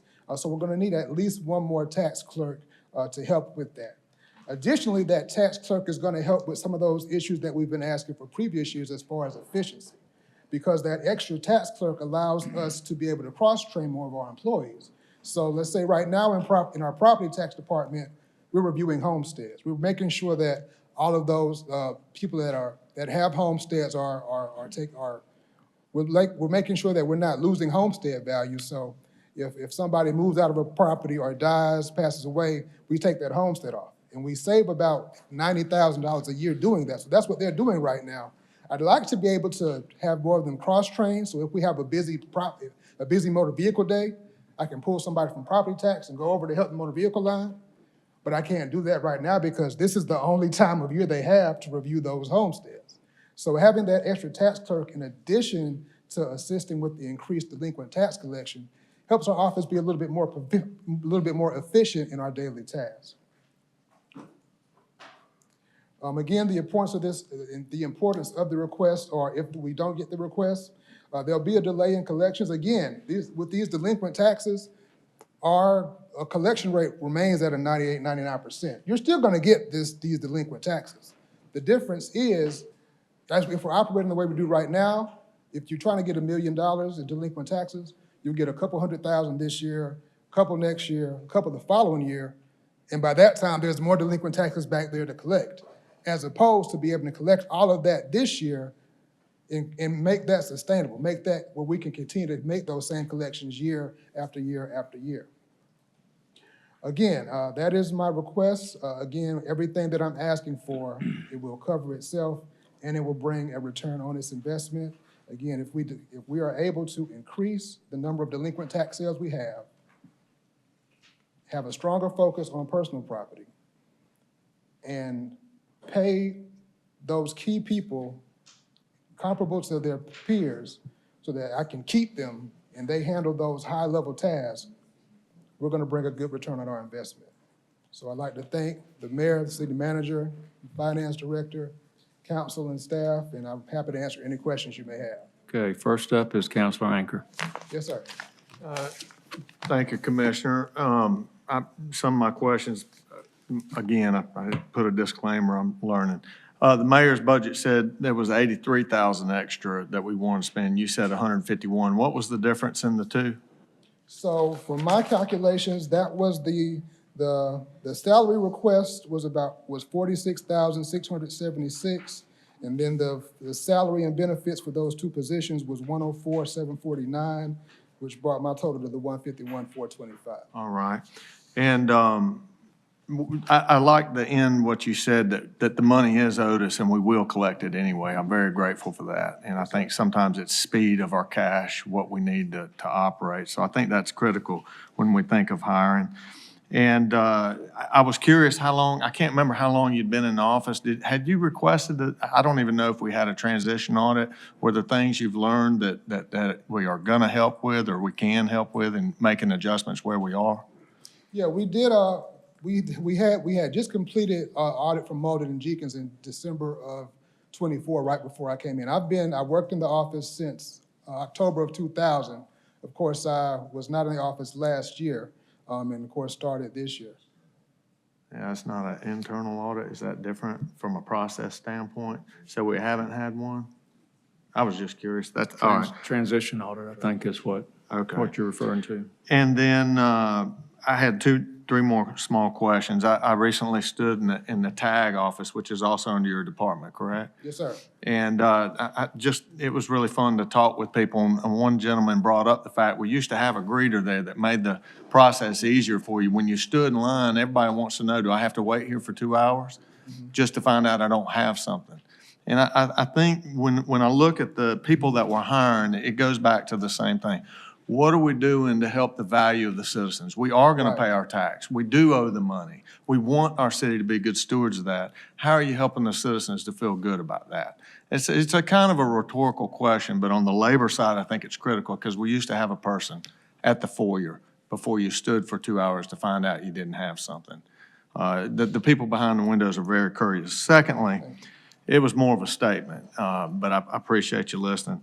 Value to the blight and land bank. Can you explain how spending an extra $151,000 will help the citizens in our communities with blight and how we can process through the land bank quicker? Yes, absolutely. So with an increase in the sale of delinquent taxes, those are more delinquent properties that are coming out of the hands of citizens who are not paying their taxes and going into the hands of people who are going to put it back on the tax rolls, take care of it, rebuild it, put it in a good standing for communities. So that's going to reduce blight within itself. Additionally, besides that, is us assisting the land bank, and they have the ability to, of course, purchase properties through tax sales that same way, but they have different processes that allow us to, those properties that, let's say, they have those demolition liens that exceed value, and those properties that are hard to sell in a normal tax sale, they can get those and extinguish some of those taxes, which puts those back on the tax rolls. And were any of those three salaried positions you mentioned directly related to that? And what percentage of their time would they spend on that? Those two things. So the tax specialist is going to be in our delinquent department.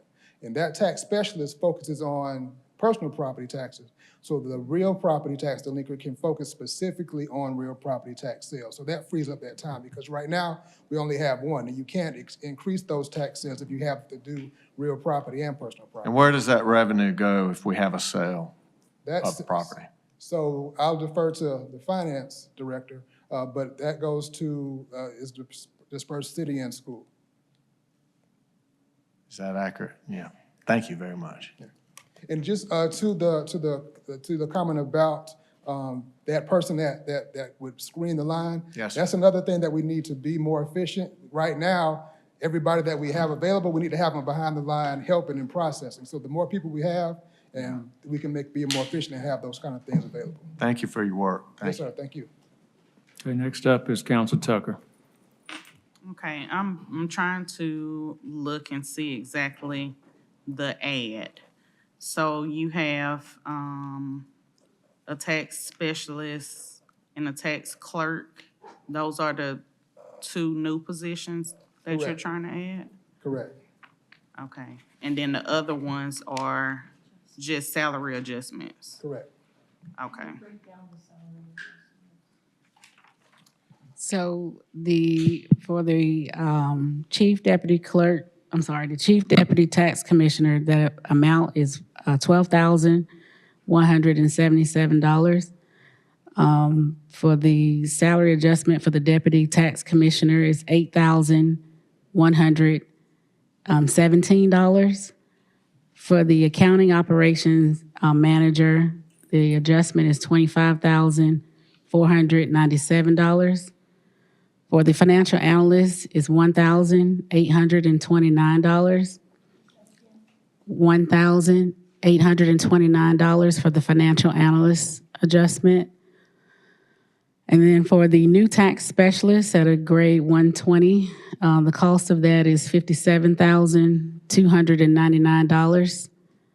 And for a new tax clerk 1, grade 115, grade 115, 115.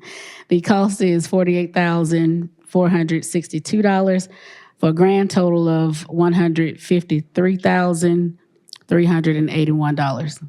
Can you add those to the list, and then we'll just bring it back and have a conversation about it. Okay. I do want to bring this topic up. I appreciate you showing the investment versus the return on investment. At the end of the year, when we get to those numbers, that 60-40, you know, the school district getting the 60% and us getting the 40%, can you bring something showing, you know, the numbers, the actual numbers of how we push the needle?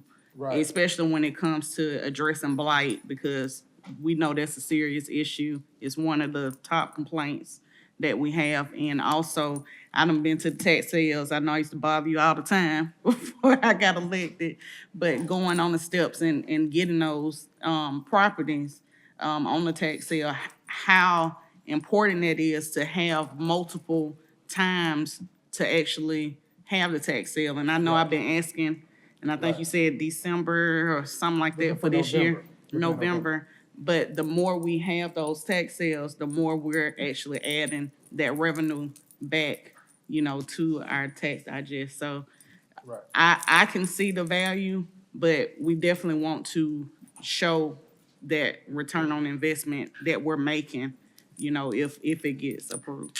But thank you for doing this. Yeah, thank you so much. Next is Counselor Davis. Thank you, Mr. Tax Commissioner, for being here. So we're gonna talk about value, okay? You're gonna have to show me the money. I'm gonna push you a little bit. What's that?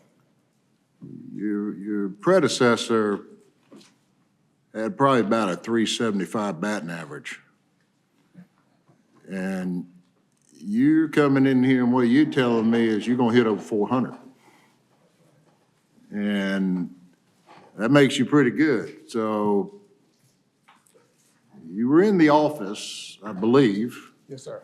but you're telling us you've identified new revenue out there that you think you can go get and do something different than your predecessor did before, and do something different than the office has done. Help me understand how you're gonna go out and do something. What are you gonna do different that hadn't done before? Because I'm looking at too, they've got a lot of pressure on you. That's why I say you're over a 400 hitter here.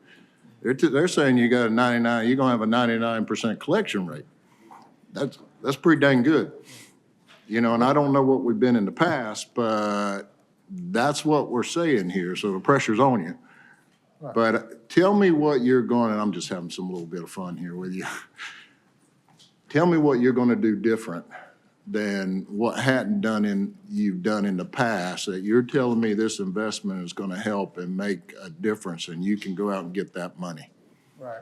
Well, the things that my predecessor did were really the building blocks and the foundation to be able to do this now. And some of the requests that I've had, like the tax clerk, the tech support analyst, which we got this year, were in previous requests.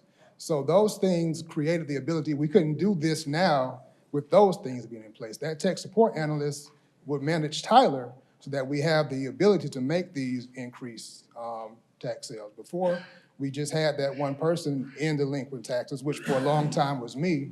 And that's where I identified the ability to do these things. So before, we were doing the best with what we could, and we were making requests and had those needs that we had to focus on the 200-something million of current taxes as opposed to those delinquent taxes. So now that we have those things in place that my predecessor helped put in place, we're able to focus on increasing those delinquent tax collections. Well, you're telling me more about personnel and the office operations. I want to know what you know that's out there and what you think you can go get and why it's out there, and why are you going to be able to perform and get $1 million in extra taxes? Why didn't we get that before? What's out there?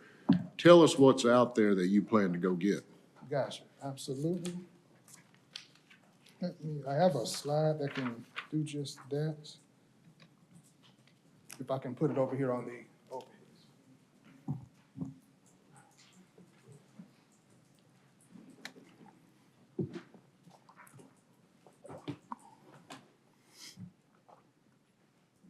He might need a microphone.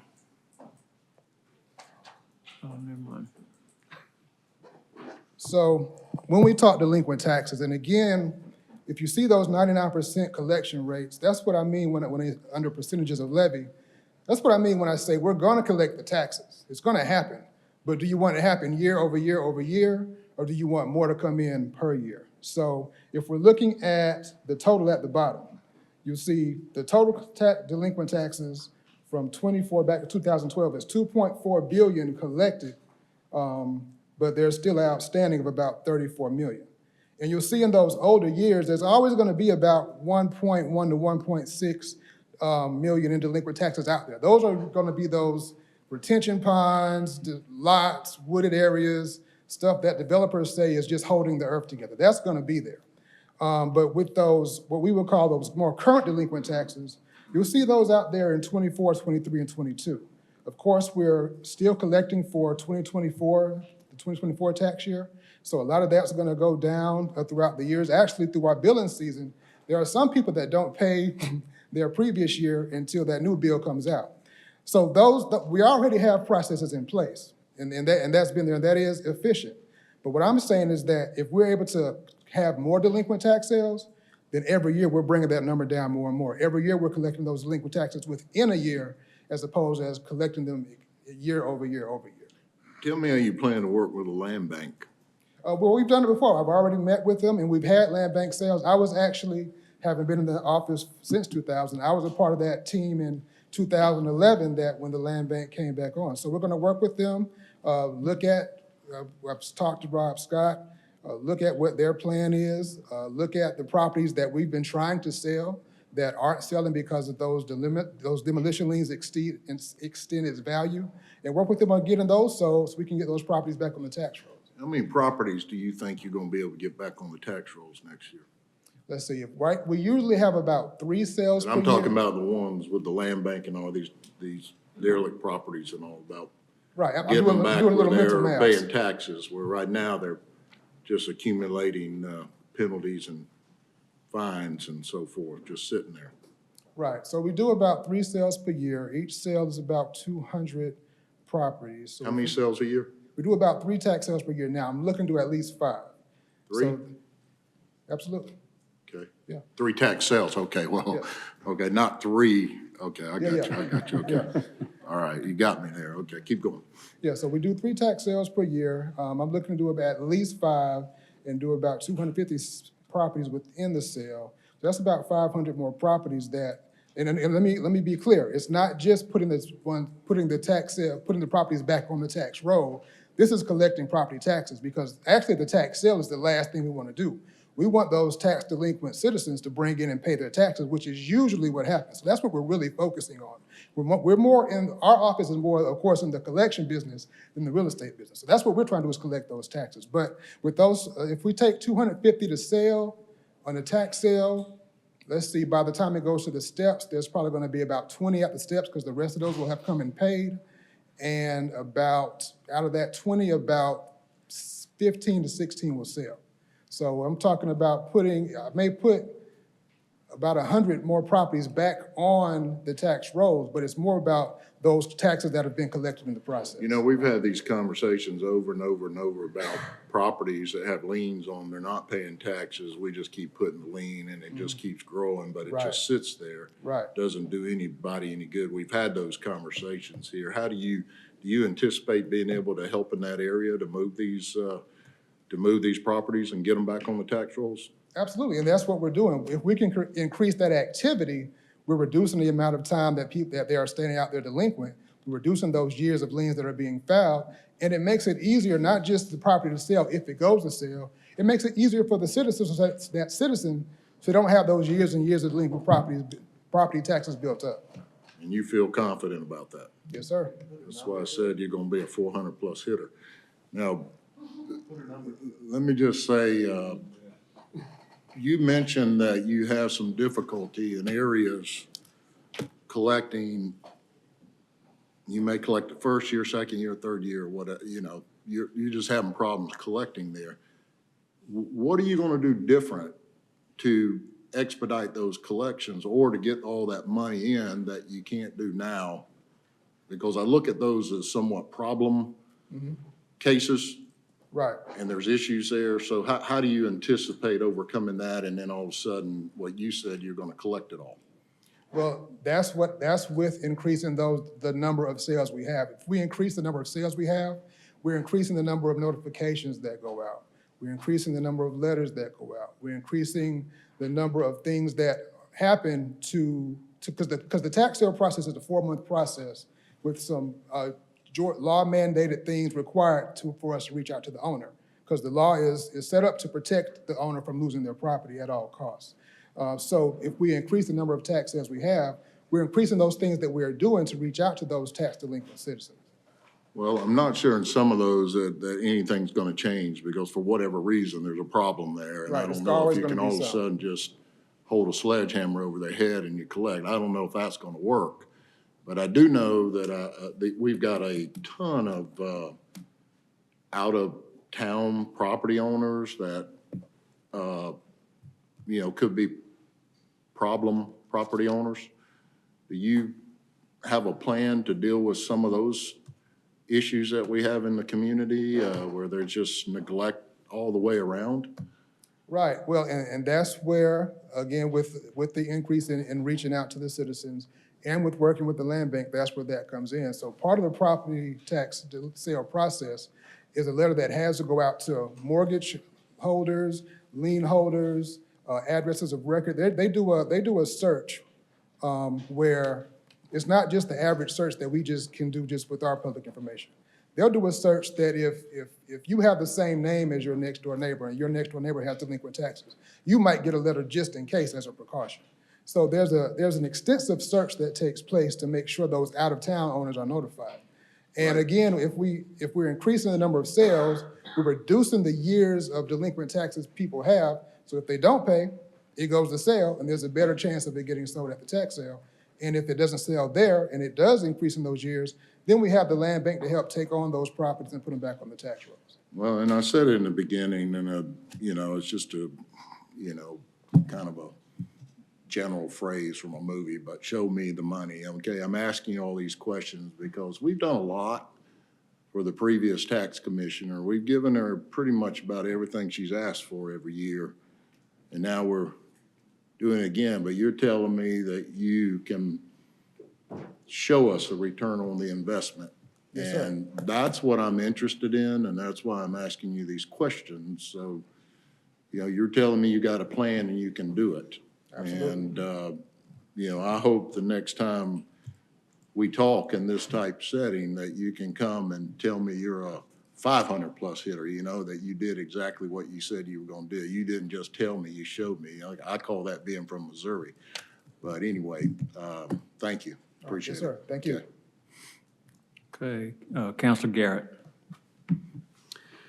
I was just going to say that one of the developments, particularly for the new counselors, you may not be aware of, we passed the blight ordinance last year, and they have never been appropriated the manpower to actually enforce that, which will be a revenue generation for us. And I'm always hesitant to add personnel costs, but when it's personnel costs, and I do trust David here, Mr. Tax Commissioner, this is an area where if we put some money into it, I think it's going to give us a better return on investment. So, I think the positions already been added. I don't think it's been added. I'd like to add the 2 new positions. Okay. All right. Thank you, sir. Counselor Anchor. Yeah, well, it would provide the value to the citizen too, to clean up the blight in our neighborhoods. And I wanted to know, I like his batting question, average 500 batter from a baseball guy, but when you look up at those numbers and they're pretty flat, 13 years ago, and you got some reach back, can you put a number to it? Just ballpark? Is it $3 million? Is it, what you collect with the extra staff of? So the average, right now, we'll collect about $3 million in delinquent taxes each year. And I'm saying we could collect about $3.8 million to $4 million. So $800,000 more Correct. with that. Okay, I was being a little more aggressive. I was getting too happy. Yeah. All right. And Well, that is a conservative estimate. Yeah. Because there, again, we're going to. That's collecting, not selling either. Correct. Right. Correct. All right, thank you very much. All right, thank you. Okay, that's all the questions, sir. Thank you for being here today. All right, thank you. So, Mayor Pro Tem, I don't know, that someone put on the ad list about Yes, sir. our employees I think we added, well, I'm talking about the employee, someone transferred in and, Right. The pay adjustment.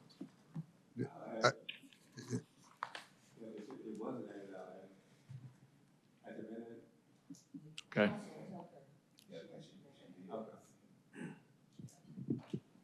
Just that one, or did somebody put in all the 1, 2, 3, 4 adjustments?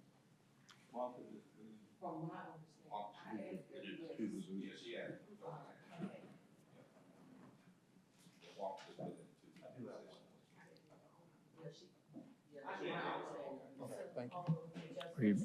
You through? You through?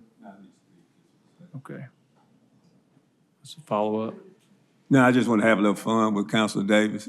He was trained by one of the best. That's why he's going up and hitting so well. He's been taught all the things that everybody didn't get to know. But years ago, your predecessor stood before us in our old building, maybe 2012 or so, with a similar request that she needed additional personnel in order to go out and bring us back $1 million, and she came through. So you've been trained by the best, so step forward, do what you got to do, and you come back and bring the money, and then we'll give you some more people. Thank you. Thank you, sir. Counselor Chambers. Yeah, I'll be brief. Number one, thanks for all you do. And I've known you for a long time, and I know you're very analytical and gonna look at best practices and things of that nature. Quick question, what was the compression dollar amount? Let's see. Was it 15? Yeah, it was 1,800. Basically, the newer hired employee was placed at a step above the more senior employee. And so, but that more senior employee more runs that department and handles more responsibilities. So that's why we're asking them to be moved 3 steps ahead. But the initial compression was the amount of a step, which was let's see, the senior was a G123 step 6, which is 51,981. The newer was step 7, which is 52,500. So just about $591 in that difference. But we do want to add her 3 steps to prevent further compression. So we've added up to 1,829. And the other positions was just based on comparables. Comparable was right. Across- Correct, within CCG. Gotcha. All right, thank you. All right, thank you. Thank you, Tax Commissioner. Thank you. Next up, we have the Sheriff's Office.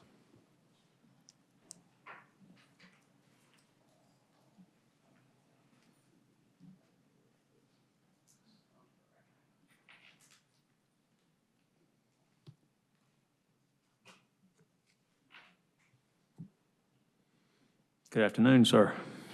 Good afternoon. How you doing, Counselor? I got to put on my reading glasses. I can't see without them. Try to be brief in what I'm going through today. Wanted to make a couple of points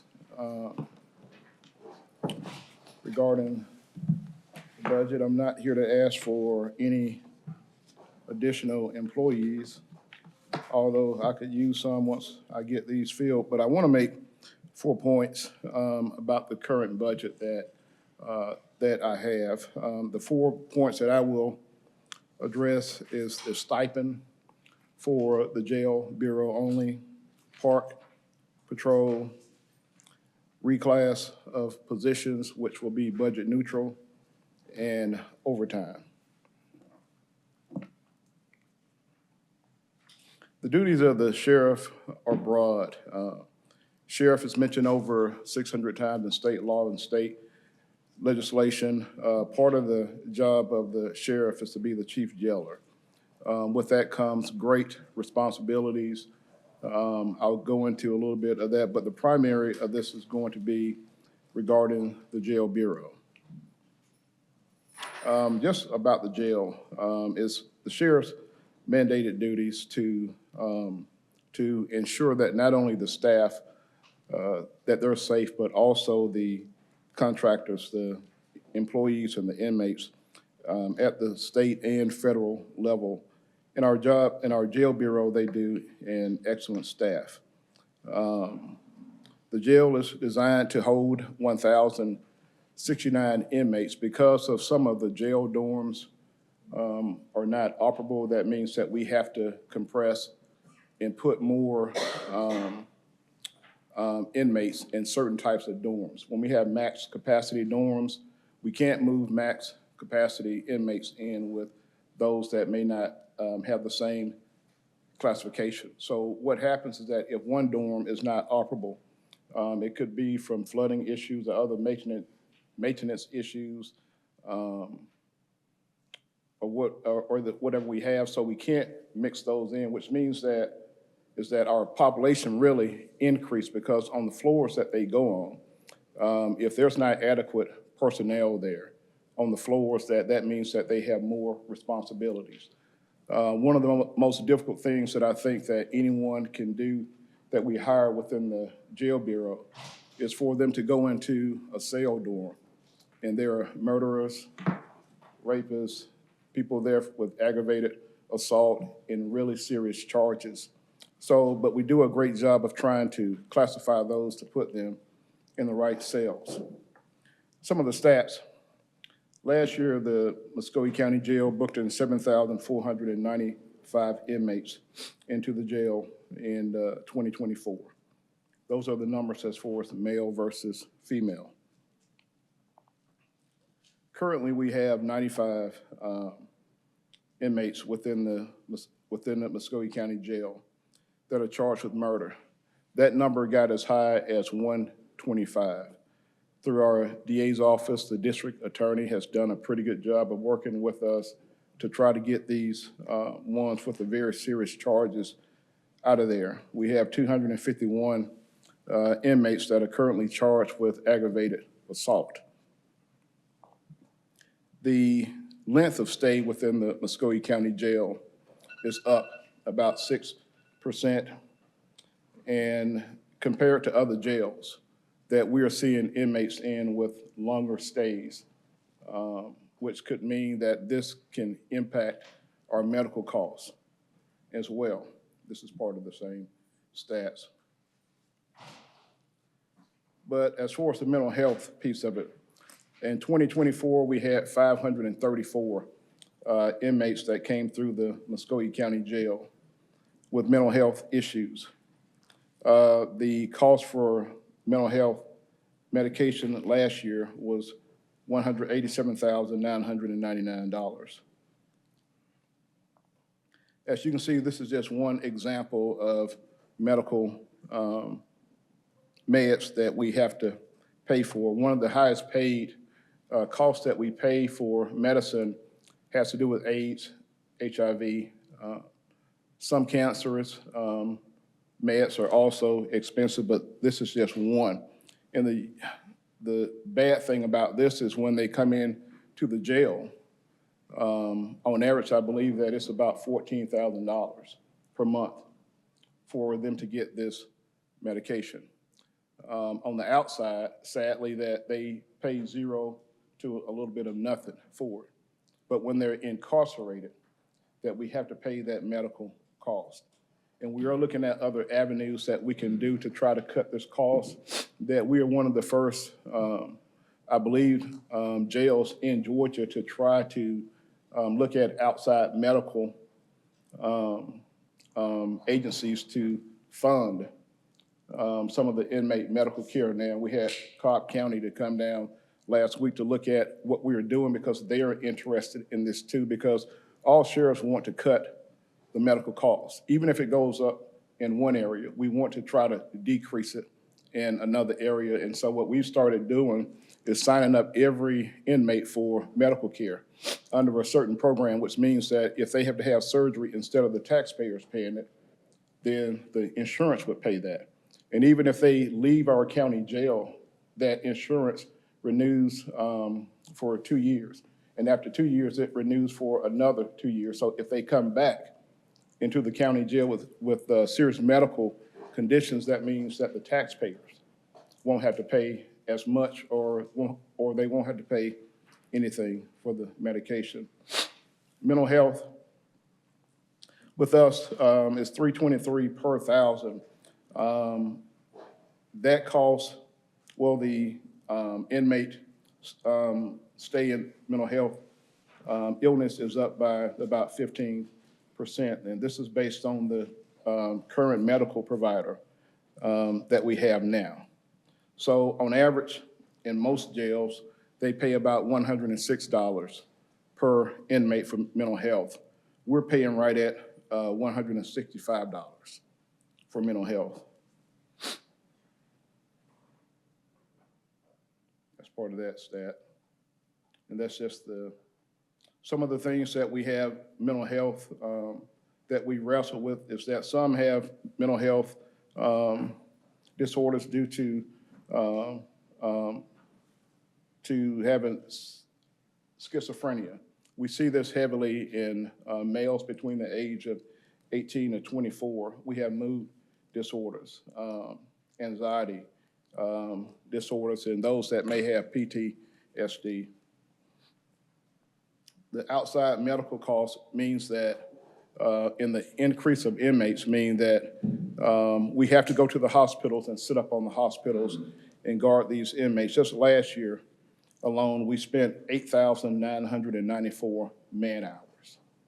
When we have to take inmates to the hospital, it pulls from our current staff that we have. And so if there's a fight or anything that breaks out, or if there's someone that just needs medical help, and what we see happening is that a lot of people are not taking care of themselves outside of the jail.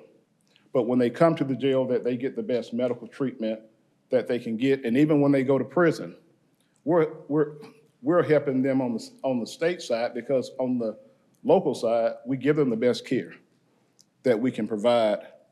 And that's on the mental health side and also on the physical health side. So they get the best service that they get here, and when they go to prison, it's not as hard on them. But that's a lot of man hours. And what happens is that when we have a hamstrung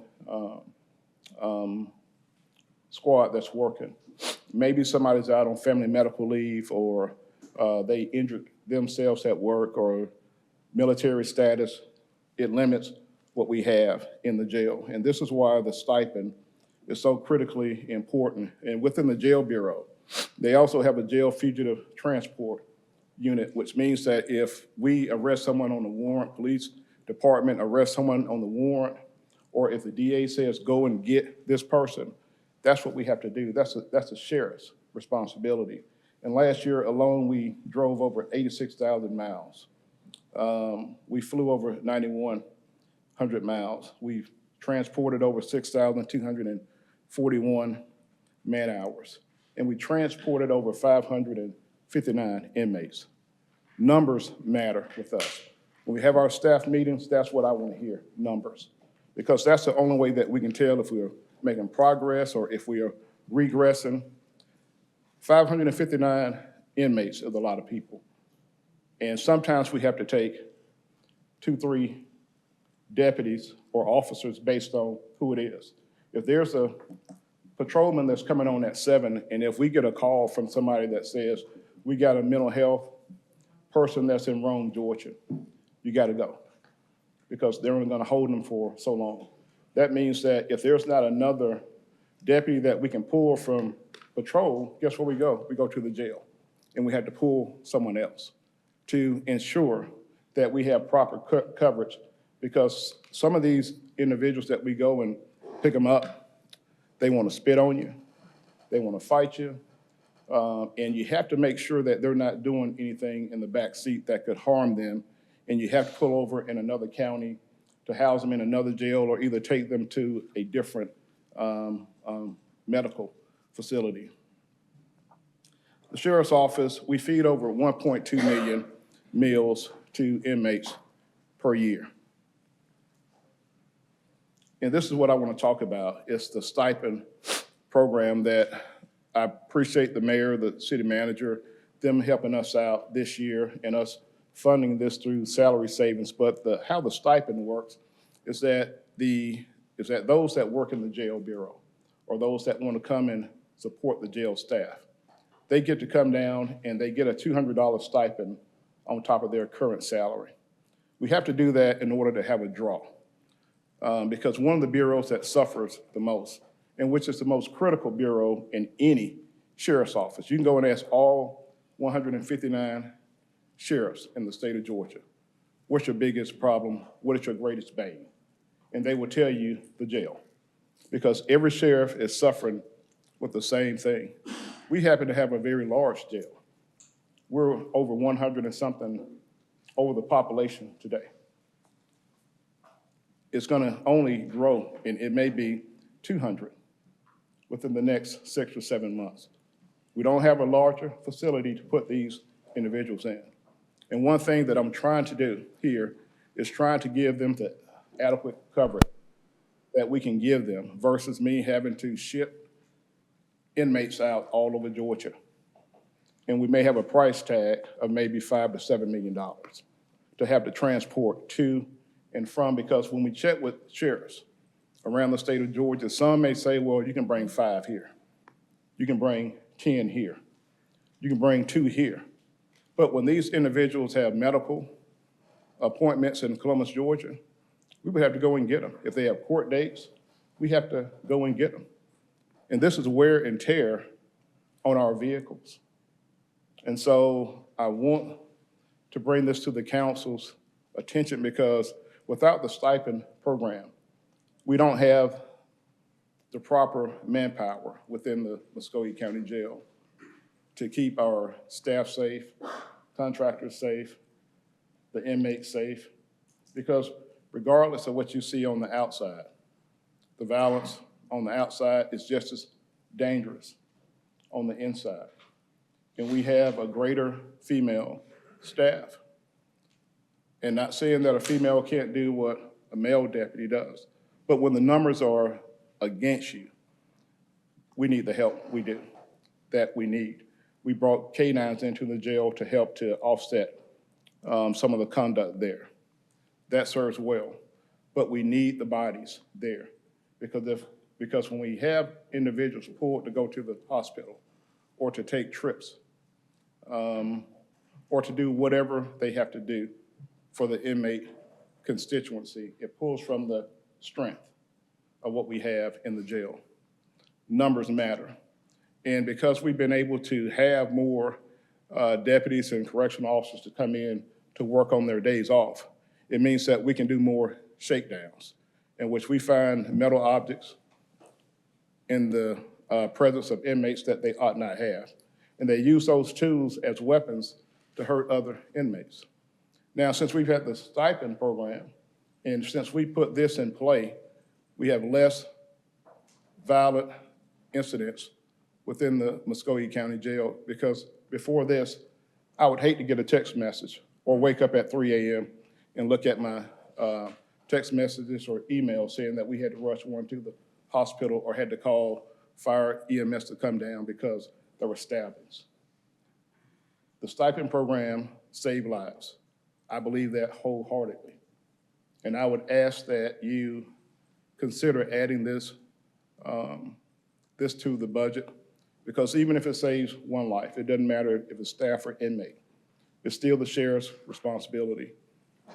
Because if we can save a life, we don't have to worry about the other legal challenges that comes because we did not do things. And I always look at it 2 ways. You can either be punished for your actions or your inactions. You can most times justify your actions, but it's the inactions that will get you in trouble. The things that you knew, but you didn't do anything about it. And this is a serious issue that we really need your help on, because I've seen what this does. It works. And so I would ask that you really consider this. I know that there's a price tag to it that we put into the budget. The other piece of that is this is budget neutral. We have more correctional officers that we're trying to hire. We have 4 that are ready to come to work right now. I would like to reclass 4 deputy positions, 4 correctional officer positions. It's a less pay. And I wanted to take part of that difference in the salary savings to reclass a deputy position to the rank of sergeant. There's one area within our intelligence group to where we have one sergeant that is manning 15 investigators. The span of control is normally between 4 to 8. I believe that that's too many people for one supervisor to manage effectively. I know Councilor Hickey, you would understand that and the challenges that can come from that, but I would ask that you consider that as well. But if there are any questions, let me know. Oh, there's one other thing also with the park patrol and what we're doing. We're almost there as far as hiring all of the individuals that we need. I believe that we've hired, 5 to 6 individuals thus far. The council funded everything that we need on the front end. But on the back end, I did not see a separate budget for that in the current budget. So what I see that we have to do now is that those 12 positions that are with the park patrol will be meshed into the current budget. That means the motor fuel, automotive parts, the training, uniforms. But if that's something that the council can't fund at this time, I would still like to have the conversation, but my primary concern is the stipend. That's my primary concern because the jail bureau can be a very dangerous bureau. We've had individuals to come up and we take them through the jail, and if they get on the floor and say, turn around and get me off of the floor, imagine what those deputies and those correctional officers are dealing with. Because when they see less numbers, you have more incidents. That would be the primary. The secondary would be the reclass. And I forgot to also mention the overtime, that there are certain cases and operations that we're working today that requires a lot of overtime. We've looked at these things. We've asked for these to be included into the budget. They were not put into the budget. I clearly understand that the mayor and the city manager, that they have a tough act to do when they have to please so many elected officers in departments. I understand that being a father, having 3 sons and trying to grow up and make sure that one may have more than the other, I know it can be a difficult job. But this is something that we have to have because if we're, at the end of the day, the police chief and I, we've sat down, we've had lunch recently, and we know that there's gonna be a lot of arrests made. So I know the operation, well, I don't wanna get into that, but we know that we're gonna put about 30 people alone in the sheriff's office in jail without bond within the next 3 to 4 months.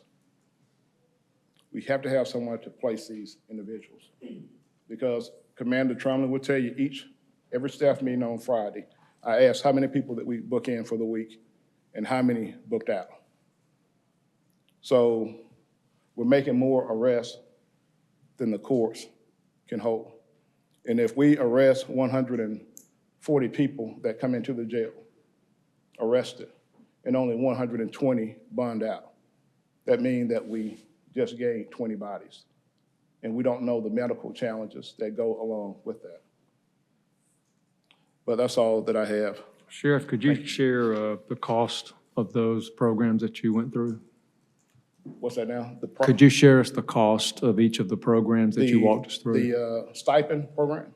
Yes, sir. Okay, I believe that was, Colonel, do you have the number for the stipend?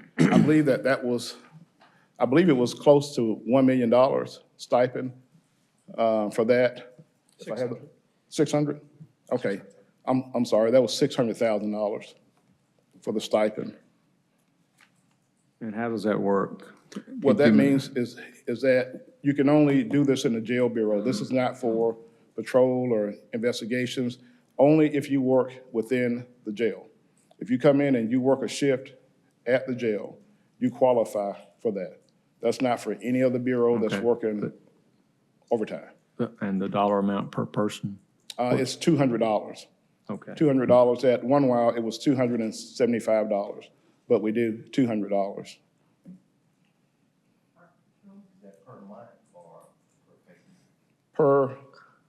Per shift, because we work 5/2. If someone wants to come in on their off days for $200, they get the regular salary plus they get the $200. Well, they get $400 for the 2 days. So it's per, Yes, per shift, per person, and how long's the shift? 12 hours. Okay. Would you hit your light, please, Counselor? What's that, Budget Chair? I'm sorry, Counselor Tucker's on next. Yes, and I hear Counselor Crabb, and in regards to the $200, it's $200 per shift, per person, and the 600,000 really is like a placeholder to make sure you have enough funds allocated to use that throughout the year to take care of the jail. Yeah, it's basically putting a placeholder so he can have that flexibility to use that $200 stipend throughout the year. One of the questions that I had in reference to the Park Patrol, because I was trying to find it within the budget, is the Park Patrol in the current budget? It is. Was the... Okay, go ahead. Okay, so I know it was funding for like uniforms and equipment and things like that. Is that included in the budget as well? So the Park Patrol, the employees are included in the budget. As the sheriff referenced, right now it is wrapped up in the 2100 unit, I believe. So it hasn't been segregated out to its own unit. That's something that we can work through. That's not something that would be required of council. It just, with everything that was going on in terms of developing the budget, that was one of the things that we have not done. Again, that's not that's a heavy lift, but that's something that we can definitely do, is segregate it out to show it separately. I know that was a request of the sheriff's office, and we can work through showing it separately. Now, as far as Like the equipment, I mean, that was included in the budget for FY '25. I'm not sure if all of the equipment has been purchased at this time. We have all of the vehicles. The vehicles are being outfitted. I think we have everything that we need except for the bicycles and I believe the other trike electric bikes or whatever. Okay, so we need to shred it out. That way we can see exactly where the fuel costs and all that, is that included within the budget as well? So I would say this, when we originally was talking about bringing back the Rangers, Director Broder had a allocation and it was built out. It was weapons, ammo, it was everything spelled out. And you saw the numbers. Do we have that, like fuel costs? Is that included in this budget? I don't know if there was an increase in the operating budget for the sheriff's office outside of the inmate medical services. So in terms of the additional operating money, there would not be any additional operating money included in the budget for the Park Patrol. The people I do know are included, and we can break that out. But a lot of the funding for the Park Patrol was included in the budget, added in the mid-year budget for FY '25. So it would be the additional, if you're gonna add additional fuel and so forth, then that would be something that would need to be added specifically to the budget. So we need to look at, and I remember I didn't bring I had my book from last year, all the funds that were allocated to run like the Ranger program. So looking at that, we need to, yes, we have the personnel, but we need the operating costs as well. So we need to figure out what that amount is in order for us to add it to this budget. Well, in terms of the amount, I mean, that was presented by Parks and Recreation. I'm sure the sheriff's office has their own estimated expenses for the park patrol, so we can get with the sheriff. I probably could go back and look at the budget request and see what that was and bring that back. Yeah, so we can bring back the operating budget, and then hopefully we can go ahead and shred out of the 2,100 as well, so we can properly see Park Patrol being separate and be able to follow that money throughout the budget process. I would like to add all of the sheriff's items 1 through 4. I will ask in reference to overtime, Sheriff, what was that amount?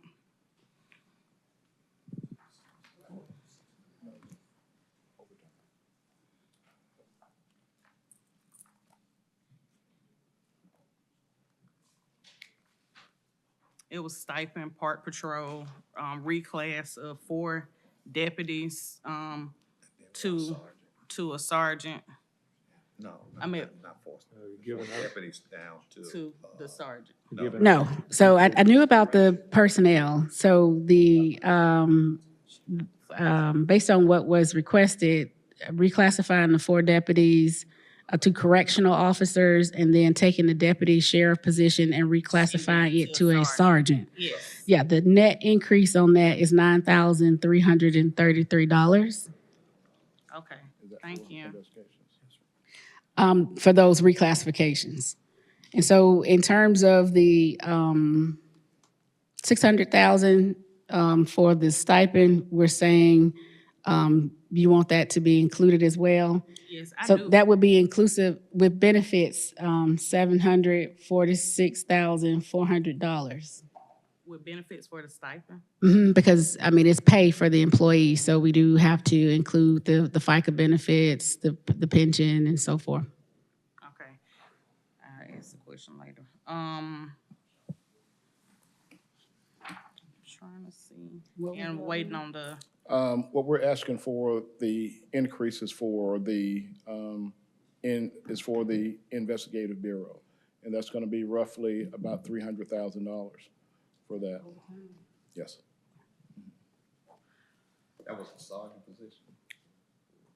Oh, you mean for the sergeant's position? That's for the overtime for the investigative unit. and I do have a question, for, Director Angelica. Yes. In reference to these funds, and I know we'll talk about it when we get into add delete, can these come out of OLOS? Well, the stipend follows the person, I mean, from a personnel standpoint.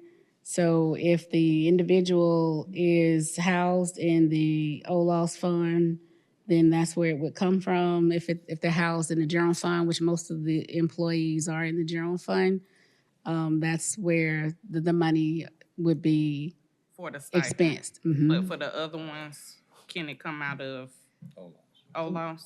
The same for the overtime. Now, you could. It's following the It person. followed the person.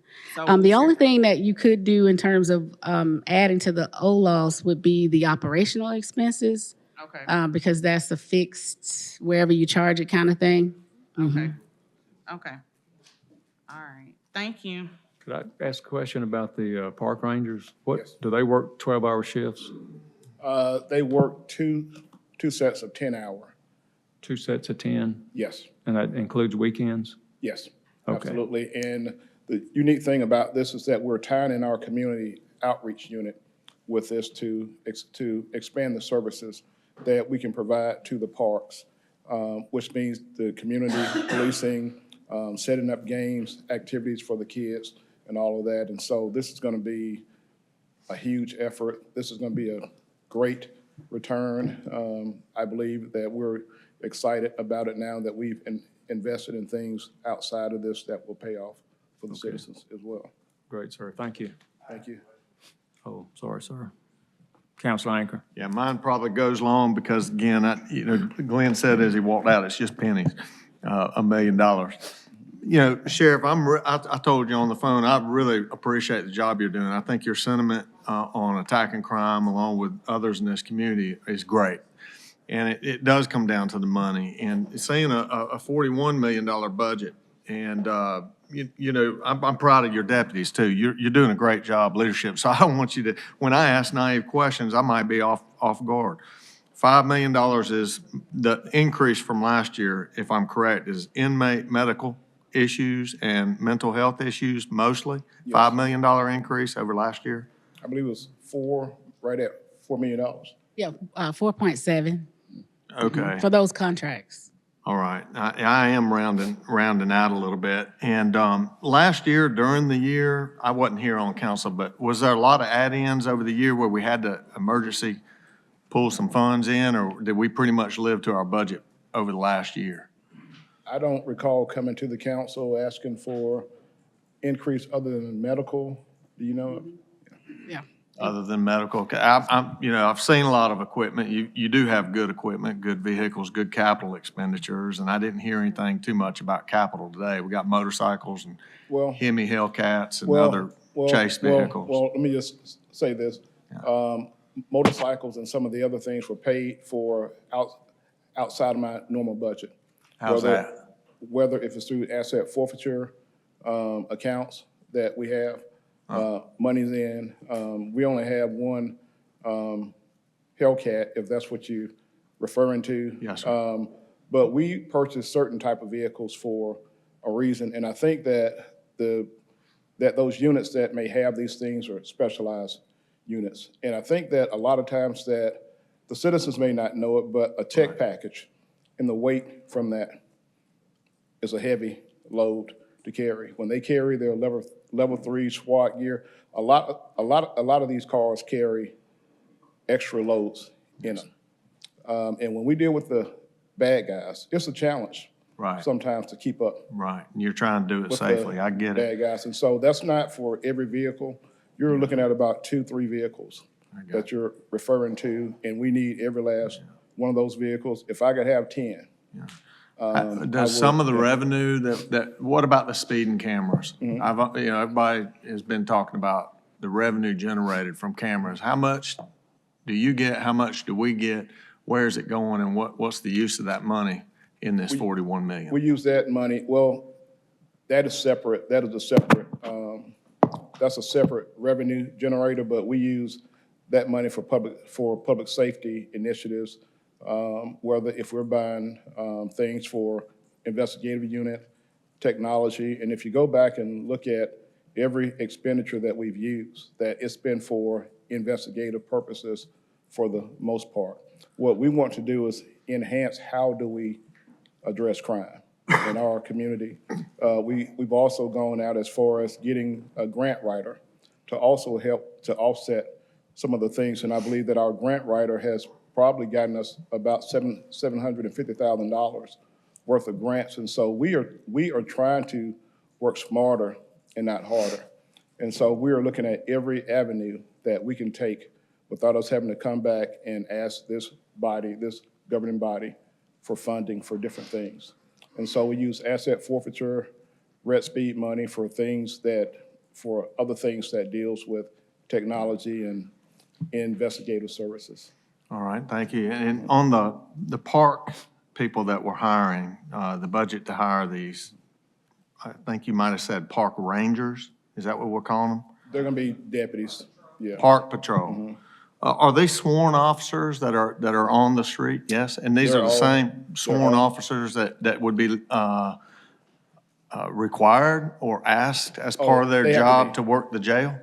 Well, no, these will be totally assigned to park services.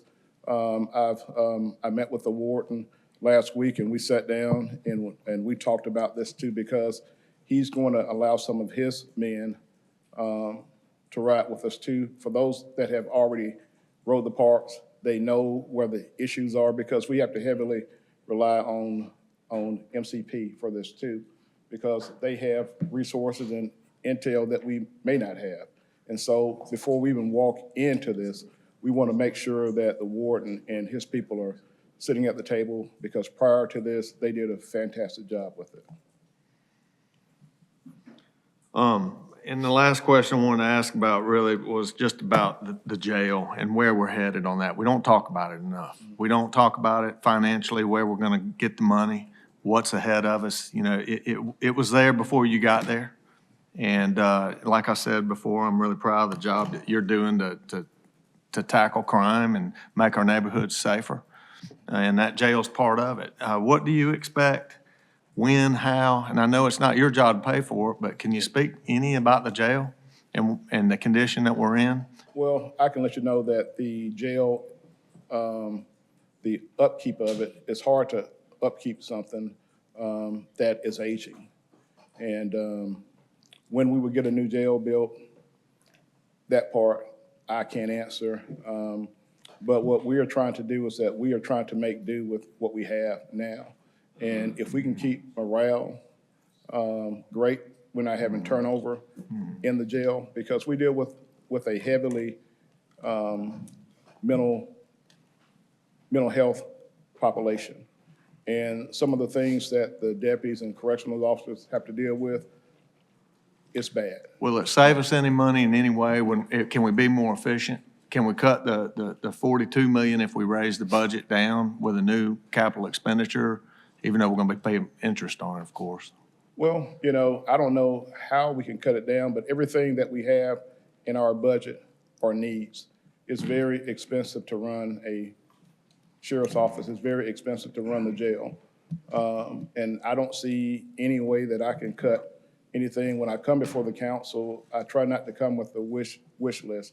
I come with the need list. And so everything that we've asked for is a direct need. Sir, we had a jail audit, 3 years ago, and it was about a page long. I read it, I heard it. It didn't sound that bad. And then 8 months later, we said, we need a new jail, and it might cost upwards of $400 million.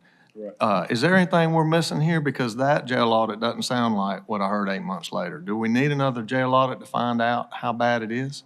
I welcome the audit. I mean, I never run from anything, but I've always tried to be transparent about it. You know, we all know the problems of the jail. Director Short, she has been great working with us. Anytime we need help, we call her. She's Johnny on the spot. And it's something that we're all trying to work through. It's not a comfortable conversation to have. I'm more worried about the staff and the inmates that I'm responsible for housing and keeping safe in there. Sir, I appreciate the job and the deputies that do it. And I wanted to ask the director, this budget for the 41 million, does it come out of the public safety all of it come out of the public safety on the expenditures list? Or does some of it come direct from the state, or is it all state roll into here and roll out? Can you explain where the 41 million comes from? So the sheriff's budget is a city, what you see there is the city budget. So that's all city money. So it's all our money. It's all our money and what's included in the budget that you see. That's all the questions I have. Thank you, Sheriff. Councilor Hickey. Thank you, Mayor Pro Tem. Sheriff, I appreciate all that you're doing, you and your people, and thank you very much. I just have one question. The Park Patrol deputies, how many do you have? Was it 12, or you have 5 or 6, and the number that you want to have is 12? Well, the number that we have is 12. We have 2 supervisors and 5 deputies on each shift. Each shift, okay, Yes. okay, awesome. Okay, that's what I need to know. Yeah. Thank you very much. Keep up good work. Thank you. Thank you, Sheriff. Thank you. Thank you. Next So on the just- agenda is the municipal court clerk. Yes, just so that I'm clear. So it was the stipends, at the 746,400, the overtime at the 371,700. We're gonna come back with the operating additions for the park patrol, for uniforms, operating materials, fuel, and so forth. And then the reclassifications of the 4 deputy sheriffs to 4 correctional officers and 1 deputy sheriff to a sergeant, with an increase of $9,330. And that was Counselor Tucker. Okay. All right, thank you. Good afternoon, everyone. I am standing before you today, to the councilors, to city manager, to our mayor, standing before you today asking for an additional accounting technician. Right now, we have a finance manager only in the clerk of municipal court office and needing additional help with that. And I'd like to thank the sheriff for allowing us to need that additional help because the deputies are writing more citations out there. And that's why there's been an increase with that. And I want to go over the year review. I'm going to give you 2023 and 2024. Hopefully this will show you why we're in need of that additional person. Because right now we do have a criminal team and we do have a civil team there in the office. Mayor Pro Tem, Mr. Chair, Yes, sir. Go ahead. may I ask a question just for clarification? So there's one included in the budget. Are you asking for one in addition to that? No, that one that's included in the budget. Okay. So it's already included in the budget, what he's asking for. Okay. It's for. It's already in the budget, sir. It's already in the budget? It's already in the budget. So I don't need to say any more? No. Okay. You won. Thank you. Thank you all. Appreciate it. I don't want to do that. I'll do like Judge D'Antonio said, when you won, shut up. Thank you all again. Thank you. Superior Court Clerk, appreciate your patience. I'm sorry you had to wait so long. I want what he has. Okay.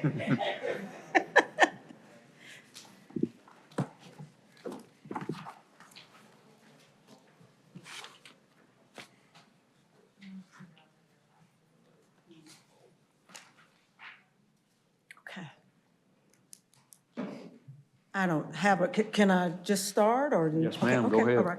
I have about 2 to 3 requests. First of all, I would like to start off with one of my requests in the budget regarding chief deputy clerks. There are a minimum of 10 Georgia counties with 2 or more chief deputy clerks to adequately oversee and handle the courtroom functions and business of the county. Statutorily, there's only 1 clerk, chief deputy clerk, which I am asking for, just to jump right in. I'm asking for 2 chief deputy clerks. I'm asking for a principal chief deputy clerk and a secondary chief deputy clerk. So in reference to the primary chief deputy clerk, right now I have 1. Each Superior Court clerk has 1, and that is Mr. Garrett Cawthron, who's accompanied me here today. And that is the one that is statutorily, if I'm unable to perform the functions of the clerk, he becomes the acting Superior Court clerk. Along with the counties that make up the Atlanta metro area, there are multiple counties with at least 2 chief deputy clerks. That's Gwinnett, that's Forsyth, Henry, Clayton, Houston, and Bibb counties. And Houston and Bibb counties have populations below Muskogee County. Now, with this, I am asking for this in order to get us up to the level of some of our smaller counties. One of the things, in addition to, and just to brag a little bit on Garrett, a lot of you may know our office by the name, well, I won't say the name, but I will say what happened a few years back when there was about $10 million taken from the clerk's office. This young gentleman right here, Garrett Cawthron, rose to the occasion. He has a Master's of Public Administration from CSU, and he's our finance director. And when I appointed him chief deputy clerk, he has hit the ground, taken off, and he is exceptional at what he does. That incident and some others puts us in the forefront as far as criminal matters and things that may or may not happen. Unfortunately, as most of you know, we are a government run by people, and people are not perfect. And so mistakes occur. Sometimes mistakes don't occur, but other people, it's just a line of things that need to be accomplished. And so I've also done a little bit of research and realized that there are counties that have a PIO, which is a Public Information Officer for press releases. And so we do have something called the Clerks Authority that I confer with. They're there to support all the Superior Court clerks. They're also an authoritative entity. And so when I was going through all the turmoil during the theft in the office, and I was talking about, could you give me some templates and whatnot for press releases? They were like, oh, just go to your PIO officer. Well, as big as Muskogee County is, we don't have one. So Mr. Cothran rose to the occasion because of his master's in public relations. He took some courses, and so he has handled that for us, in addition to the big primary task of being our finance director. And so in our office, the ongoing joke is good deeds go punished. So since he's doing such a great and fabulous job, I told him, after conferring with the Fulton County clerk and some of the other clerks, that I wanted to start what I call our PAC effort. It's the public access to courtroom proceedings. I'm one, I like YouTube, and I realized that if I want to see a trial in Fulton County, I can just go on YouTube and see that. And you know what? I'm ambitious enough to say that I want that in Muskogee County. And so we have been conferring with Fulton County, since they have the top tier, as far as bringing that to Muskogee County. Of course, it would be judge-driven. It would be up to the judge to turn on the camera, turn off the camera in his or her courtroom. In fact, we had that when I was first, some of you may know, I started off in the DA's office as an assistant district attorney, and it was quite clever, but it was through the courtroom, the court reporters, that we were able to sit at our desk and actually watch some of the courtroom proceedings. It was used as a learning tool. However, it came to fruition as far as having to use that during COVID. And in fact, I learned the hard way that in the judicial statutory guidelines, they state that the judges, well, they stated during COVID that the judges had to make their courtroom proceedings, if they're open to the public, available through the internet, through the clerk's office. And so they came to me, and it wasn't in our statute, but it was in theirs, that is something that we had to facilitate. And we did do that at that time. It was a bit wonky and a bit glitchy. But my goal, for transparency and other reasons, is to get that through YouTube and other social media venues.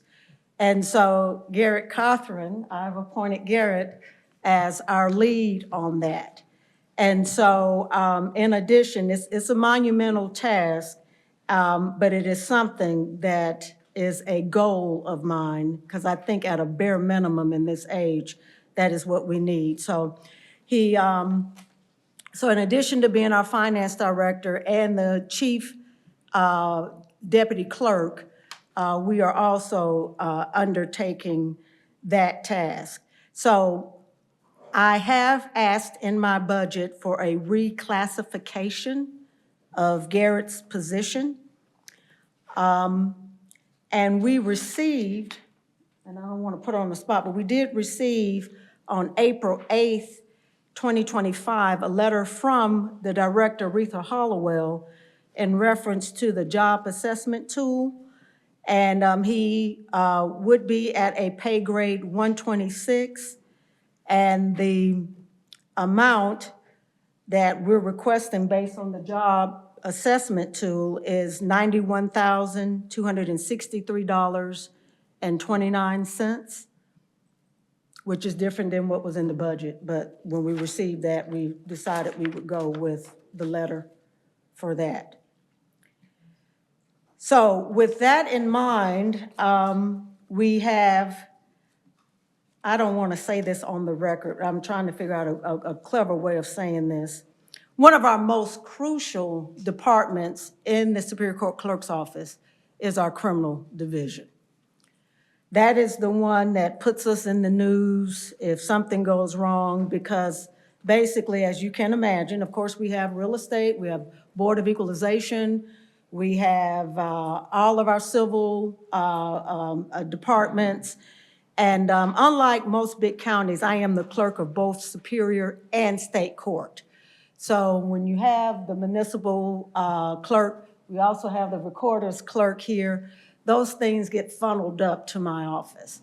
And so state is where you have your misdemeanors and your minor infractions, and that's volume. That's a lot coming into my office. And then Superior is where our nuts and bolts. The Superior Court Clerk's office is the biggest clerk's office in the county. And with our criminal division, that's the one that's life or death, right? That's your liberty, and also you can get the death penalty in the Superior Court Clerk's office. And that is one that is monumental and gives us, the sheriff mentioned nights of not sleeping. It does that. I've gotten calls from officers on the side of the road. Is this warrant valid because there's a glitch in the system? And luckily, I hired, and she's an assistant chief deputy clerk, Millicent Williams, and I would like to promote her as our secondary chief because, as some of you may know, I did have some health situations as far as successfully battling breast cancer. And during that time, Millicent took the bull by the horns and has not looked back. She takes the calls and she runs our criminal division, as they say, from the rootin' to the tootin', from the alpha to the omega. She really she hit the ground running. She's in the courtroom, and she is the direct liaison between us and the sheriff's office, the police office, the public defender, the DA's office, all of the judges, all of the judicial assistants. She takes that by the horn. So due to the state and federal U.S. constitutional criminal protections that govern the life and liberty of individuals, Millicent, as a secondary chief, will be the primary, or will continue to be the primary and initial contact and facilitator for all of our state and superior criminal matters, which is a huge undertaking, because again, with the state matters, if you get arrested for public drunkenness, that's something she's overseeing too on a consistent basis. Because in most big counties, the superior clerk is usually the superior clerk of superior, magistrate, juvenile, but they usually will appoint another clerk as state clerk because of the volume. But here in Muskogee County, which I'm happy to do, love it, I'm also the state court clerk, and that is voluminous filings, and there's a lot of paperwork and a lot of cases to be over as far as facilitating the administrative functions of that office. If ever you Madam want to Clerk, see. excuse me just a minute, Madam Clerk. Councilor Chambers had a question.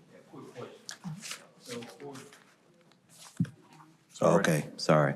So for the assistant deputy chief, you're requesting 2, right? Right. And you have, I hate to call her name, Miss Millicent Williams. Yes, She's currently an assistant chief deputy clerk. so if you promoted her to an assistant chief, what would happen to her position that she's in today? Okay, we would put someone else in that position. We already have someone in mind to put into that position. And I am asking for her, because this would be a new position. And she would come in at a, let me see if I can find, I know the new salary would be $58,905.48. I need to repeat that. And she would come in at a G 126. Okay, thank you. Uh-huh. And one of the things I was going to do to finish out the, I guess, the thought I had, was that if ever you want to see for yourself, if you go to Judge Prather or Judge Temestian, you'll see people all outside in the hallway just coming in to take care of their cases, hundreds and hundreds of people on those dockets. So that's a lot. So my first request is, again, the reclassification of Garrett Cawthorn, and then the new position for Millicent Williams, reclassifying Garrett as the primary chief deputy clerk and Millicent Williams as the secondary chief deputy clerk. So that is that request. Okay. And I'll keep going. Okay. So the next thing that I am requesting, and I don't know if any of you were able, there's a lot going on today, but unfortunately, Judge McBride had to leave to handle court, but he was here with me. And we are requesting 3 criminal deputy clerks, deputy clerk 2s, to handle our courtroom proceedings. Now, first of all, let me just start off by expressing a tremendous amount of gratitude. When we came before you last year, you all granted our office 5 deputy clerk positions. And so we're getting closer, but we're not there yet. And so we are asking for 3 deputy clerk positions to cover our courtrooms in order to cover what goes on in the courtrooms, which again, it is like a zoo, it's a jungle, it's just a lot going on. And again, as I've said previously, when I reached out to the Clerk's Authority, they were shocked that a county this big only had 1 deputy clerk in the courtroom. Even Harris County, as small as it is, has at a minimum 2. Judge McBride did say that, and I can quote him, he says that he thinks the 2 will continue to serve the courts and the public. He also said that I had permission to say that he was going to reach out to some of you, a few of you individually, to express his support that we get those 3 courtroom deputy clerks.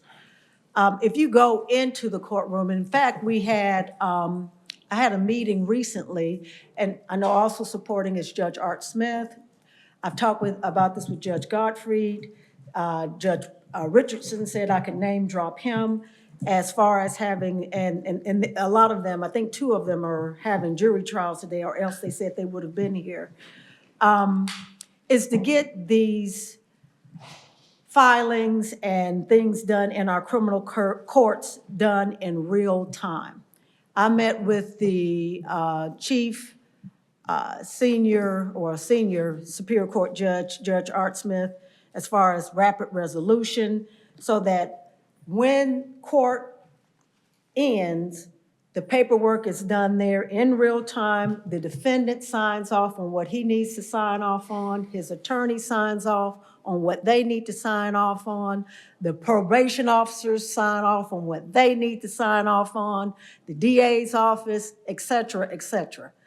And there are times, some of them, we have a few, that are successfully doing what they need to do, it's their preference, but what would be needed, I should say, in order to get things done in real time. The others have expressed. Madam Clerk, excuse me just a minute. Counselor Anchor. Do you take debit card now? Well, we do in certain instances now. What do you take, cash or check? I'm just curious if we accept payment for court fees and other issues, do we make it easy on the client? Again, I'm going back to the value of Yes, we do. Now, are you talking about in criminal court or just generally? In the clerk's office. Okay, so if you want a paper document, yeah, we'll take a credit card if you're looking for, but if you're in court and you're paying your bonds, we don't, do we take a debit card? Okay, for fines, we'll take credit cards. With criminal matters, we're a little bit limited as far as, because statutorily, there are certain things, we don't want them taking cash and then the cash comes up short Yeah. if they're somewhere else. I didn't know the process, I've just been in the tower so many times and didn't have exact change, what have you. And it goes to the staffing. When it goes to staffing and looking at your budget, there's $88,000 in the budget requested for this year through the clerk of court. Is that right? It's just a 3% increase, Director of Finance? Is that accurate? I'm looking at page 131. I just wanted to see that. And with the three people, with the principal chief, with the secondary chief, and with the replacement, is that equal to 88,000? Is that all we're asking about? Because that'd be, if it's already in there, I will go along with that. Okay, I'm sorry, what page are you looking? Page referring to? 131. Okay. Oh, so you're asking in the personal services number, is any of the positions that she's requesting? She's requesting 3 positions, what I heard. Is that correct? Right, no.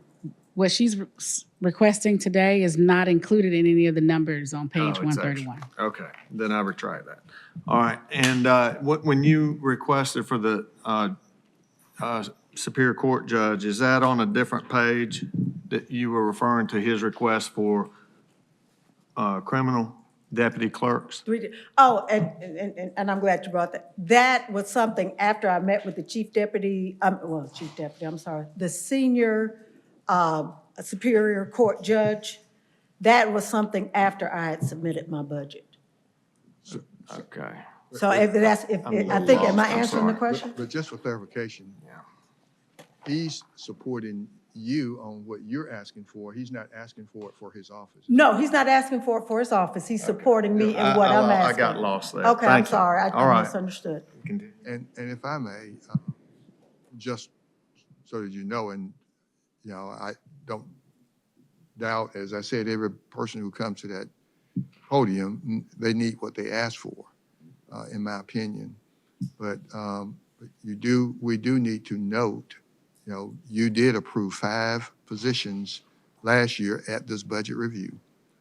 And I believe we had to go back and do an amendment to the Judicial Center because we didn't have 5 positions or space for 5 positions in her office as was designed in the new Judicial Center.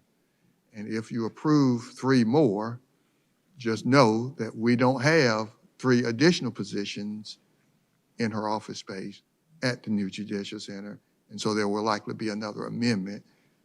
I guess there can be another amendment to the Judicial Center to add additional office space. I know, I need you to hit the mic button. I accidentally turned you off.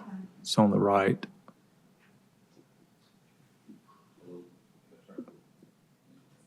There we go. Okay, all right. Now.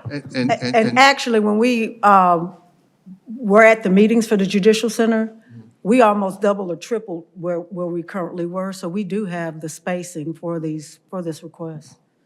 And I'll have to yield to the Deputy City Manager to just verify that you have space. And Oh, that yeah, would- we definitely did that.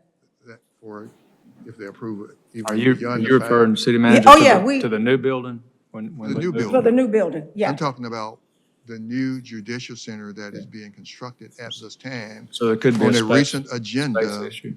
on a recent agenda, you voted to allow us to amend the contract to add the additional office space to the clerk's office. And I'm simply saying that she needs what she's asking for. I just want you to know in advance that if you approve, and the Finance Director says, for some of the other offices like probate as well, we design space, and I don't know that there's an additional office space or spaces for even probate or anyone else. We'll have to see, but But just know that there could be an additional expense in addition to approving people, positions. You may have to do some construction alterations, amendments. That's all I'm saying, so that you know in advance. When it comes to your desk, there's no surprise.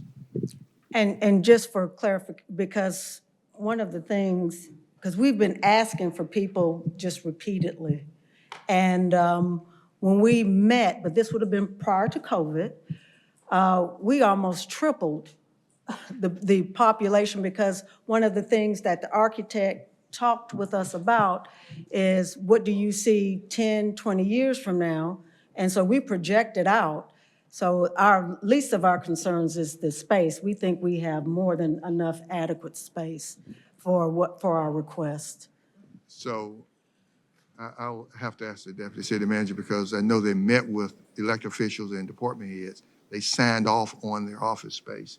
So, yeah, just for clarification, there's plenty of space, but we're not building out all of the space. So if there are additional positions that are added, there might be additional space that needs to be built out to accommodate those. Not that we don't have the space. We are building the building for the future.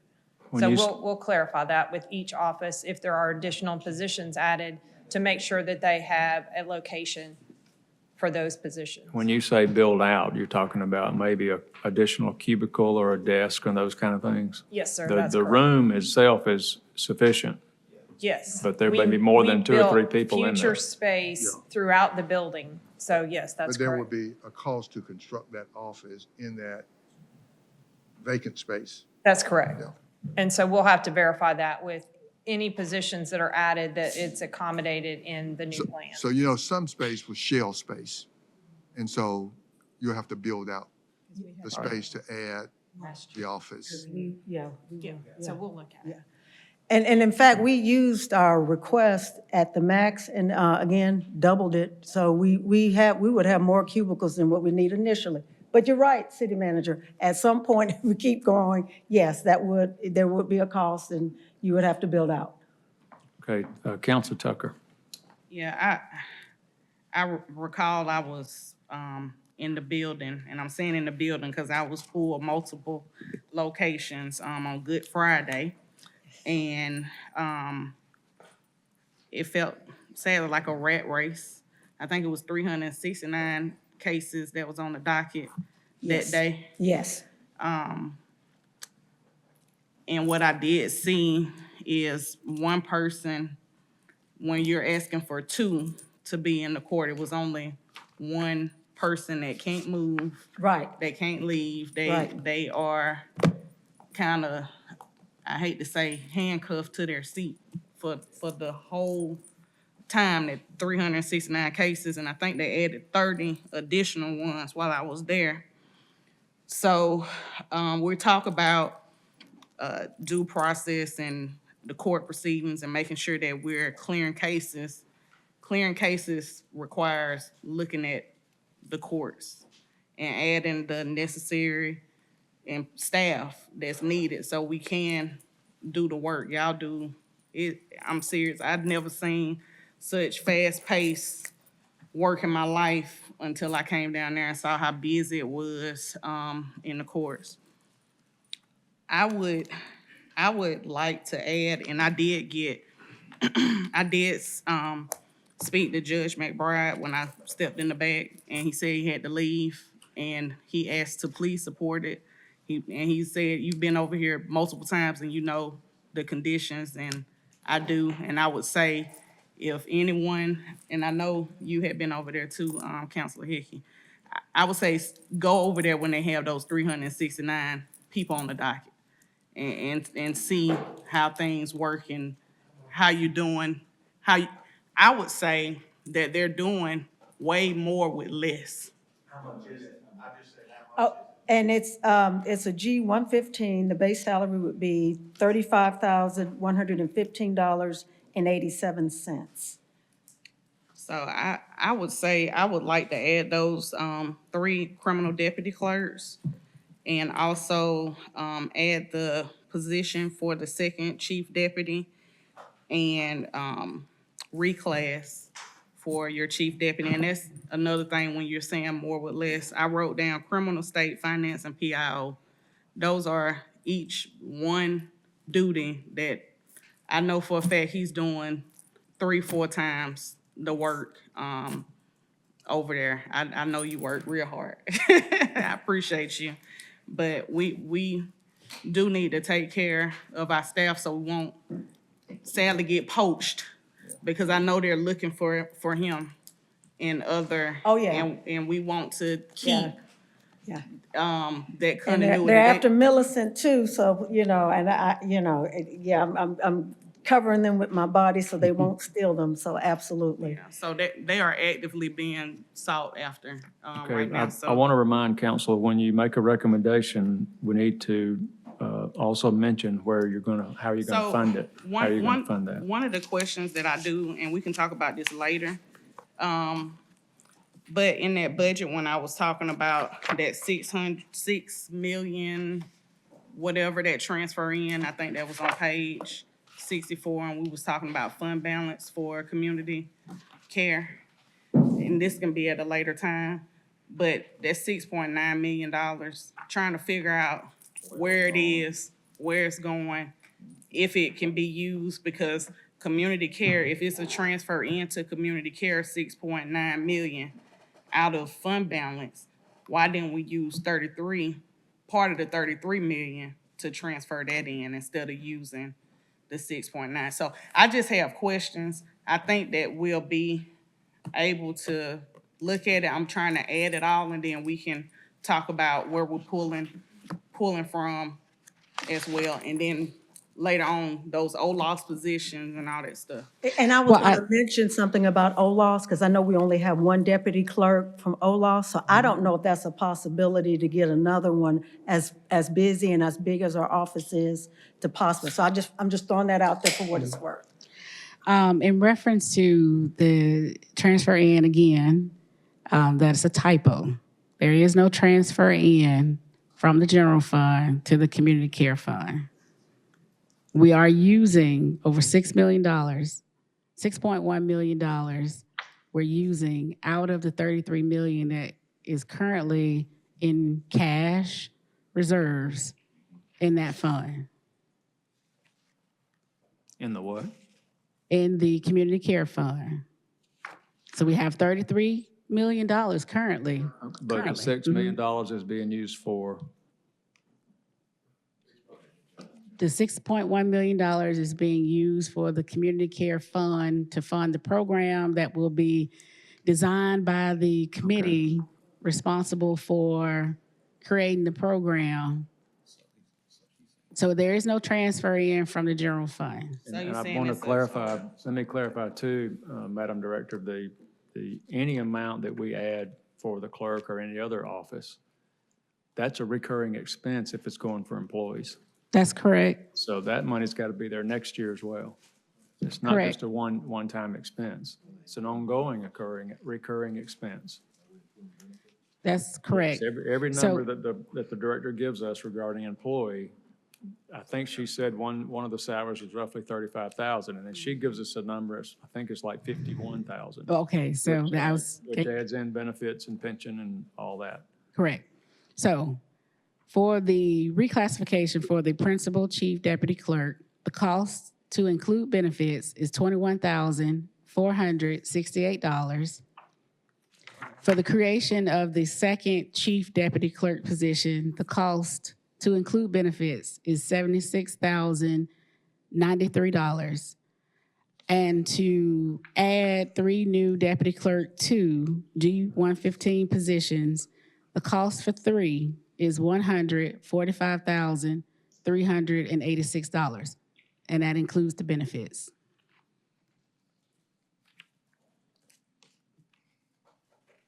So I have you, Counselor Tucker, adding the reclassification, and the 4 new positions. Yes.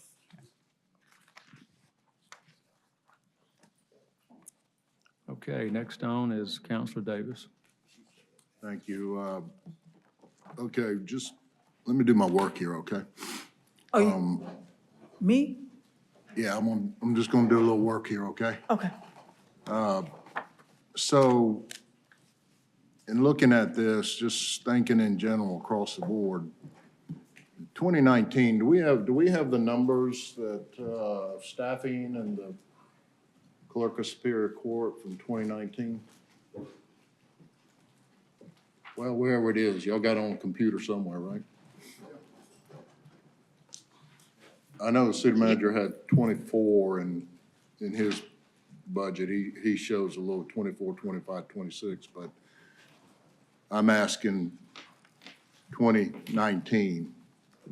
I want to see the progression of growth in the office. Yeah, staff can pull that up. Staff can pull it up. Okay. Give me just a minute. I'm gonna let them work on that. Y'all work on that. And I'm sure that, I mean, y'all have had these conversations at your level, right? About the needs? Yes. Okay. And I don't know what the answer was, but I can guess.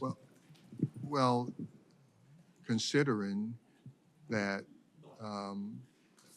she asked for 7 last year and received 5, and considering what we were challenged with in balancing this budget, we didn't doubt the need. We just didn't think we could fund them at this time. You know, we go back to, the budget chair talked about reoccurring expenses, okay? Now, we got to go back. All of these items that have been put on the ad list, we have not. He's right. I just reminded the budget chair, when nobody, if you put something on there, then you need to tell where the money's coming from. We're not doing that. That's right. So, Madam Finance Director, I don't know where it's coming from, but certainly the request, nobody's, right now, I'm assuming it's all coming out of fund balance. That's correct. Right, but we still don't know yet.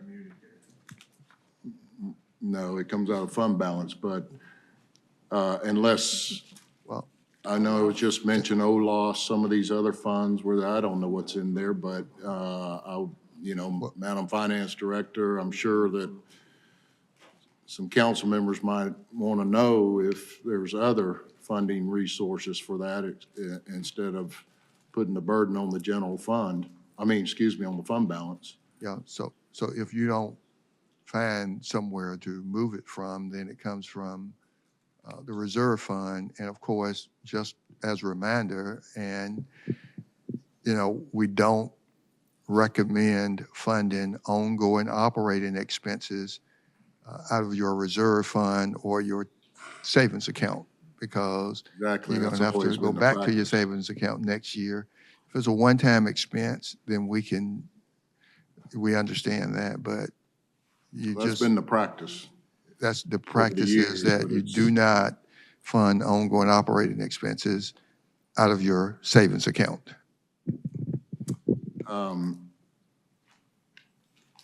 And then you mentioned the change orders necessary.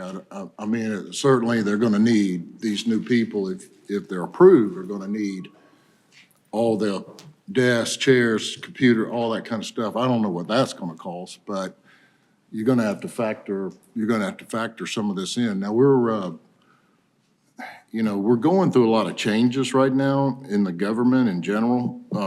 And certainly, we're going to have a new state-of-the-art judicial center, which there's going to be a lot of needs there. I promise you that. On top of what we have, I hope we have enough funds from the bonds to cover that. But I don't know, that's a lot of money to service and to construct and to change orders as well. Look, I just want to tell council, just keep in mind, we're talking about doing a performance audit throughout the government. And we're also, that's good timing for it because of the transition and leadership coming on. I think it's a key, important document. We've never done it before, but I think it's really extremely important. The audit committees, the professionals, not me, but the professionals on the audit committee are, they are speaking that that's what we need to do, and given the guidance on that. I think at the next council meeting, they're going to come and speak to that and answer questions for the council members. But it just seems to me that, there's a lot of stuff that, that if we're doing this performance assessment, being able to get an eye on everything before we make the changes would be a wise thing to do, and understand that. But certainly, especially in the light of these being reoccurring expenditures and every one of them right now. I mean, years in the past, we've done a lot of supplements, a lot of, pay plan adjustments and things like that. But this year, including the list that's already given to us, there's a tremendous amount of new positions. So we need to keep that in mind, that those are reoccurring expenses, and we're gonna have to come up with that money. Hmm? I just want to speak to that too.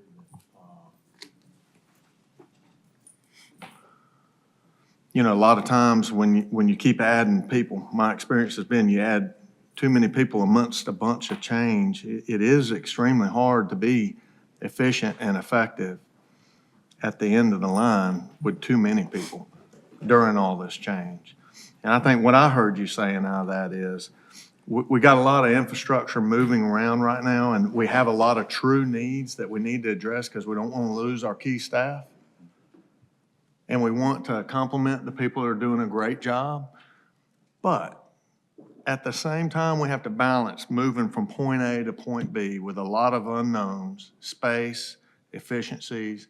We're in transition for a lot of reasons. We're going to be looking at that through these audits. And my experience has been, if I thought I could do something with 10 people and get 100 widgets, and they thought we'd put 20 people and get 200, we usually got 50 during those kind of moments of transition. So it's an opposite effect.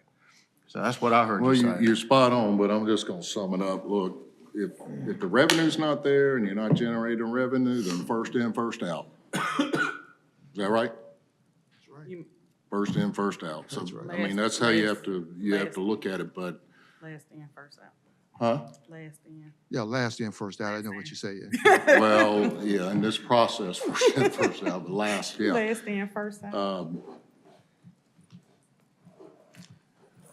Did you get that information? Yes, so in FY19, there were 37 positions authorized for the clerk's office, 35 full-time, and it was 2 part-time at that, in FY19, 35 full-time, 2 part-time. And as of FY25, we're at a total of 51. There's 48 full-time and 3 part-time.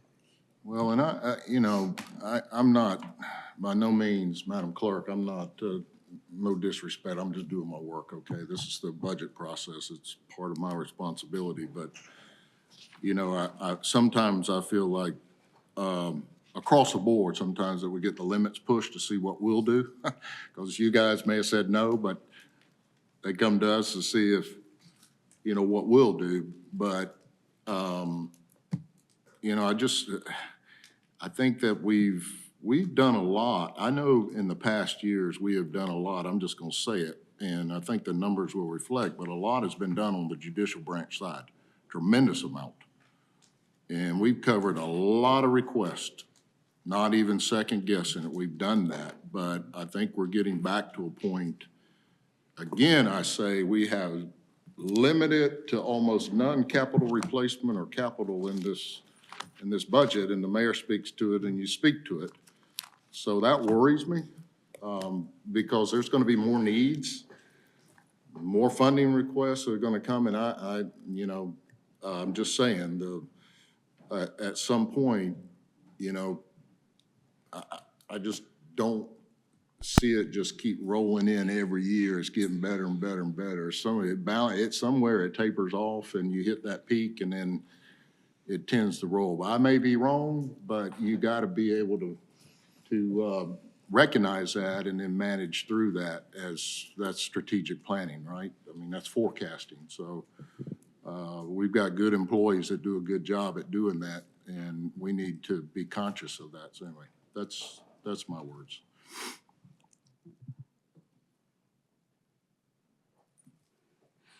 Any more questions or comments? Thank you. Thank you for your time. All right. The next one up is Recorder's Court.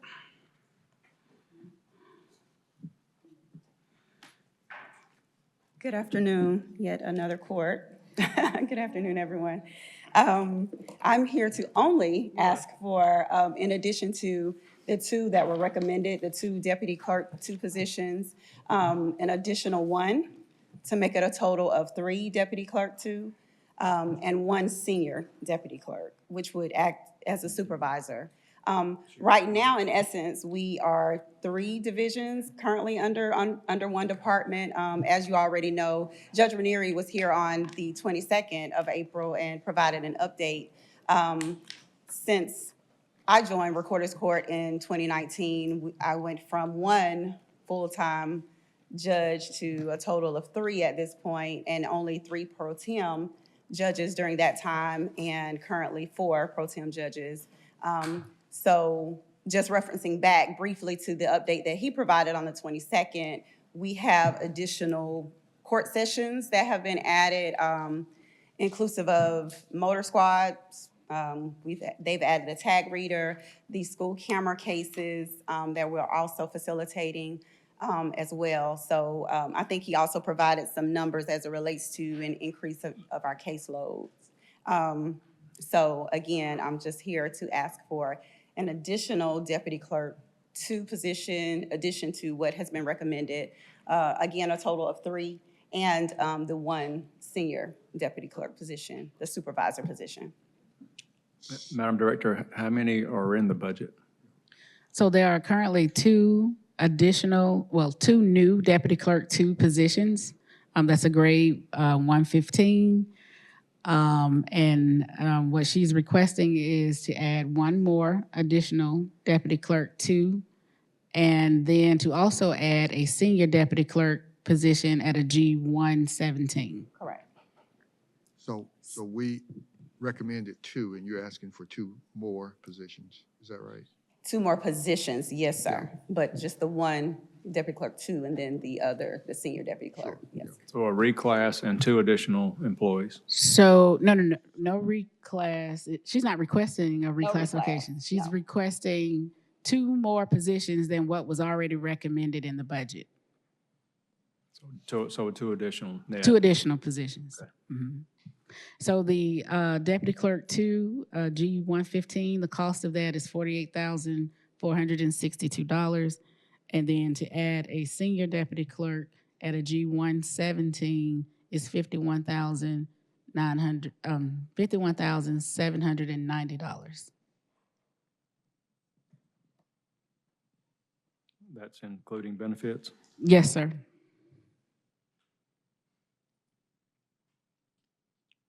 So that's right at 100,000 total. That is a recurring expense. Yes, sir. Sorry, sir. Here, Council Anchor. I can't remember Judge Ranieri's presentation, but was there some revenue collection in addition, since we're processing so much better? Are there any offsets that help? This expenditure already was 10%. If we add this 100 grand to it, it'll be a 20% increase in our expenditures for the courts. But I'm sure there's some offsets I don't know about. There is an increase in revenue, actually. If we're looking at just the first part of this year, January through May 6th today, we are at an increase of cases of about 4,000 cases. As of the 30th of April, we have assessed about $1.7 million in fines and revenue. And some of which, unfortunately, with the school camera cases, we don't receive any of that money where we're facilitating those cases. So that 1.7, there's some of it, you don't get any of the money. Well, not 1.7. If I could offer, I think from the Recorder's Court Committee perspective. Yes. When Councilor Thomas and Councilor Barnes and I worked on that, we saw ability to go from 1 judge to 3 judges and generate the revenue that they used to generate years ago. It was up around $4 million. And I think what you're going to see now is a more streamlined operation with 3 different offices And I think she'll agree with me, this year's revenue from that court, not that it's a revenue generating, but it takes care of its operation. It's going to be upward between $4 and $5 million. Correct. So I think the. Could I the lean fund- on, maybe just to ask you the question, what was your recommendation? I mean, 20% increase over last year's expenditures is pretty thick. Yeah, I would. And even though we're real proud of the job they're doing, how do we balance that going forward? We can't just keep going down the line and adding to it every person that comes up, for sure. You're right, we can't, but where she differs from, or where this court differs from the others that have presented to us today, is they do have a revenue source that they are specifically generating to take care of their area. All right, you got me. You wanna make a Everybody else, motion? everybody else that's come before us, we're having to dig out our pockets and try to fund something, I so like it. So. I just wanted to offer that And it's perspective. value to the customer. If you got to go into that court and sit there, it's getting processed. Well, You and get that's the there other quicker. thing we talked about. When you have 3 different courts, you're in and out of court pretty quick. You're not there all day long. Right. So Thank you. I've made your I'll make the speech mo- for you. I'll make the motion to put those two on there. Okay, Counselor Anchor asked those to be added. And I'll take the heat for the 20% increase. So as a point of information, there are increases that have already been included in the budget as it relates to the revenue for Recorder's Court. And all of the revenue most of the revenue that is collected by Recorder's Court does go to support the general fund. Just as the revenue that is collected by the finance department, the 19 million in occupation tax revenue, that's not just used by the finance department, that goes to support the general operations of the government. So just one point of information in regards to the revenues and some of the increases that have already been captured in terms of the budget. So when I add those two, do I need to say this money comes from the Recorder's Court? No. No? And Mayor Pro Tem, I think we want to be careful too. I mean, if we look at inspections and codes and say, okay, they generated, more houses built, and they generated, 25% more revenue, so they need 5 more people. Are you going to approve those?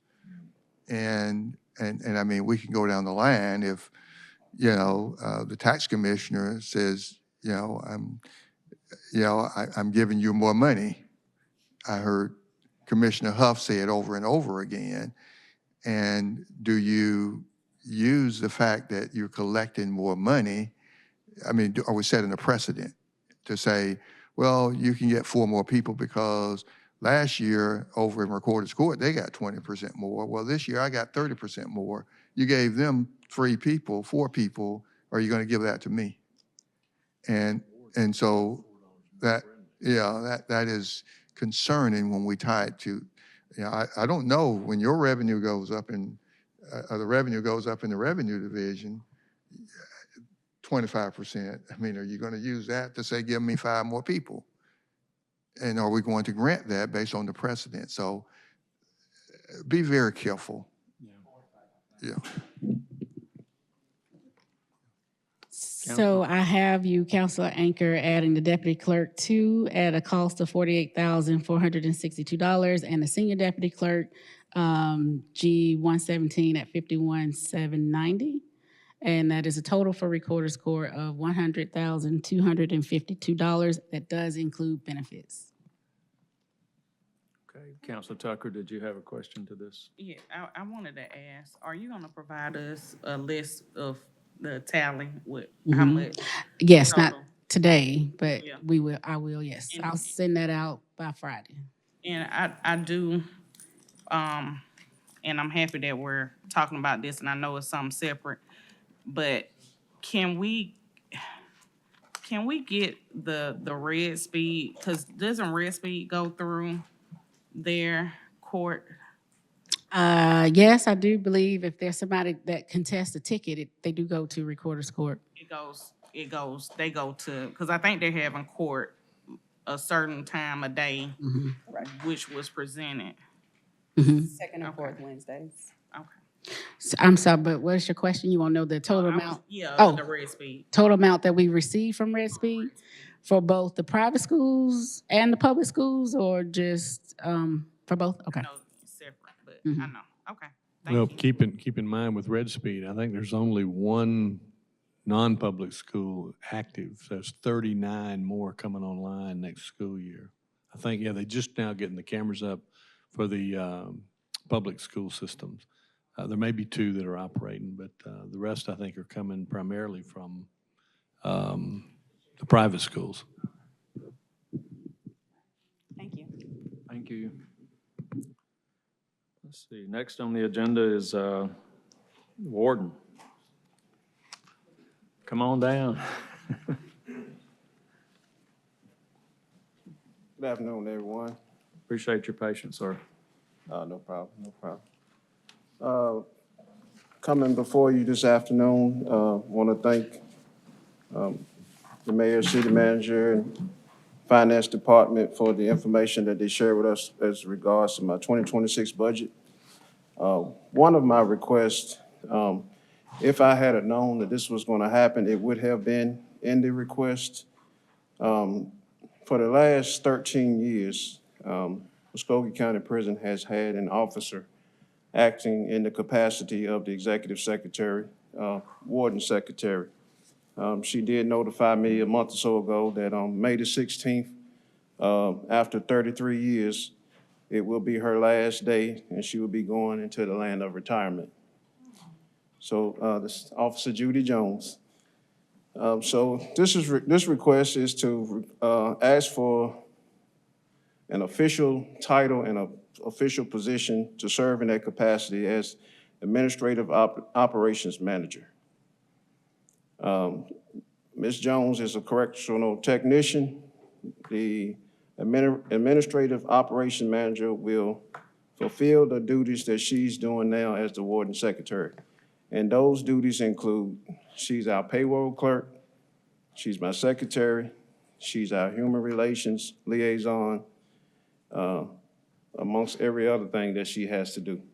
So this position will be able to fill those needs, and also,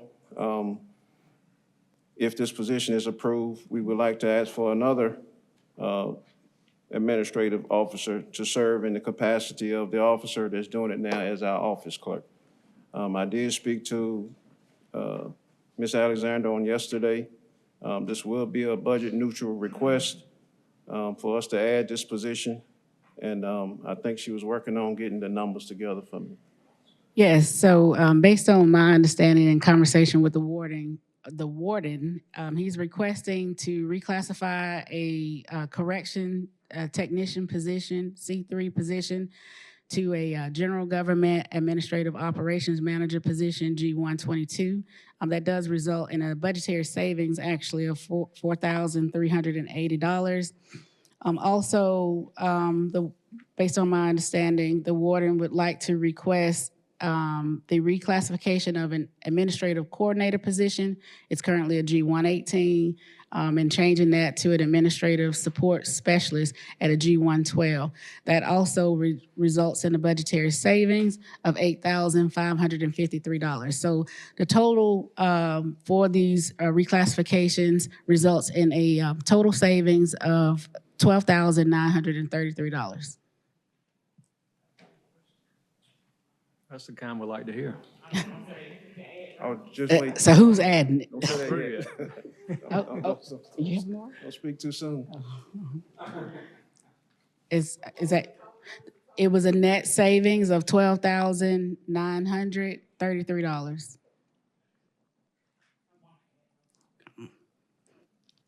All right, I got it. You good? I got it. Another request that I have, I just kind of want to paint a picture of the state of corrections. And have been speaking with the mayor, city manager in our meetings about. This past weekend, I was at a conference and they gave us the numbers. Department of Correction has 50,000 inmates. And they have 3,700 correctional officers supervising. State of corrections is not in a good place, and we're trying to figure out how to fix it. MCP, Muskogee County Prison, is not exempt for those numbers. Currently, as of today, we have 25 correctional officer vacancies of the 99 positions. We're running the prison with 74 officers. That's getting the inmates out. We're now sending out about 125 inmates out to work. So we're supervising 400 or more inmates in-house every day with 74 people. Succession planning is what I hope to accomplish in this year's budget request. Both of my deputy wardens that you have seen standing up here with me, Sherman Thomas and Daniel King, are both going off. Mr. King retired already. Sherman Thomas' last day would be August the 1st, 33 years. My secretary, 30 years. My next line of mid-level supervisors, the three that I have over 20 years, and they're going in that direction.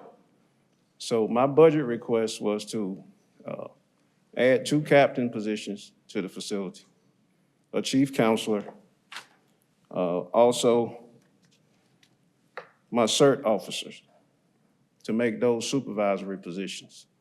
Everyone that's on my CERT team has the same rank. And occasionally that causes issues because you have officers instructing officers on what they need to be doing. So if you would, I had 2 captain positions at a total of $140,000 annual salary. I requested 6 correctional officers. Reason being, my current staffing plan does not have built-in officers to supervise visitation that we have every weekend and the intake that we have every 5 days a week. Everything that we do at Muskogee County Prison is based off of overtime, somebody coming in on their days off, or we have officers working over. We allow them to work over 4 hours because it's an 8-hour shift, and they'll work 12 hours. What's creating the 25 vacancies? They don't see the overtime on their paychecks. We're not getting the stipend. The officers can work all 4 of their days off in 2-week period, and they will not see it in their pay. Or they can go to another position in the city as a correctional officer and supervise 2 inmates with Parks and Rec or Public Works and get paid the same salary as an officer supervising 200 inmates in a dorm. Get the same pay. So I'm struggling to keep them motivated, and I continue to come down and ask, what can we do to keep those officers? And we are losing good people.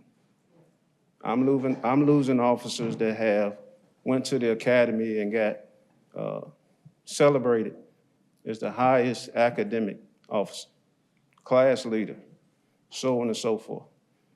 And as soon as they leave, Department of Corrections is calling them saying, hey, we got a job for you. I just lost 3. I lost 7 officers to other positions in the city, Public Works, Parks and Rec, because they can go out there, drive the truck, watch them cut grass and get paid exactly the same amount.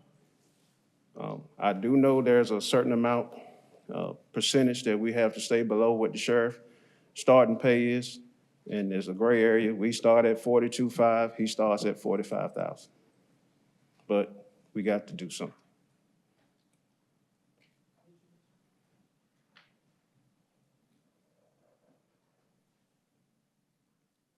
Council Chambers. Yes, first of all, thank you for your service. Thank you for your leadership. I noticed you stated that your staff, they're not able to get overtime. Is it because of their exempt status or? It's the 171 hour Okay. payroll limit. Stipend. Thank you.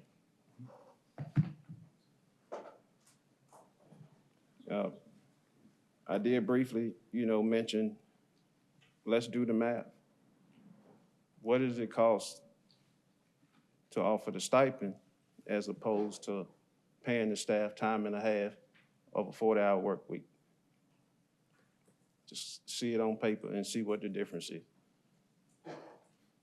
I could take the sheriff's PowerPoint, take his name off of it and put MCP on it, and it would be the same issues as far as staffing the jail and the prison. Everyone that came up here, from the judges to the sheriff to the courts, they end up in a prison if they're convicted. And so I'm standing here, we gotta take care of these correction officers. They're gonna leave us, and they are leaving us. I lost 3 to Walmart distribution, and they did not wanna go. I'm losing them to Columbus Police Department, I'm losing them to the sheriff's office, and I'm losing them to the Department of Correction. And so I'm here for ideas now.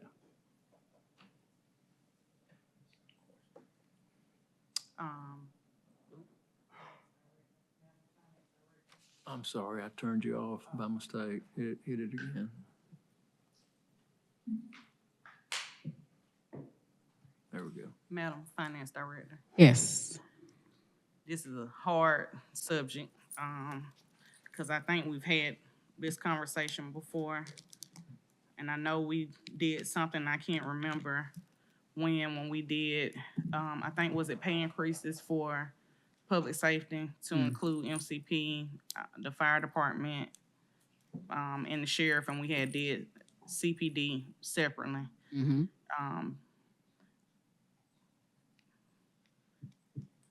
I do think we need to address this, and I agree with Councilor Davis about our performance and operational risk assessment that we will present on Tuesday next week, and how that's gonna impact us as a CCG overall when we start looking at, duties and operations, and whether we're, staffed at a appropriate level or whether we're overstaffed in certain areas. What I will request, and we've had this conversation before in reference to that 171 rule as far as overtime. Is that just for public safety? I can't remember. Right, so, Who's all under that 171 rule? right, it is for public safety. There are different work cycles for public safety. The 171 threshold is applicable to the public safety agencies that work have a 28-day work cycle. So MCP is currently under the 28-day work cycle, the sheriff's office, and CPD. All 3 of those agencies are currently under the 171 28-day work cycle. So you say MCP? MCP, the sheriff, and the police department. The fire and EMS is a different cycle because of how their shifts run. And I believe it's like 153 hours or something like that on a 21-day cycle. So they're on a different. They're on a different cycle. The public works and Parks and Recreation public safety individuals are on a 14-day work cycle, but essentially it equates to being 86 hours over the 14-day. This budget cycle is so robust and fast, and a lot, going on. When we get out of this budget cycle, can we sit down and look at that 171 rule? Because that has been a conversation that we've had. I think Chief Mathis did a presentation last year sometime in reference to some of the issues that we have. You have people working overtime, doing 12-hour shifts and not getting paid overtime, and now he's losing more correctional officers. Sadly, if I was a correctional officer, I'll go to Public Works and Parks and Rec too, if I know that I'm gonna get paid the same amount of money with less headache and less risk. So I think that needs to be looked at in reference to that 171 rule, how we can adjust and not go broke. So as a referral, you want us at a later date to like right when we get out of the budget cycle. Right, to okay. look at that, Yes. how we can adjust and if we can afford it. And then also, we always talk about, I just made a comment about risk. You know, if I was in the Air Force and I was, the first one on the line, I would get a certain stipend because I'm holding the M16 all the time. You know, it's an occupational risk. I'm not sure how. I know when we was doing the Evergreen pay study, we got to that parity where we was paying all the correctional officers the same amount. Am I correct in saying that? I think the Evergreen study put them all equal, correctional officers. I believe that is the case specifically for the sheriff's office and the prison. I do believe the starting pay for the correctional officers is the $42,500. And for Parks and Rec and Public Works, I believe it is also the $42,500. But the difference in between Parks and Rec and Public Works is that after the 24-month period or after the exhaustion of any sign-on bonuses, the correctional officers at the prison and for the sheriff's office get bumped up respectively. I think the additional amount for the Muskogee County Prison is the $2,500 additional, and then for the sheriff's office, I think it's additional $5,000 once that 24-month period is passed. Isn't that right? So they get that stipend after the 24 months. They get an increase in their base pay after the 24 months. But starting off, they're making Starting off, it's the same across the board. the same Mhm. across the board. Right. Okay. Can we also look at that for the correctional officers that's actually working with large populations versus those working with two? Is that something that we can do? I see our HR director leaning in, but to classify them as different because they're working with large populations where the ones that's working with Parks and Rec and Public Works, they're only working with a small 1, 2, 4, however many inmates that they're in, and they're not in a situation where they can be hit with a shank, or something like that and be harmed because they got this, large population versus dealing with onesie, twosie, 4 people, at a time. So if we can look at classifying them different because their risk is a lot more than the ones that's with Public Works and Parks and Rec. Yes, I'll have that noted as a referral for after the budget. Thank you. Yes, ma'am. Councilor Hickey? Yes, I thank you, Mr. Mayor Pro Tem. So right now, your guys after 24 months get a $2,500 pay increase. Is there any way that, Madam Finance, that we could bring them up to the same 5,000 as we doing for the Sheriff Department and the Police Department after that 24-month period? I think that would be, morale boost and a possible, with that possible increase with what they're doing also. I mean, the sheriff and the warden people, that they're basically doing the same stuff. As far as correctional officers, I know you said the correctional officers in the SO get a $5,000 pay increase after 24 months. And the warden was getting only $2,500 with his people. That's certainly at the pleasure of the council. So if you'd like what that would cost, we can bring that back at the next meeting. Okay, and then also possibly we can have a, conversation about it later. The council can see what we could do to try to help him out with that. Yes, sir, I'll take that as a referral.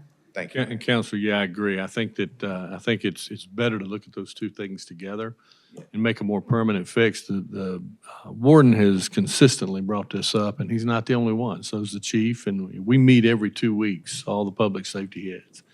And it has been an issue going back 12, 15 years when this was changed. And it doesn't matter. Once you get a new generation of officers in there, the first group there, when you change it, understand.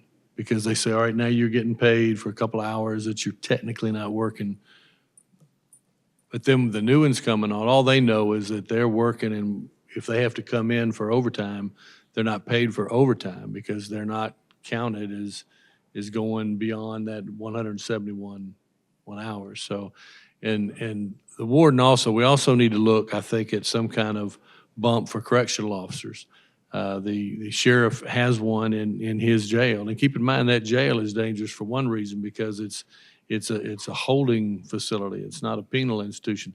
Their area is dangerous for another reason, because they are folks that are in there for years and they go out every day. And so there's a whole new set of risk with contraband that is planted different places. I get emails from the warden about things going on system-wide, and it's horrendous. So I appreciate y'all bringing it up, take a look at it. I do think it deserves a longer study than just trying to cram it into the budget process, though. And I'd just like to piggyback on what the mayor just said, and this goes for every city employee at CCG. Everyone is important at CCG, and I think that it's so important that when we can get it right up here to take care of those that are taking care of us, that is so important, because you won't miss it until you don't have it in place. And when you ain't got it in place, it can become a mess. So I think, at every opportunity, every turn on the corner, that we can get it right up here for all of our employees. Let us try to do that and try to, put things in place to take care of retention and to build morale, with our city employees. I rest with that. Thank you. Thank you, Council Davis. No, and I hear my colleague, and certainly I want to explore and look into, Mayor, you mentioned about some possibilities, maybe some ways to help out. I know the warden talked about the sheriff and the stipend. I think I'm right on this, that if we do the increase on the bonus, so I would be in a position that I would have to do it for the sheriff and fire department as well, because I think they're all at a different level, and they could probably make the same arguments, unless I'm missing something. Am I wrong on that? I think CPD's at 5. Sheriff's at 5? And fire and EMS is at 25? So, I understand, but I mean, it's just the idea of leaving everybody behind on that. But anyway, if there's a way to address that and still keep things balanced where they're at, I think it would be good. I don't know what that is right now. You're going to bring that back to us. I don't know, the warden would have to agree on whatever it might be, but I'm just sharing my thoughts that if we do that, it's going to be hard to, I know that we're going to get the calls about fire and EMS too. Well, if I could mention. Do you make that argument on paramedics? It's all public safety. But when you comparing 74 officers to city departments that have 200, 300, and 400 officers, the chances that I'm gonna have to work over tomorrow is probably 100%. But when you compare it to somebody that has 300 and 400 officers, it might not be that frequent. No, I hear you. I'm just trying to see if there's another way to address your concern and what you're making your request, which is valid. I think it's very valid. I want to try to help. I just want to. yeah, maybe that's the way to do it. I'm just saying, maybe there's a way to explore this a little bit. I stood here on August 2023 with one vacancy. And that was the time we had the stipend in place. That was pretty much the only thing that was keeping them there. Anything else, Gordon? You have No, sir. someone? So I said all that, I guess, to say, the reclassification request, if that could be approved. And we can revisit the stipend and the bonuses for the correctional officers. And I would be remiss if I didn't mention that this week is Correctional Officers Appreciation Week. And I would like to have something positive to go back and tell them that came of this meeting, of this body at some point this week, so. Thank you. Thank you, sir.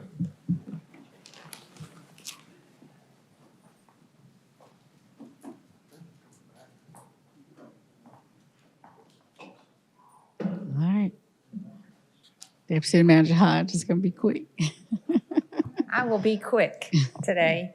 This is just an update to provide additional information that's already in the budget, just as more detail. And so typically I follow the finance director with her update, so I'm not asking for any requests. This is for informational and happy to respond to any questions. So this relates to transportation projects, stormwater projects, and what's in the budget for SPLOST projects in FY26. So funding for transportation is $7.8 million, and again, this is included in the budget. Paving fund of $1 million, OLOST infrastructure of $1 million, the LMIG $2 million, and that typically comes to you around the October time period. So the project has not been assigned for LMIG, and that is an estimate. And then T-SPLOST discretionary is budgeted at $3.8 million. And for stormwater, the total funding is $1.9 million. That is $500,000 in the stormwater fund and $1.4 million out of the OLOST infrastructure fund. So for transportation specifically, $7.8 million. Included in the budget is $1.9 million, and that's out of T-SPLOST discretionary and OLOST infrastructure. We're also including in the budget, this is for the replacement of the Morris Road Bridge. While we have the spider web closed down, there is a bridge that needs to be replaced. So we are recommending funding from T-SPLOST discretionary of 1.5. We also have supplemental funding called LRA that comes from GDOT. That will be on the next City Council agenda for your consideration and approval, and that will provide the funding for us to do the Morris Road Bridge at the same time that we're doing the Spiderweb Bridge. So we're not inconveniencing that area twice. We can accomplish that all at one time. Also included is the North Star Kennedy Roundabout at $1.5 million. I know this came up in a prior council meeting. Just to talk about that for a few minutes, we did hire a consultant that went out and looked at that area. We did a temporary measure with the stop signs, but the recommendation from the consultant to provide the appropriate traffic flow is a roundabout. So that is included in the budget to provide a roundabout at that location.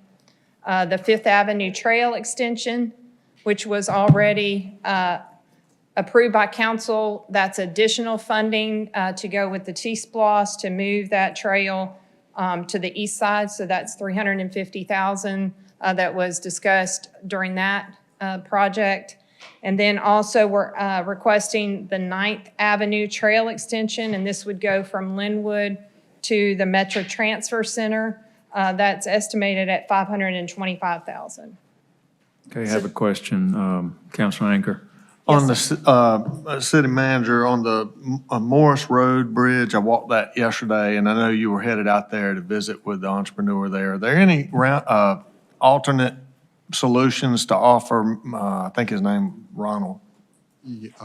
Well, I did meet out there with the deputy city manager and the engineering director, and we've got a situation that we need to deal with.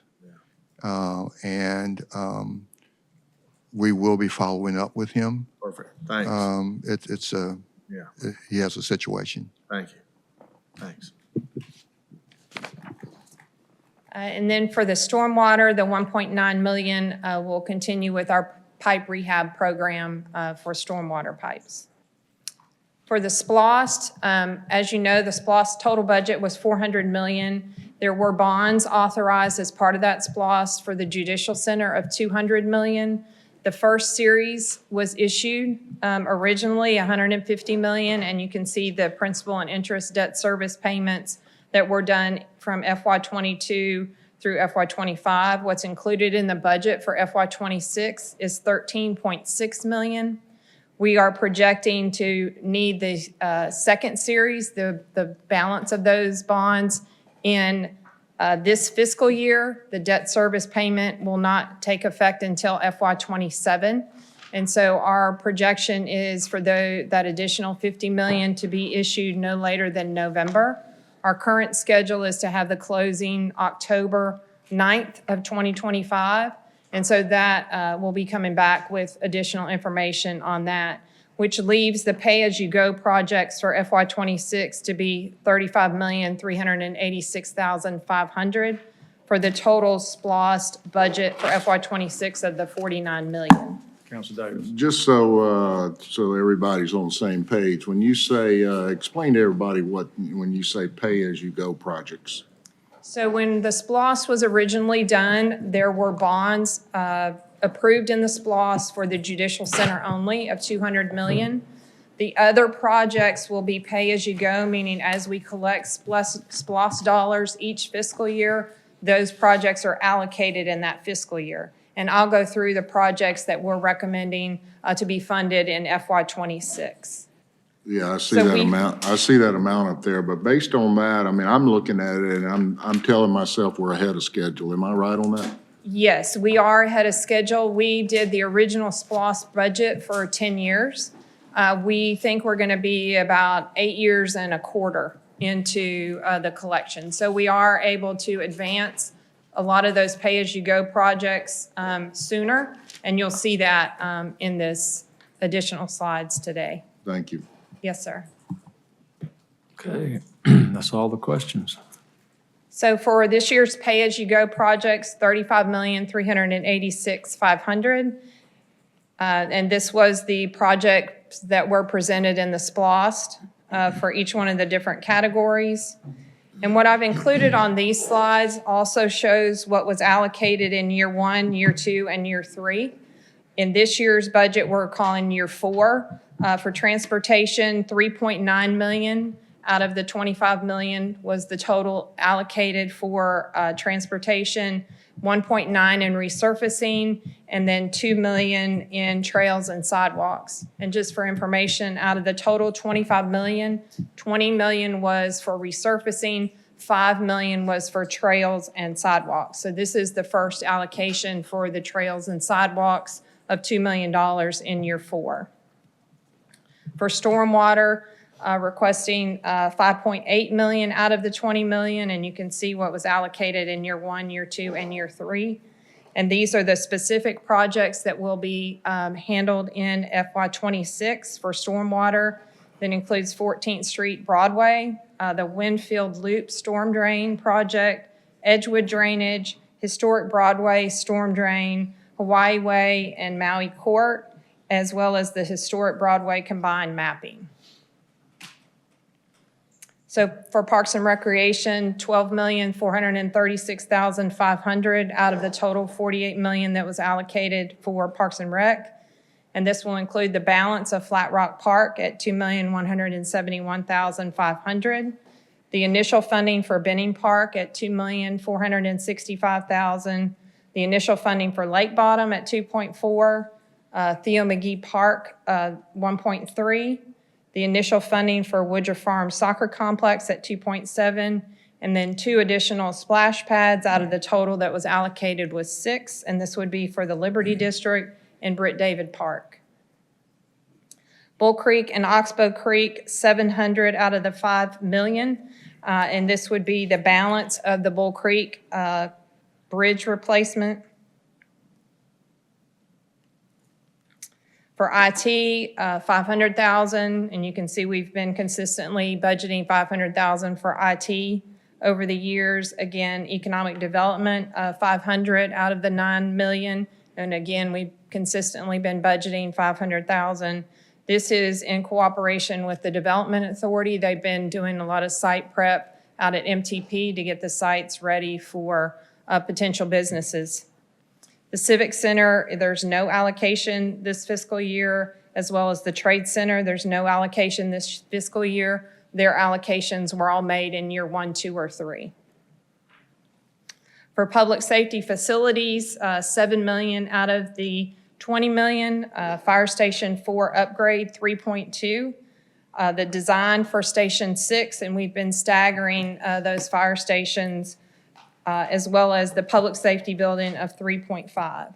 So there's a total of, for the public safety building of 4.5, 1 million was budgeted before, so this is the balance of that project. And we have a consultant on board that we were working with the police department on what those upgrades to the public safety building will be.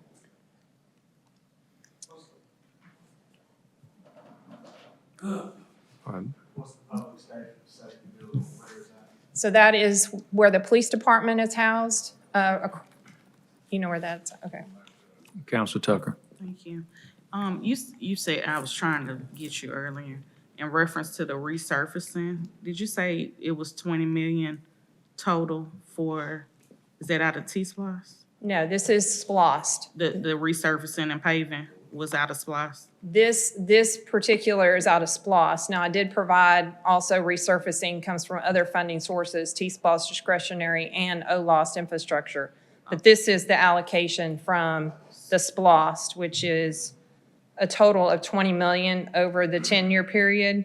We're budgeting 1.9 million this fiscal year. And how much is it per mile for resurfacing? It can vary. It's typically around 250,000 per mile, but if you have to do milling, so it really can vary. I would say between 250 and 500, depending on what all needs to occur. 250 to 500K per mile. And I know Depending that on- each counselor received information from the engineering director on the roads that are on the current resurfacing list for your district. Thank you. For public safety vehicles and equipment, $3,550,000 out of the 24 million, and you can see the allocation. Each public safety agency, police, sheriff, and fire receives a total of $7,650,000 from SPLOST. So for the police this year, $904,000, that's for 10 pursuit vehicles.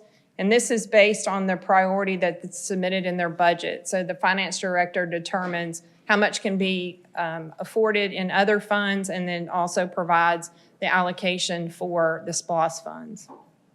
For the sheriff, $1,495,000. This would be for 12 Pursuit Explorers, 4 Suburbans, and 2 15-passenger vans. And for fire and EMS, 1 fire engine with equipment at $1,150,000. Heavy equipment, vehicles, $1 million, and this is typically for Public Works and Parks and Recreation. $460,000 for Public Works, that's 4 inmate detail vans, and then for Parks and Rec, $540,000, 6 flatbed trucks, and 1 Ford F-150 crew cab. And this would be for the new facility. And I'm happy to answer any questions. But again, these are information that's just additional detail of what's already included in the budget. Counselor Garrett. My question is not related to her presentation. It's just, I just wanted to make an ad before we close today. Go ahead. Oh, I'd like to add $5,000 to the assistant city attorney's salary. They asked for a reclass to step 34 to $12,881. That was not approved, but we're just trying to get the assistant city attorney up some. So I'd like to make that ad. All right. And thank you, sir. Counselor Davis. Yes, I'm about to make an ad too. Look, I know I was gone when y'all had the conversation, but I think that it was decided to send the Development Authority a request to look at putting together, ultimately a master plan of South Commons, okay? If we're gonna do that, if we're serious about developing South Commons, then you have to realize it's gonna take some money, there's gonna have to be some studies, there's a lot of work that's gotta go before you even get to a site plan. A lot of stuff. You can't do a master plan unless you have a site plan. Developers are not gonna do this, and they're not just, we need to determine all the necessary functions, because you've got, it's different than raw land. You've got moving entities out there that have special needs, like parking and things. So, you know, and ultimately, I think you're gonna start seeing that the infrastructure cost, or the means to capitalize a project like that, is gonna be quite expensive. So if we're gonna send that challenge over to the Development Authority, then we should also fund that, because they're gonna have to do a lot of studies and being able to do that. I'm on your mark, $250,000 out of the Economic Development Fund on our side to be given to them to utilize. It's a budget. They probably will come in at 200 or not, but they've got enough money to do that work. It would be wrong for us to send it over there and ask them to do all this work without sending them the necessary funds. So that's where I'm pulling it from. I don't think we're paying NCR anymore, and, you know, and I believe, I think ultimately council has the authority on that economic development fund, so that's where I would take it from. Counselor Davis, as a point of information for me, I got the 250 from the Economic Development Fund. And what was the purpose? Studies for. A study. Master planning South Columbus. Okay. There's a list of studies, so. We haven't officially voted on that yet, though, have we? I think that, I thought y'all voted to send it to the Development Authority. No, it was, we didn't vote. I got the wrong information then, so. You was adding to the budget though, for right now. Well, We won't put it in there if that's the direction we want to go, because you got to realize if that's what you want to ask for, then you need those funds, but it's up to this body. I'm just one person, Okay. I got one vote. You got that information? Yes, sir. Okay, all right. City Attorney. Yeah, thank you, Councilor Garrett, for that ad from Ms. Shefton. I just had one more request for y'all to consider. I had asked for a reclass on our senior paralegal, Ms. Smith, for $8,500, and our newest paralegal back here, Ms. Brown, of $4,800, and they were not recommended in the proposed budget, but I'd like you to consider those, please, now or at mid-year. I just wanted to mention that we're only 4 people, and Councilor Hickey said we're trying to take care of people, so there it is. Yeah. The senior paralegal reclass would be $8,500, and the reclass paralegal, Ms. Brown, just moving her out on the step 24 at grade 119 is $4,800. Just you can put it on the list, but I can't do it. Thank you. Yeah, who's putting it on the list? Okay. And Clifton, one more time, what was the step for the one? What were we going to? The request was reclassed to senior paralegal, a new pay grade 124, step 14, $8,500, $8,532. And then the other, Ms. Brown, would just go out on the pay grade 119 to step 24. That's Okay. $48.87 additional. Okay. And that's it. Thank y'all. And Councilor Garrett, as a point of clarification, I know you said 5,000, but can we, to keep it on the step, can I bring back a recommendation of the step that will equal the 5,000 thereabout? Okay. Counselor Tucker. Yeah, I'm sorry. I was trying. Okay, all right. Counselor Davis. Yeah, and Mayor, maybe that's something you want to put on your agenda before I mean, it would be the wrong order for me to put it. I think we got to have a formal process on this. We might have a discussion. Thank you, sir. Anybody else have anything for the good of the cause? Do I hear a motion to adjourn? Okay, motion is second. All in favor, say aye. Aye. All opposed? And there are none.